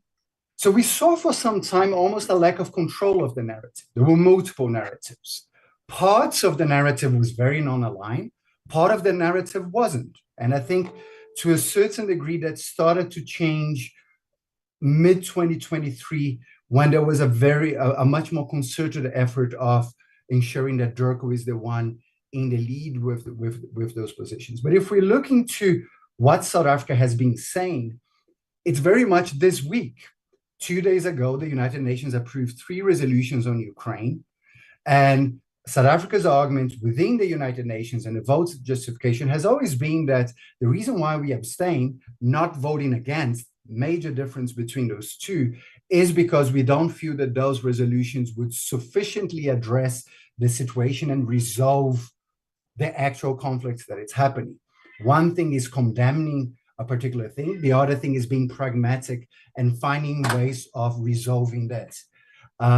So in particular, what we started to see within that period is that right now, particularly because of the United States and the shifts of position of Donald Trump, that is looking far more into a de-escalation that is as fast as possible and a very negotiated process. That particular position, as strange as it can be, is much closer to South Africa's position in the last 3 years. in the sense of the arguments that we need to find negotiated elements to ensure that the conflict is resolved in the long term. Does it mean that South Africa is aligned with the United States? No, it means that the two countries in that particular situation have a degree of similar understanding to how to move forward for completely different reasons with completely different approaches. South Africa voted in favor of one of the resolutions that was presented, and once again abstained from another resolution presented by the European Union, which together with at least 102 member states of the United Nations either abstained or voted against. And the reasons why these countries are presenting that is because that European Union resolution, which was eventually approved, would not necessarily get us any closer to a resolution of the conflict, because it is a process of condemnation, which is important. I'm not saying by any means trying to imply that the sovereignty issue and territorial integrity violation is correct, but we need to look into what are the pragmatic steps in which to do, right? But also we need to ask ourselves a question: what is the capacity of South Africa to really be a mover and a shaker to particularly shape the debates in that particular time? If we look into the examples of countries like Qatar, like Turkey, and many of the countries in much closer and with much more existential threats of the escalation of the conflict, there is an element of distancing. In foreign policy, you need to prioritize issues. You can't, if everything is a priority, nothing is a priority. We've seen countries in the Security Council, for instance, European countries that came to the Security Council as non-permanent members saying that everything would be a priority. And they eventually failed miserably because they couldn't really identify what is more important or not. So in that sense, these are the choices that are being made. For me, the concerns that I have had is not necessarily with the fact that South Africa presents itself as a non-aligned country. The concerns that I've had, and I think something that I've shared quite extensively today, is the clarity and a control of a narrative that makes it clear why are we making those decisions, and that communication around that. There's been a fairly late process around that and fairly reactive.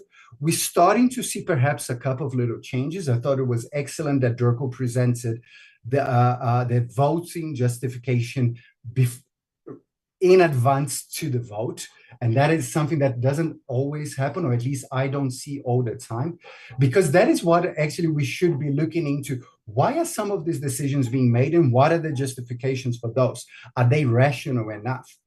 And in that sense, I think just to conclude, I think when we're looking into those aspects around who are we engaging with, for historical reasons, we come from the global South and we have a very difficult history and interaction with Western countries. It is one of creating checks and balances.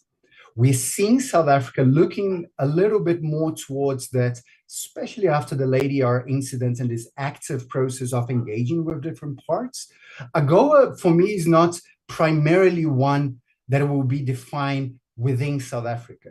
It is a decision that will be made in Washington, D.C. Of course, there should be efforts from South Africa to engage in those negotiations. But there is a number of issues that it is very much in our control. One, to ensure that we are really implementing our foreign policy in a way that we are looking for those options beyond just the narratives and statements. We talk about the historical relations between Africa and Latin America for horrible reasons, slavery, and historically a lot of connections that remains until today.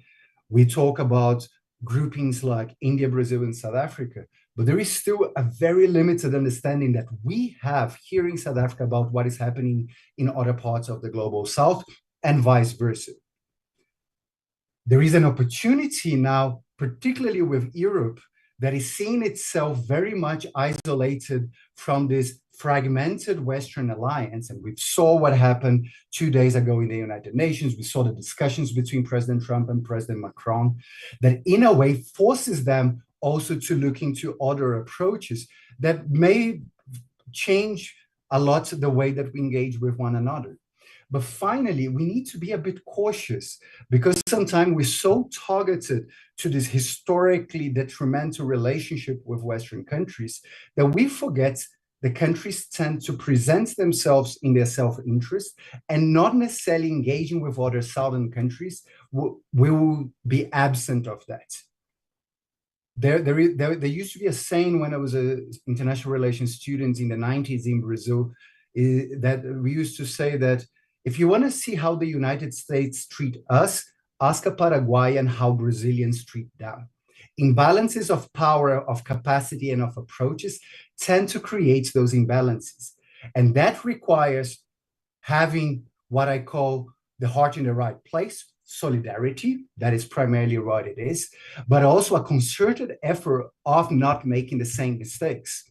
I often do evaluations of South-South cooperation projects, and one of the more regular findings that I see is that sometimes Southern countries are trying to reinvent their will and end up having the same mistakes to those that we complain about Western countries. And I'm not here relativizing that this and that. It is about back to the idea of what non-alignment actually is to look internally, historically, and to the external and internal conditions and make those calculations based on that, not simply as an automatic alignment that because certain group of countries do this, we will do the same, or because there's always going to be that. It is adaptable and we need to react, particularly in a situation where most countries are struggling to respond as fast as they should within a global order that is very confusing for all of us. And I wake up thinking of that and I go to bed thinking of that. And I don't see many countries that are getting it fully right. So it is for us an opportunity to learn, to identify what is our role in our region and in the world, and what can we actually do to ensure that the voice of South Africa is taken from what it said, rather than always seeing that based on a proxy that we are either pro-West or anti-West.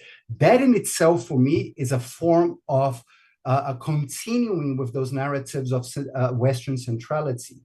When we always think of the global order based on those assumptions or in opposition to that, and that allows us to engage much more broadly.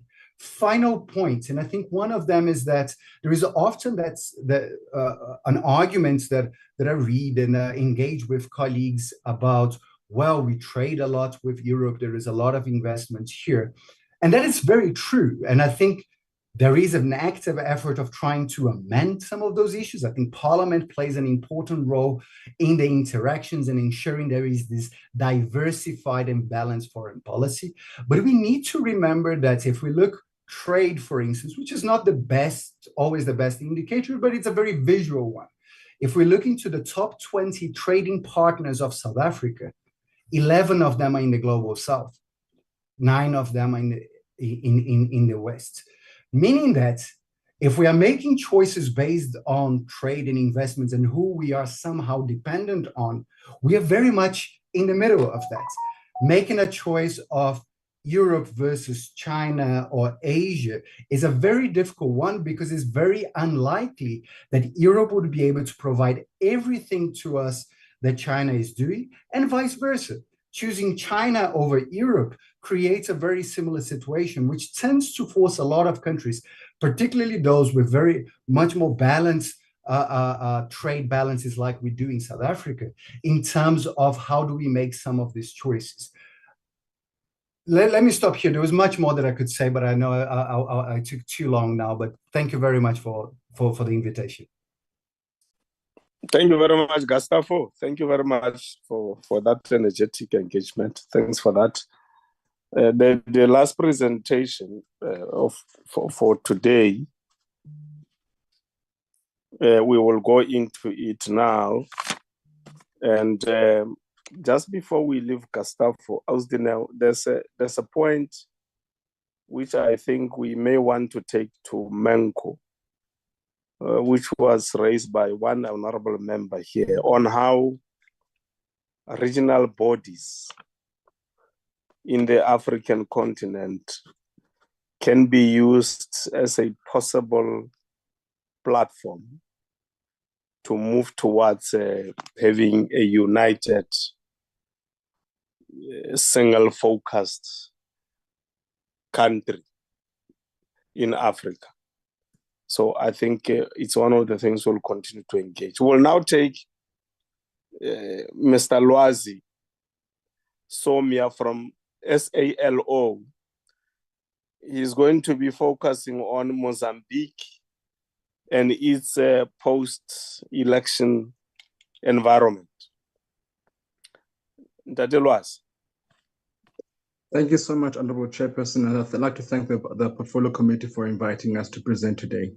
The Southern African Liaison Office, SALO for short, is a South African civil society organization that looks at foreign policy issues, development and democratic issues within the SADC region, along with issues around peace and security.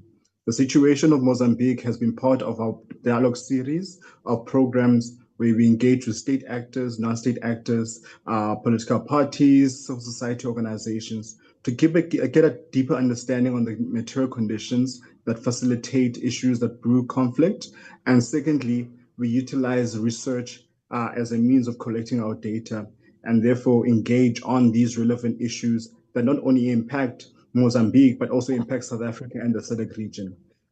With your permission, Chairperson, I would like to share my slide and bring on my colleague Munjozi Mutandiri, who has been keeping a keen eye on the situation, has been leading on our dialogues. With your permission, Comrade Chairperson.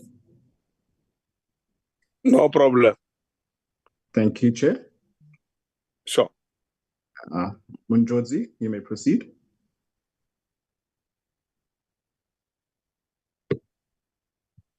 Thank you, Comrade Lwazi, and thank you, Honorable Chairperson, and your distinguished members of the Portfolio Committee for giving us this opportunity to just have a small discussion from our end on the situation in Mozambique, which, as Lwazi has highlighted, is an area that we have been paying particular attention over a long period of time, beginning with the insurgents in the north, in Cabo Delgado and other northern provinces. And we have been able to have dialogues where we brought in civil society, government, opposition political parties, the ruling party, and many others that represent the Mozambican society in its diversity. And so we will, for the purposes of this presentation, just focus on the post-election situation in Mozambique. We think that the crisis in Mozambique, or the emerging situation after the elections, is not just a Mozambican crisis, but also quite a significant challenge and has direct implications to South Africa, to SADC. And as regional stakeholders, we believe to a very huge extent that we have a collective interest. And I am quite confident that including your Portfolio Committee and the Parliament of South Africa as a whole, in supporting democratic processes in Mozambique and by extension, other countries in the region, and ensuring that we prevent destabilization, which can be an issue that threatens our peace and security at a regional level. I am unable to operate my slide, so I'll ask Comrade Lwazi to help us move to the next slide. And so we know that the next slide again, Lwazi, we know that on the 9th of October last year, Mozambique held its elections, and the National Election Committee or Council announced the results as especially the results that became problematic, which were the presidential results. as Comrade Daniel Chapo of Frelimo having obtained 70.7% of the vote, and the opposition candidate who did not have a political party but ran under Podemos, a political party led by others. And so we know that under Podemos, Venancio was able to garner, according to the National Election Council, 20.3% of the votes. However, the Constitutional Council, which later confirmed the results, changed these numbers, indicating that Frelimo had gotten, the presidential candidate has gotten 65%, about a 5-point drop from what the National Election Council had given. Venancio, according to the Constitutional Council, got 24.4% or 24.3%, I can't remember fully, but this was an increase of about 4 percentage points of the vote. We know that the opposition rejected the results. Election observers across indicated that there had been a lot of irregularities in the electoral processes.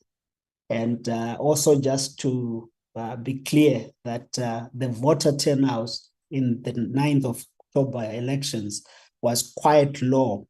I think it was a voter turnout of 43.4%. Compared to the previous election where Mozambique had 51.4%. This was a huge drop. It could have indicated, or others have highlighted that it indicated growing political disillusionment, particularly from the young people.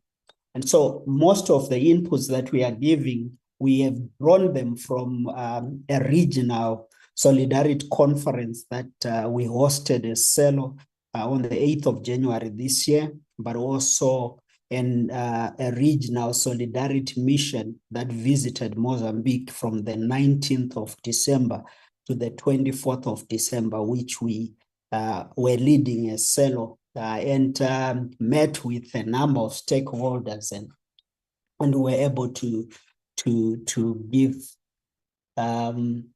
to get as much input as possible from that. Now, in terms of where things are at the moment, of course, post-election developments were that there were widespread protests that erupted across particularly urban centers. And we saw that around 200 plus or minus deaths were recorded, and thousands of Mozambicans, specifically around 10,000 that are recorded, moved into either Malawi, into Swaziland, or into South Africa. There were a number of road blockages, which was a real issue for the region, as these disrupted movements of goods, particularly, and movements of people. Of course, there was a time around December where it was difficult to actually get out of Maputo. And unfortunately for us, at one of our trips in Maputo, we were unable to get out, only getting out after 3 more days. But leading up to these elections, we know that on the 19th of October, some of the things that heightened the tensions were the political assassinations, particularly the murder or assassination of Elvino Diaz, who was a lawyer for the opposition political party, and Paulo Kuamba, who was also an official of the opposition party. Currently, protests and unrest continue with, of course, varying intensity by region. There are 2 main provinces that are still experiencing sporadic protests, particularly Gaza and the Nyambane province. Maputo is also experiencing a few sporadic instances. In the north and central regions, we think that there is relative stability as it concerns to the political, post-election political situation. But however, we must know that there has been an ongoing conflict in the Cabo Delgado northern provinces, where an insurgence has been present for quite some time. SADC sent in Samim, which was eventually withdrawn in June last year. And the Rwandese army, as well as the Tanzanian army, still maintain presence, particularly the Rwandese army maintain presence to help the Mozambican government to try and contain or keep the peace that has been brought. But there are two main districts that still remain very volatile, that are no-go areas for particularly government and those that are not part of the insurgents. Communities there have reported of ongoing instances of women being raped and some killings that still go on, but not at the scale that we have seen in the past few years. So the northern region is an area that we need to continue to pay attention, as I'll highlight later on, given the developments around the sanctions that have been given Rwanda and what might happen if the Rwandese government decide to pull its military in the north. Does the Mozambican government have the capacity to be able to deal with the insurgents? And the insurgents might feel that they have now an opportunity to regroup and to really attack. So it's an area that I think SADC as a region has to continue to pay more attention, and South Africa has to pay attention to that. In terms of the situation politically inside Mozambique, we know that there is a dialogue that the government has instituted, particularly with parties that are in parliament, including parties, small parties that are in provincial parliaments. There was supposed to be a signing ceremony of a memorandum of understanding among these political parties last week, but it did not happen. We know that there are expectations that this MOU will be signed next week. Unfortunately, Venancio Mondlane, who is the leading opposition candidate for the previous elections, is not on the table. President Chapo has expressed in his briefing, I think 3-4 days ago, that he is open to discuss with anyone, including Mondlane, to talk about the direction this country, Mozambique, should take. But you get clear messaging from Frelimo that they do not prefer to talk to Mondlane. They want to sort of isolate him and hope that the situation will die down and things will normalize. So we know that Mondlane has also split from Podemos, which is the party that sponsored his ticket as the president of the opposition last year.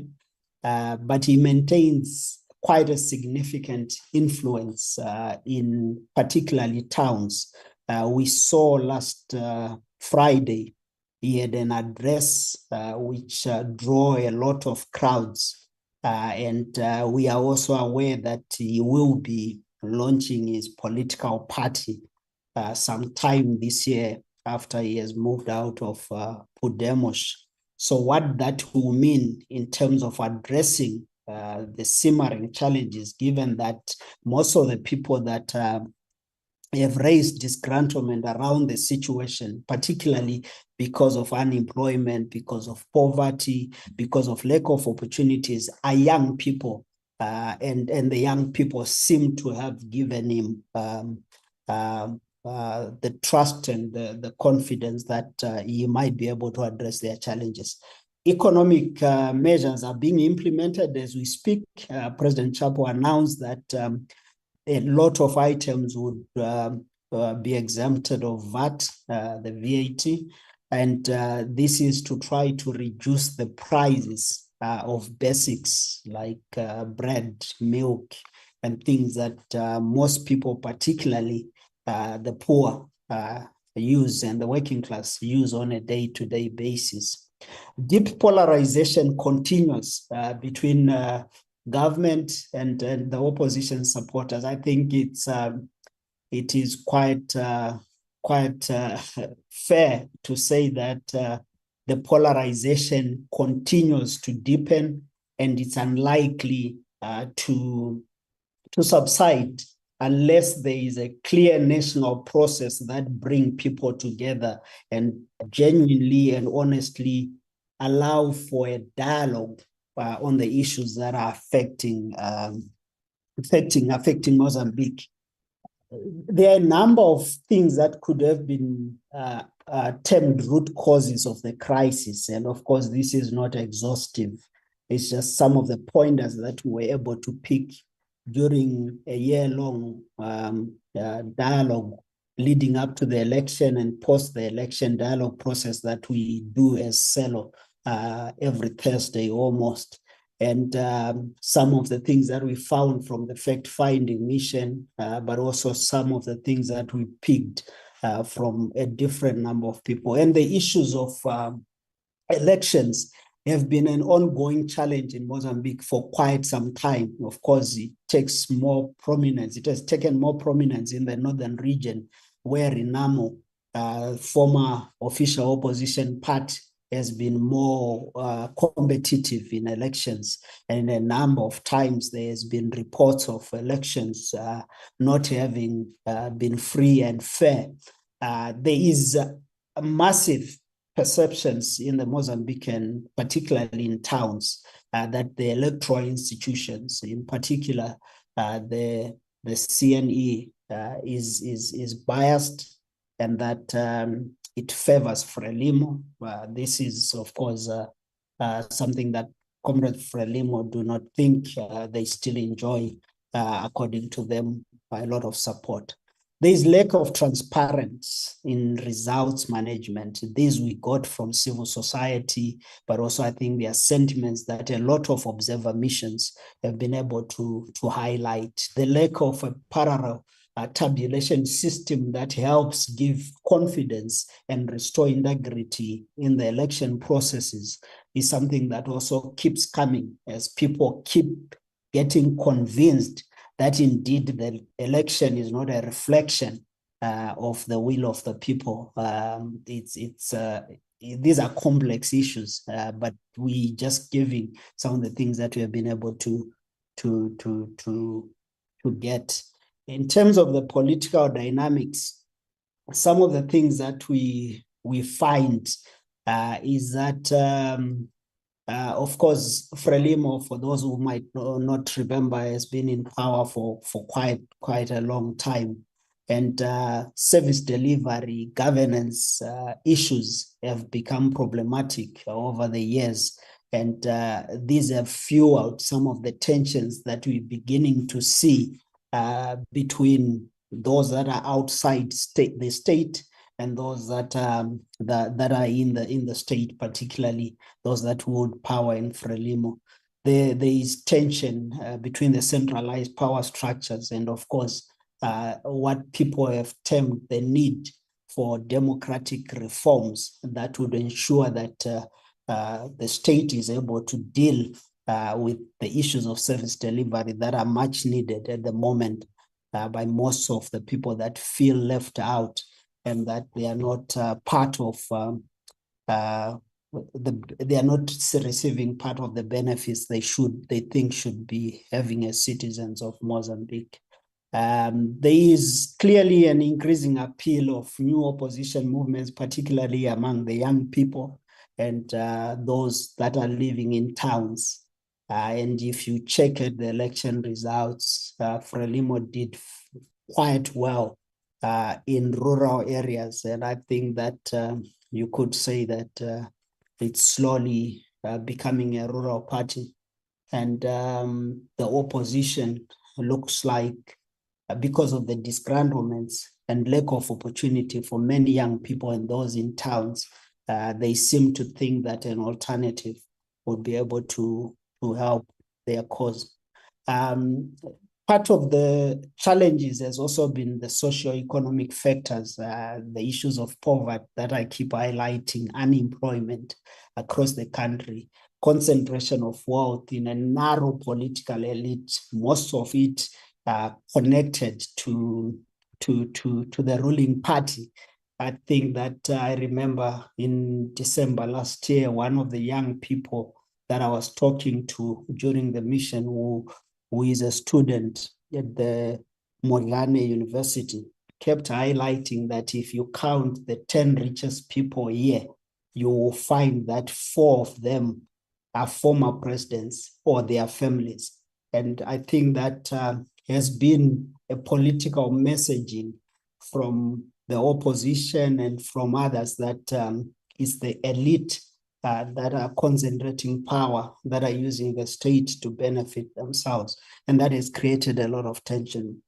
Of course, the regional economic disparities that exist between the South, the Central, and the North, which also is in terms of ethnic groups, is a very huge challenge. There is a feeling that Mozambique has been controlled by Southerners over a very long time. This is an issue that keeps coming every time Mozambicans speak in civil society meetings or in the fact-finding mission that we have.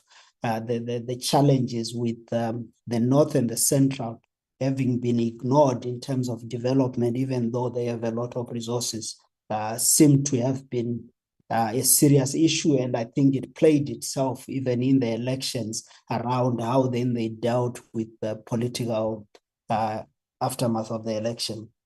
Unemployment, I talked about that. In terms of, I think we can go to the next slide. The issues of inequality are quite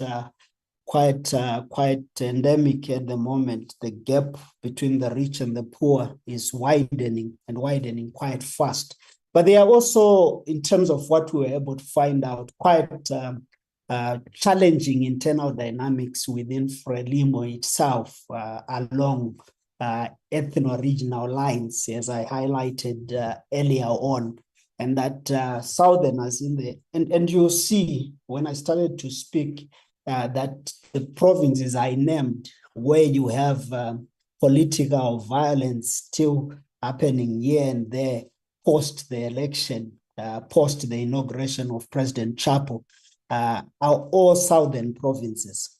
And so there is a lot of talk around historically both Frelimo and the country having been dominated by Southerners versus, of course, the Northern. And it's an issue that I think takes a lot of discussions within Frelimo and has created a lot of alliances within Frelimo itself.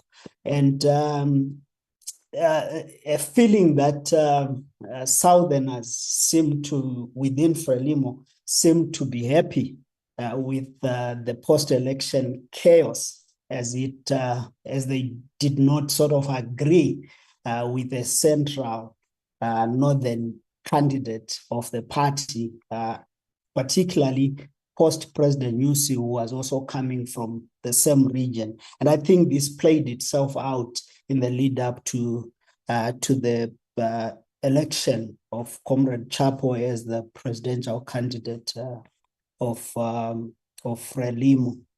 And issues of disagreements of how to handle the opposition and the protest in the aftermath of the election, I think became very critical.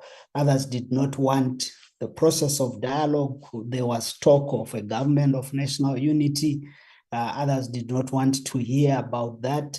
And so that also created lines of tensions within Frelimo, as a position you take would be seen to be either supporting the party or supporting an opposition candidate. Comrade Lwazi, let's quickly move to the next step. I want to try and... So in terms of how we see things, in terms of the regional implications, As I said, officially about 10,000 people have moved out of Mozambique into South Africa primarily, but also Eswatini and a few others in Malawi. What this means is that there is going to be migration pressure on neighboring countries, particularly South Africa, because it's viewed as a country that would offer a lot of opportunities for someone. Clearly, if these sporadic protests continue, the impact on trade corridors and transport routes is quite high. At some point between the South African border in Maputo, we had queues of trucks, I think December, November, a lot of people that are into transport business, particularly those who transport fuel, could not move. Others lost a lot of trucks during that particular period. And also concerns around, as I highlighted, the complex security dynamics in Cabo Delgado. We know that Samimi has withdrawn, and this is an issue that we have had a lot of discussions with people that are based in Cabo, but also people that are military and security experts in the region around what the withdrawal of Samimi would mean the long-term peace initiatives of Mozambique. And now, of course, as I highlighted, as Rwanda starts to receive sanctions, as we begin to see a movement of push for Rwanda to get sanctions because of its role in the DRC. If Rwanda is to decide to take its troops, though this is unlikely to happen at the moment, we know that President Kagame and President Chapo met in Ethiopia last week at the AU, and it seems like this has not been a talk around the withdrawal of Rwanda in case, in actual effect, they want to continue supporting Mozambique. But if it were to happen, if the financial muscle of Rwanda does not allow it to keep its troops in Mozambique, what would be the implications of the insurgents and what would SADC react, because it had already removed? How would SADC react? And by extension, the potential of the insurgents to then spread, as we have always been fearing over the past few years across the region. There is also concerns, we got this a lot from civil society leaders around the possibilities of criminal networks financing part of the chaos that we saw post-election, as it allowed them to be able to move, be it minerals, be it drugs, be it other things that are not officially moved through government channels. And so this is one thing that I think people need to pay attention to. Of course, Mozambique, particularly the ports, have been playing a critical role in the movement of goods into the rest of the region as an alternative, of course, to the South African ports.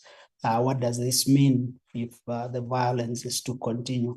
And we know that the liquefied natural gas in the north has been deemed as a potential game changer in developing Mozambique, and the threat to these projects. What does that mean to Mozambique and the region? And of course, the cutting of the supply chains. I think, Lwazi, we can move to the next. The concerns, of course, the key one is that of there will be pressure in terms of migration pressure. And we all know where that migration would sort of be moving towards. Political ramifications, I think that we have seen this with Zimbabwe. I think those who spoke before me gave a clear context of where you guys are having this discussion, in which context. And we know that the election issues in the region have slowly been becoming contentious points in different countries. We saw that in 2023 in Zimbabwe. Maybe we saw that as well in Malawi in 2019, in 2020. Zimbabwe 2023, we saw that in Namibia. I think we still have court processes that are ongoing. And clearly what this does is sort of take away the confidence in electoral processes and bringing out a lot of challenges around how the region selection mechanisms are working, particularly the SADC guidelines, and people losing confidence in elections as a vehicle of transfer of power and resorting more and more into these violent protests. So the challenges to our democratic norms and electoral practices as a region is really under threat, and the credibility of regional bodies is at stake, particularly that of SADC. I think we have had during the elections in Malawi, after SADC has given an election observer mission report that indicated the election was free and fair, and the courts in Malawi nullified the results. During the next round of elections, most Malawians were saying, we don't want to see SADC here. Stay out of our elections. And I think this continues to erode the confidence people have in the SADC processes. There's also a risk that will continue to normalize post-election violence, that we know that after every election, there will be violence. And so it's nothing new. It's something that we accept and we move on. We have highlighted one or two specific concerns that we think as a portfolio committee you might want to zoom on a lot in terms of the direct economic interests. I'm happy that in shaping a foreign policy, you continue to highlight in the previous discussions the importance of defining the interests of the country and what this would be. And so in terms of Mozambique, we think that significant trade relationships with Mozambique. South Africa is the most important trade partner to Mozambique. And so if there are these disturbances and there is political instability, what does it mean in terms of your investments as a country into Mozambique, but also in terms of movement of goods and movement of people? There is likely to be potential increase in migration and refugee pressures. And I think I keep highlighting this, that if there is disturbances, but also you might see because of the nature of what chaos brings, you might see criminal networks begin to freely move, smuggling drugs, smuggling some of the natural resources that you could find in Mozambique through South Africa as a route. So the deepening of the criminalization of routes through South Africa is something that can be a real threat. And this, of course, poses a real difficulty in dealing with transnational crime. If Mozambique is unstable, if Zimbabwe is unstable, if Swaziland is unstable, we know that it becomes difficult to deal with. And there are, I think, publications that have already indicated that over the past few decades, Southern Africa has slowly been becoming a transnational crime hub for most of the world's most threatening criminals. And we can move to the next slide, Loaz. I'm hoping is getting to the last one.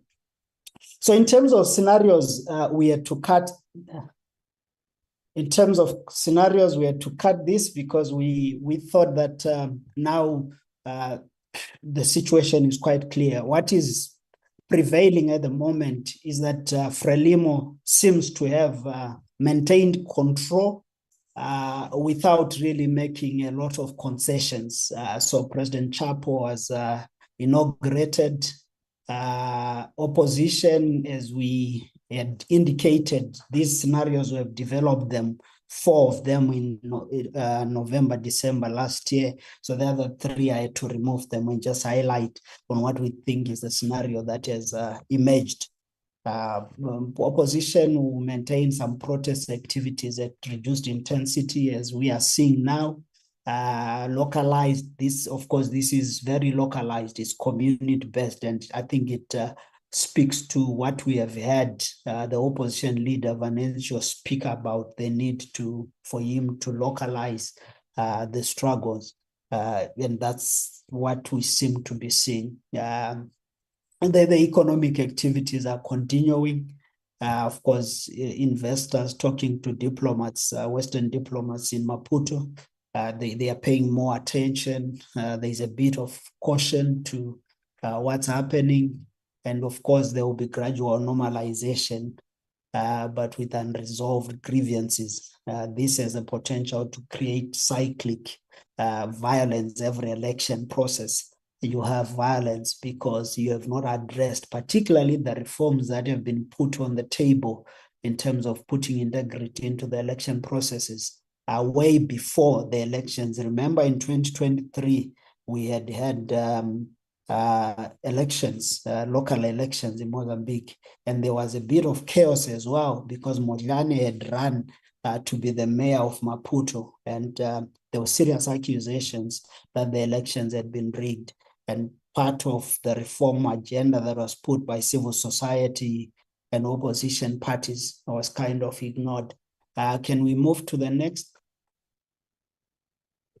So in terms of things that I think, if you want to continue to pay attention to what's happening in Mozambique as a portfolio committee, you need to check on the progress of the dialogue initiative, the signing of the memorandum of understanding between the opposition and government.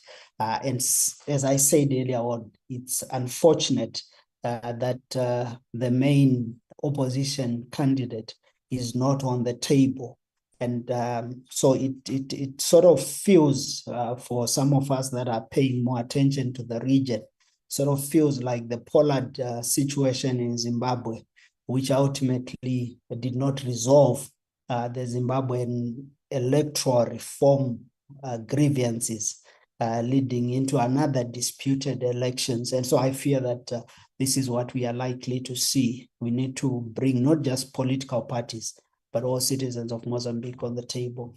Molyane's positioning after leaving Podemos is quite something that would be interesting to see whether you continue to carry the confidence and the hope that a lot of young people seem to have given him. The situation in Cabo Delgado, particularly given that Rwanda forces might not, I say might not, because at the moment we think there is a solid plan that they will continue.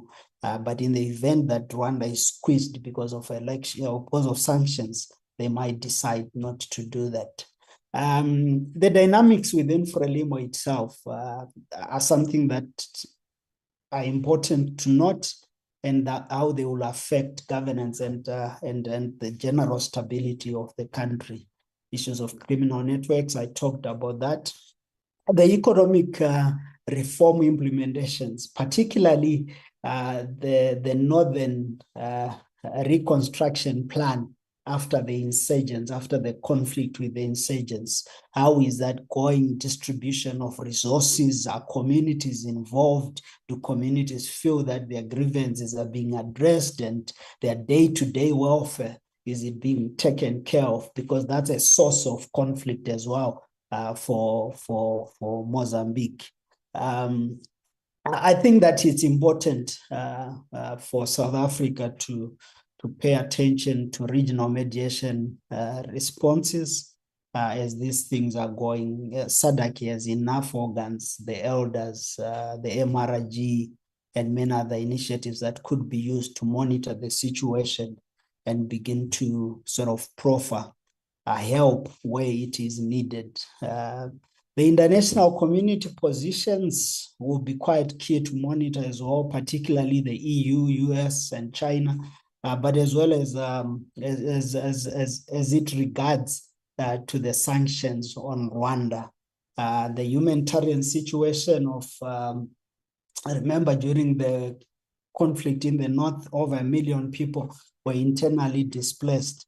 What has happened with that situation? How many people have successively been moved to their places? And let's move to the, hopefully, So in terms of approaches, I think that this has been highlighted by many that have spoken in the initial inputs earlier on around what needs to happen. And I think it's a discussion that South Africa has to continue to have among itself in terms of what its foreign policy outlook should look like. But the need to balance respect for sovereignty with promotion of democratic principles. I think this is a challenge to SADC as a whole, but more importantly to South Africa. The importance of supporting current dialogue initiatives where there is a possibility to try and push that everyone else is part of the dialogue process if it's to be genuine and honest. And the security situation, SADC might need to re-engage at the moment at a dialogue level, at a discussion level of the implications of Rwanda withdrawing its forces in Mozambique. What does it mean for SADC, particularly with regard to fighting terrorism? And the idea of criminal networks, I continue to highlight that. I think there is enough evidence to suggest that that's a very real possibility if Mozambique is unstable. But South Africa could use its businesses operating in Mozambique to understand the situation, the economic impact, and the ease with which they are doing business, but more importantly, to know who is doing what. Issues of dialogue are highlighted. That, let's move to the next one. But what is clear is that we need a coordinated regional approach to the situation in Mozambique, and South Africa could take a lead on that. Let's move to the next one, Loz. For SADC, I will skip this.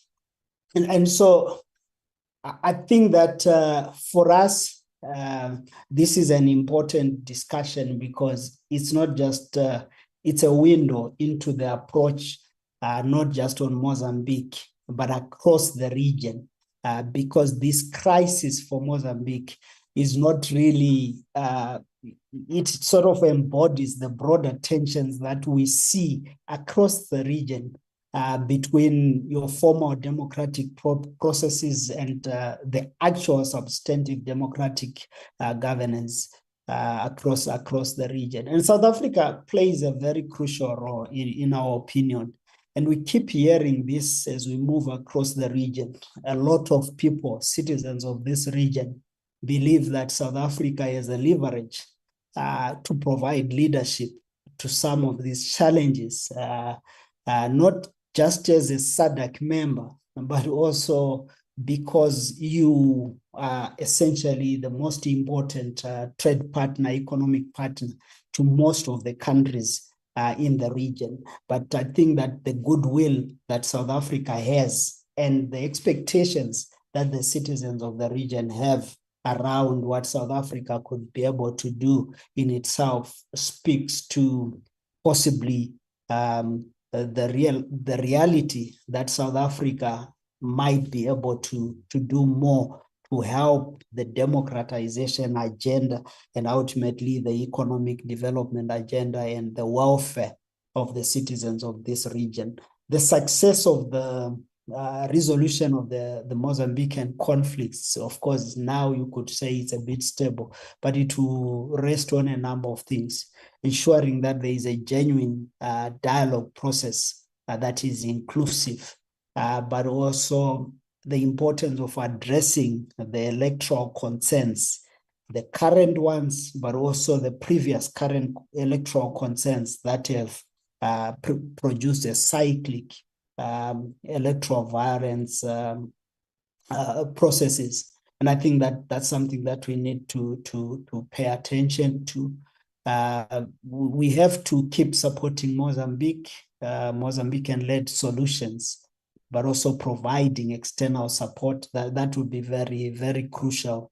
And ensuring coordination and consistency at a regional level. We think that at SADC level, South Africa could help take the lead to address that.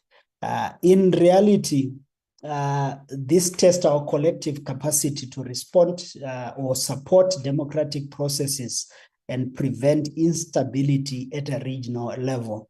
And every crisis, every conflict in the region, I think, is an opportunity to build stronger, more resilient and reliable mechanisms of responding to conflict as a region. Thank you so much, Comrade Chair, and your distinguished guests, members of the Portfolio Committee.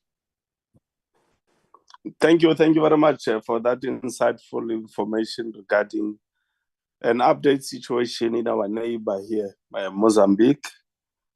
Honorable members, we can engage now with the input.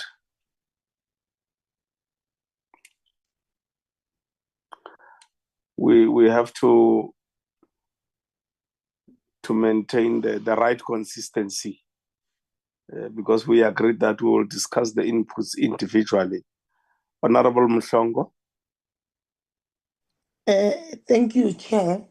We must welcome this lengthy presentation. Really, they took a lot of effort into preparing for the committee. Must really appreciate it, Chair. Chair, you know, the post-election conflict in Mozambique really affects us as South Africa, whether in one way or another, in fact, whether we like it or not, because Mozambique is right next door. Now, if you look at the proximity of the villages, perhaps the capital city of Mozambique, where most of these protests were emerging since after the elections, which is Maputo.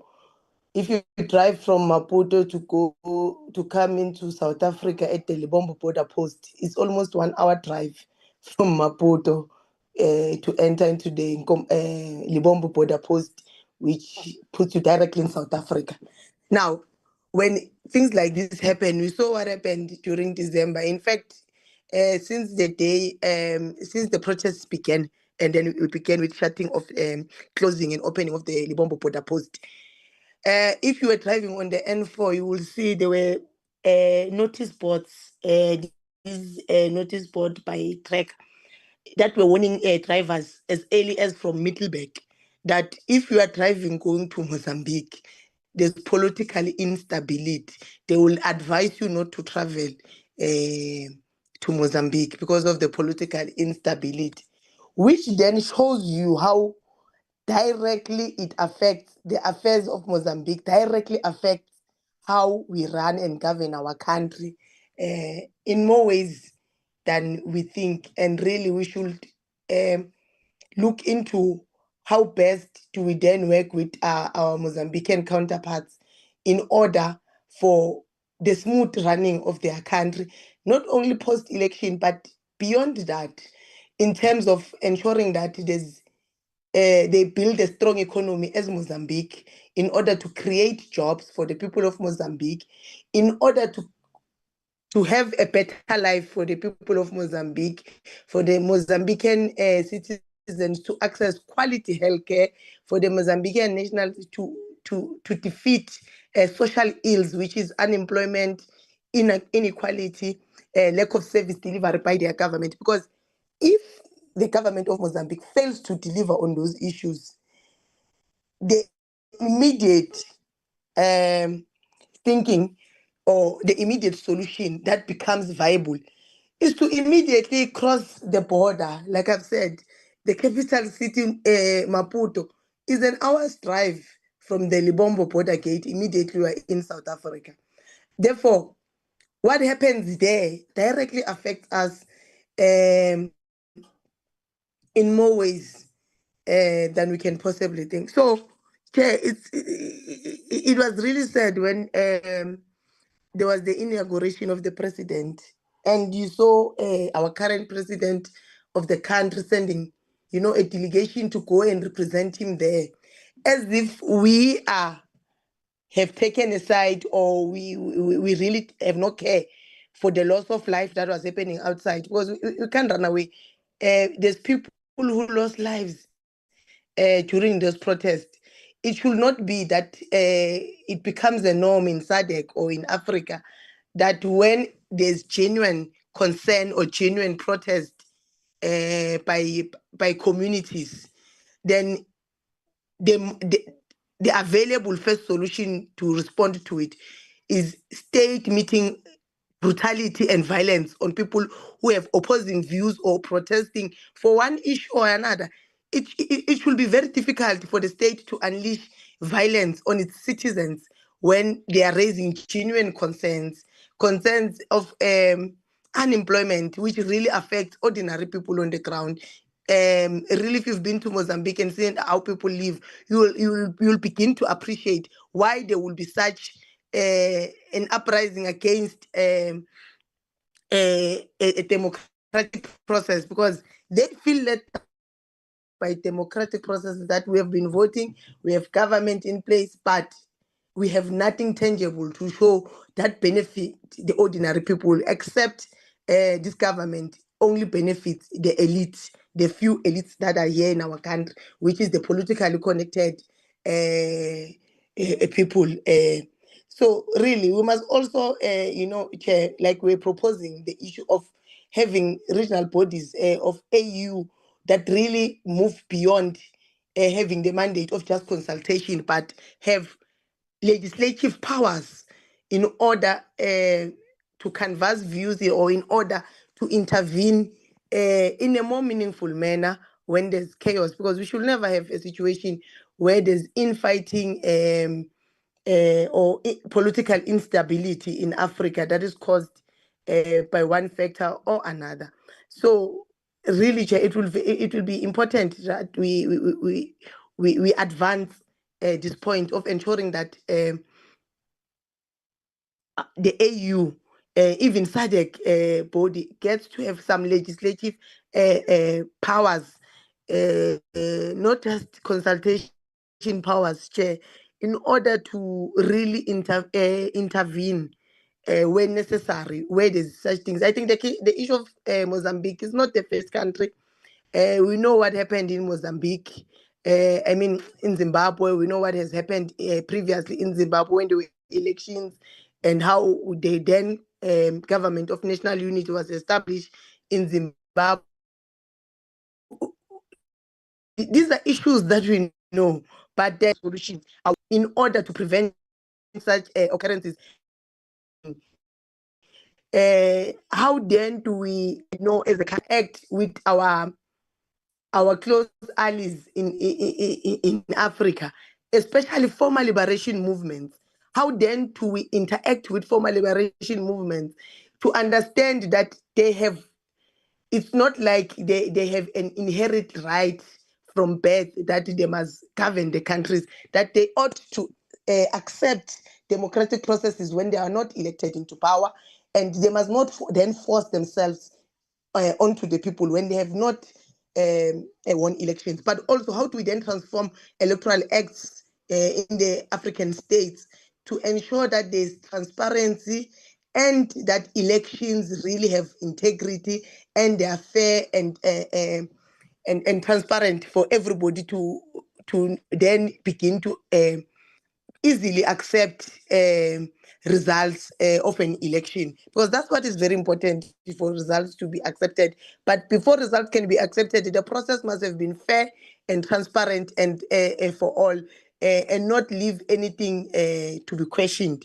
So those are the things we must begin to look at. And how then, like we're giving the example of Malawi, that SADC came and said the elections were free and fair, and then the court found that the elections were actually not free and fair.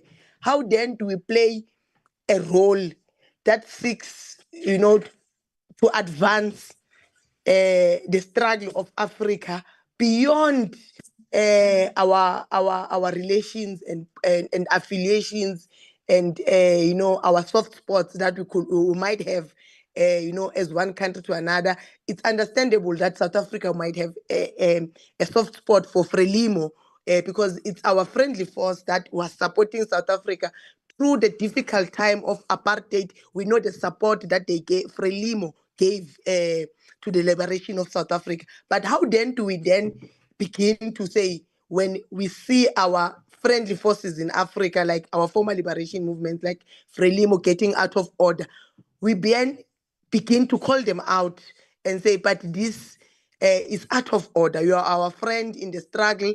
You are a friendly force to us, but now we are out of line, we are out of order. Really call them out for the wrongdoings when they do it. And not be blinded by the fact that this was our ally during the struggle of apartheid. They supported us immensely. Yes, we appreciate that, but it should never be used to abuse their own citizen, and knowing that South Africa will not be able to have a position on us as Frelimo for the relationship that we have established over the decades. So we must. Those are the things we need to look at, Chair. That our dealings in SADC and in the continent at large must never be blinded by soft spots we have for former liberation movements. They must at all material times be called to order when they are really not in order. So I think this topic, Chair, you saw even the presentation was almost an hour long.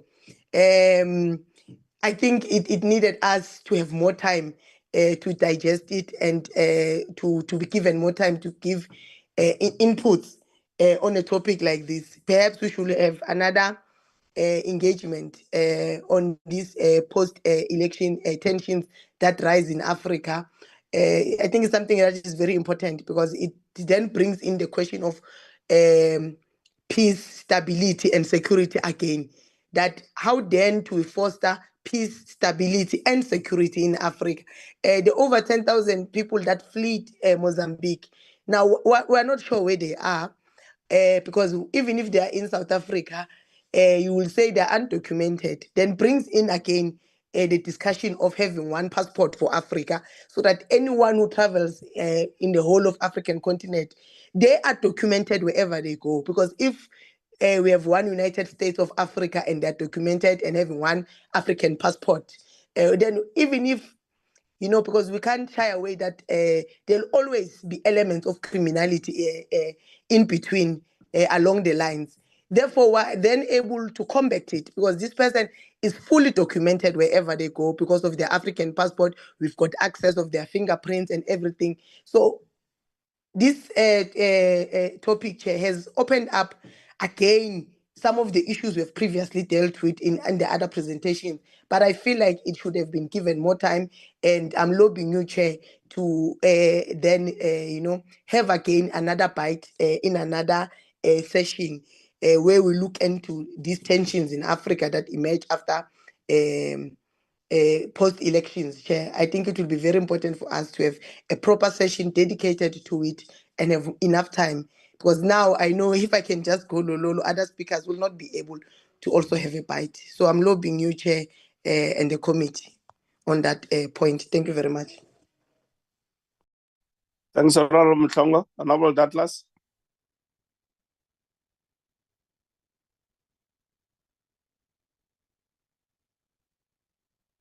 Okay. Struggling with technology, Mr. Chair. Sorry. Okay. No, I want to agree with the former speaker. I think this issue needs a lot more of our time, Mr. Chair. This is a serious issue affecting us, especially because it's a country on our border. And also because as MK, we also have had our own challenges in the South African elections with electoral fraud and a number of other issues which we have taken up with courts, etc. So, when it comes to how we respond to this, it's going to be very important that we set the right precedent, Mr. Chair. From the outset, we must condemn people dying. This is not justifiable, and it creates a regional crisis which could spill over into a civil war if not done properly. I think, as a previous person spoke, we do have a history of the liberation struggle with Frelimo and with Mozambique. But that being said, we must keep our friends accountable when they do wrong things as well, just as we are kept accountable as South Africa by our other peers in the SADC region, AU, and globally. So, Mr. Chair, I think we must make sure that there's an addressing of the lack of transparency in vote counting and result management. We must look at things like the biased roles of electoral bodies such as CNE and STAE, as well as IEC here in South Africa. And we must look at that from a perspective of saying, are these institutions truly independent? Are these institutions truly non-aligned, and are they truly not funded by foreign institutions or corrupted by foreign institutions? So, how we address these things is going to be very important, because it can flow over from them to South Africa if we do not see justice to be done, if injustice and oppression by a government against its people is allowed to go ahead unchecked. And I think it also creates a massive refugee crisis for South Africa, with many Mozambicans, have fled all over to Malawi, Eswatini, and South Africa because of fear and of violence. So this then affects us economically. It affects us in terms of jobs. It affects our disruption of our economy, cross-border trade, and the Maputo corridor, which is the key trade route for Southern African exports, has been disrupted, affecting billions of rands of trade. So we need to make sure that we actually act and we do something, especially to protect things like the LNG developments in Cabo Delgado, where there's an opportunity for Mozambique to free itself from the bonds of slavery and of colonialism's past, and to free its people from poverty and create a better future for themselves. So, I think a lot of things have been done because of an economic and business and other interests. So we must make sure that we make sure that things like the SADC's SEMA mission from Cabo Delgado, is leaving and left a vacuum. And we must make sure that we don't allow vacuums to grow, so that it creates more instability. So, Mr. Chair, I think we have to have a proactive stance and do active non-alignment, as we so eloquently were speaking about today. And we need to take steps as a government and as a country to ensure that there's free and fair elections, that institutions that are entrusted with elections are truly free and fair, and that our election observers aren't just there for for a party, but we're actually doing something on the ground when we're there. Anyway, thank you, Mr. Chair. That's a short input from me. Thanks, Honorable Douglas. Any other member who wants to make some reflections? Okay, thank you very much, honorable members. I think one of the things we may want to discuss among ourselves in the context of what Honorable Mhlongo was saying and what I had said earlier, it might be important to bring to the attention of the AU and all of these other regional bodies that, in as far as elections are concerned in the African continent, they must perform a much more critical function than just observing the elections. So one of the things we may want to suggest is that there must be an AU electoral body, which means that you are not going to have some IEC for South Africa and another electoral body for Zambia and so on. There'll be one African Union electoral body with the necessary technology, the skills approved by all states within the African continent and the AU. And that will be the only one single legitimate body that will run the elections in the African continent. That's one thing we may want to pursue, the honorable members, engaging with our counterparts in the African continent. If you look at the European Union, they've got some kind of an identity that they use when as part of consolidating the EU. We may want to do something better than that, because one of the ways of dealing with criminality within the African continent will be, in my view, an initiative by the African Union to have every African in a common population register, integrated African Union population register, where everybody is going to appear in that register if you are in Africa. So to combat crime, when you have that integrated system, you are then able to trace the other criminals based on whatever they do to commit crime from one country to another. And I think gradually Those processes will help us to unite as the African continent, because we can discuss these piecemeal things, Mozambique, Zimbabwe, DRC, Wara Wara. The truth about the African continent, and that truth, there's no one who can deny it, is that Bismarck and his friends, 1884, 1885 in Berlin, decided to come together to share Africa among themselves. That's how colonialism came. And today, we are still dealing with the deepening manifestations of that thing which they did in 1884. That's why we are fighting among ourselves today. Here you are a Mozambican, I'm a South African. When you are a Zambian, and so on and so on. It's because there was a group of men who came together in Berlin, in Germany, 1884, and decided to divide Africa among themselves. Today, they are embarking on neo-colonialism. There's different methods that they use to pursue the same agenda. So we can say whatever we want to say in South Africa here. And I sympathize with the views are there. And I'm not saying our territorial integrity must be compromised. We need to make sure we strengthen throughout the African continent territorial integrity, which will ultimately give us Africa territorial integrity.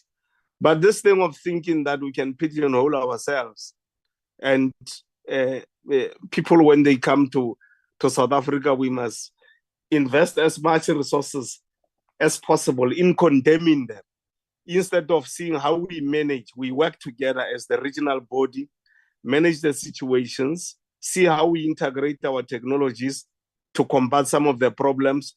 For instance, you don't have a SADC common program to deal with poverty. It's not there. It's more about trade, individuals, and it's the private sector.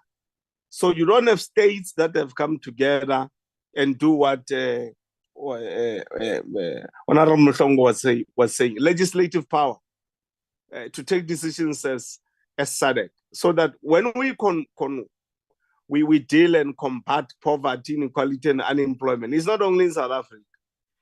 It's a regional thing and ultimately becomes an African thing. Then you'll not have this problem of same people next door are coming to our country to do this and that to cause crime. So whilst, yes, we must deal with criminality irrespective of who is committing crime in the country, we need to take into account some of the dynamics that, for instance, in Mozambique, part of the problem, like the presenter was saying, is the gas, which is embedded there. And there are so many other external interests, including from abroad, that are interested in that gas. That's why there's a disruption of the situation in Mozambique, who must lead in Mozambique, because there's personal interests which are coming from the private sector, others are coming from outside the African continent, so that they can lay their hands on the gas that is there. Because we will be self-sufficient ourselves in Mozambique and other neighboring countries if we can sit down and discuss that gas thing. The water problem, just between the DRC and us and Malawi and Zimbabwe and Mozambique, we can resolve the water problem among ourselves because of the lakes that we have. But because we are still clinging to this colonial boundaries, and we kill one another, we are making ourselves enclaves and so on. I don't see us really going anywhere unless we do a total paradigm shift through the African Union. Over to you, presenter. You can wrap up, then we close. Thank you, Comrade Chair. I think that the inputs and your final inputs were quite on point. There is a lot that has to be done collectively at a regional level, at a continental level.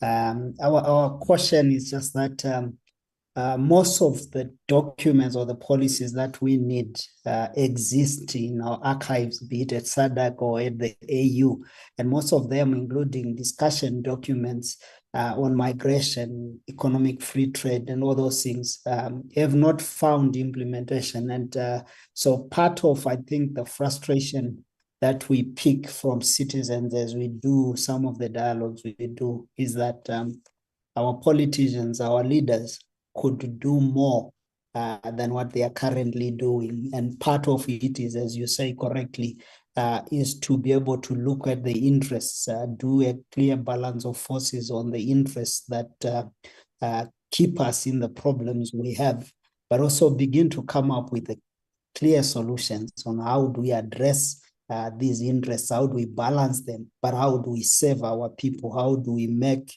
ourselves self-sustainable, and that those we discuss with who are coming from other continents, the US, China, Russia, Britain, all of them, they talk to us as a bloc, and that if we do that, we'll be able to really use our natural resources to benefit our people. But there is a lot of work to be done. We hope that we'll continue to interact with you. And thank you so much for the opportunity. Thank you very much. And we will continue to have interactions with yourselves. And we must thank you for adding value in our work as the portfolio committee. All the presenters today, you added a lot of value. Yes, the discussions were a bit longer today. You can see that there is hunger among ourselves to engage in these particular matters. Our schedule allowing and us managing it efficiently, we will always find and create time to either visit you or come together like we came together today to discuss these issues of mutual interest for the success of the African continent. We are all looking forward to a situation where one day in Africa, as Honorable Mhlongo was saying, there will just be one passport and one ID, integrated entire African continent. Wherever you go in the world, that's what you produce to show that you are from Africa. Unfortunately, because of the comfort which came from these demarcations, which are from Germany, these discomforts have been created through comfort of colonialism, and that's where we find ourselves today. That's why we still kill one another as Africans. It's sad that somebody just throw a bone among ourselves and we take up arms against one another. We've been so receptive to some who came to this country. Others took the land by force. We are so receptive to them as Africans. And unfortunately, some of them have forgotten those realities. That's why you've got some of the tendencies which are emerging currently in some of the countries in the African continent. We hope that through the portfolio committee, because we are going to launch this people-centered oversight mechanism as the portfolio committee, where we are going to work with institutions like yours and institutions of higher learning universities and so on. We will engage much more deeper on practical things that we need to do, report to our people, engage our people on how we must change the situation for the better in the African continent. We should be having the skills in the African continent, for instance, to focus on every mineral that we have.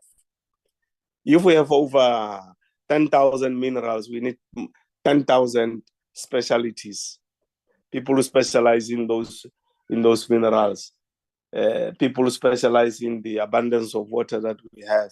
But unfortunately, because of divisions that we have among ourselves, the divisions here in South Africa that we have among ourselves, we've got all these uncertainties that we have here today. But I must thank you for the amount of value you added today in our work as the portfolio committee. And thank you, Austineo, and your team for making sure that we get the presenters who are presenting here today and the staff that was working on the transmission technically for our meeting to go well today.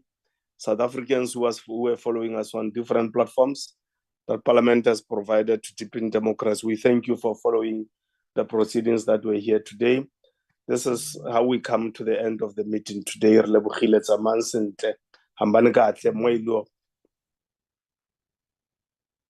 Thank you, Mr. Chair. Thank you, everybody. Bye.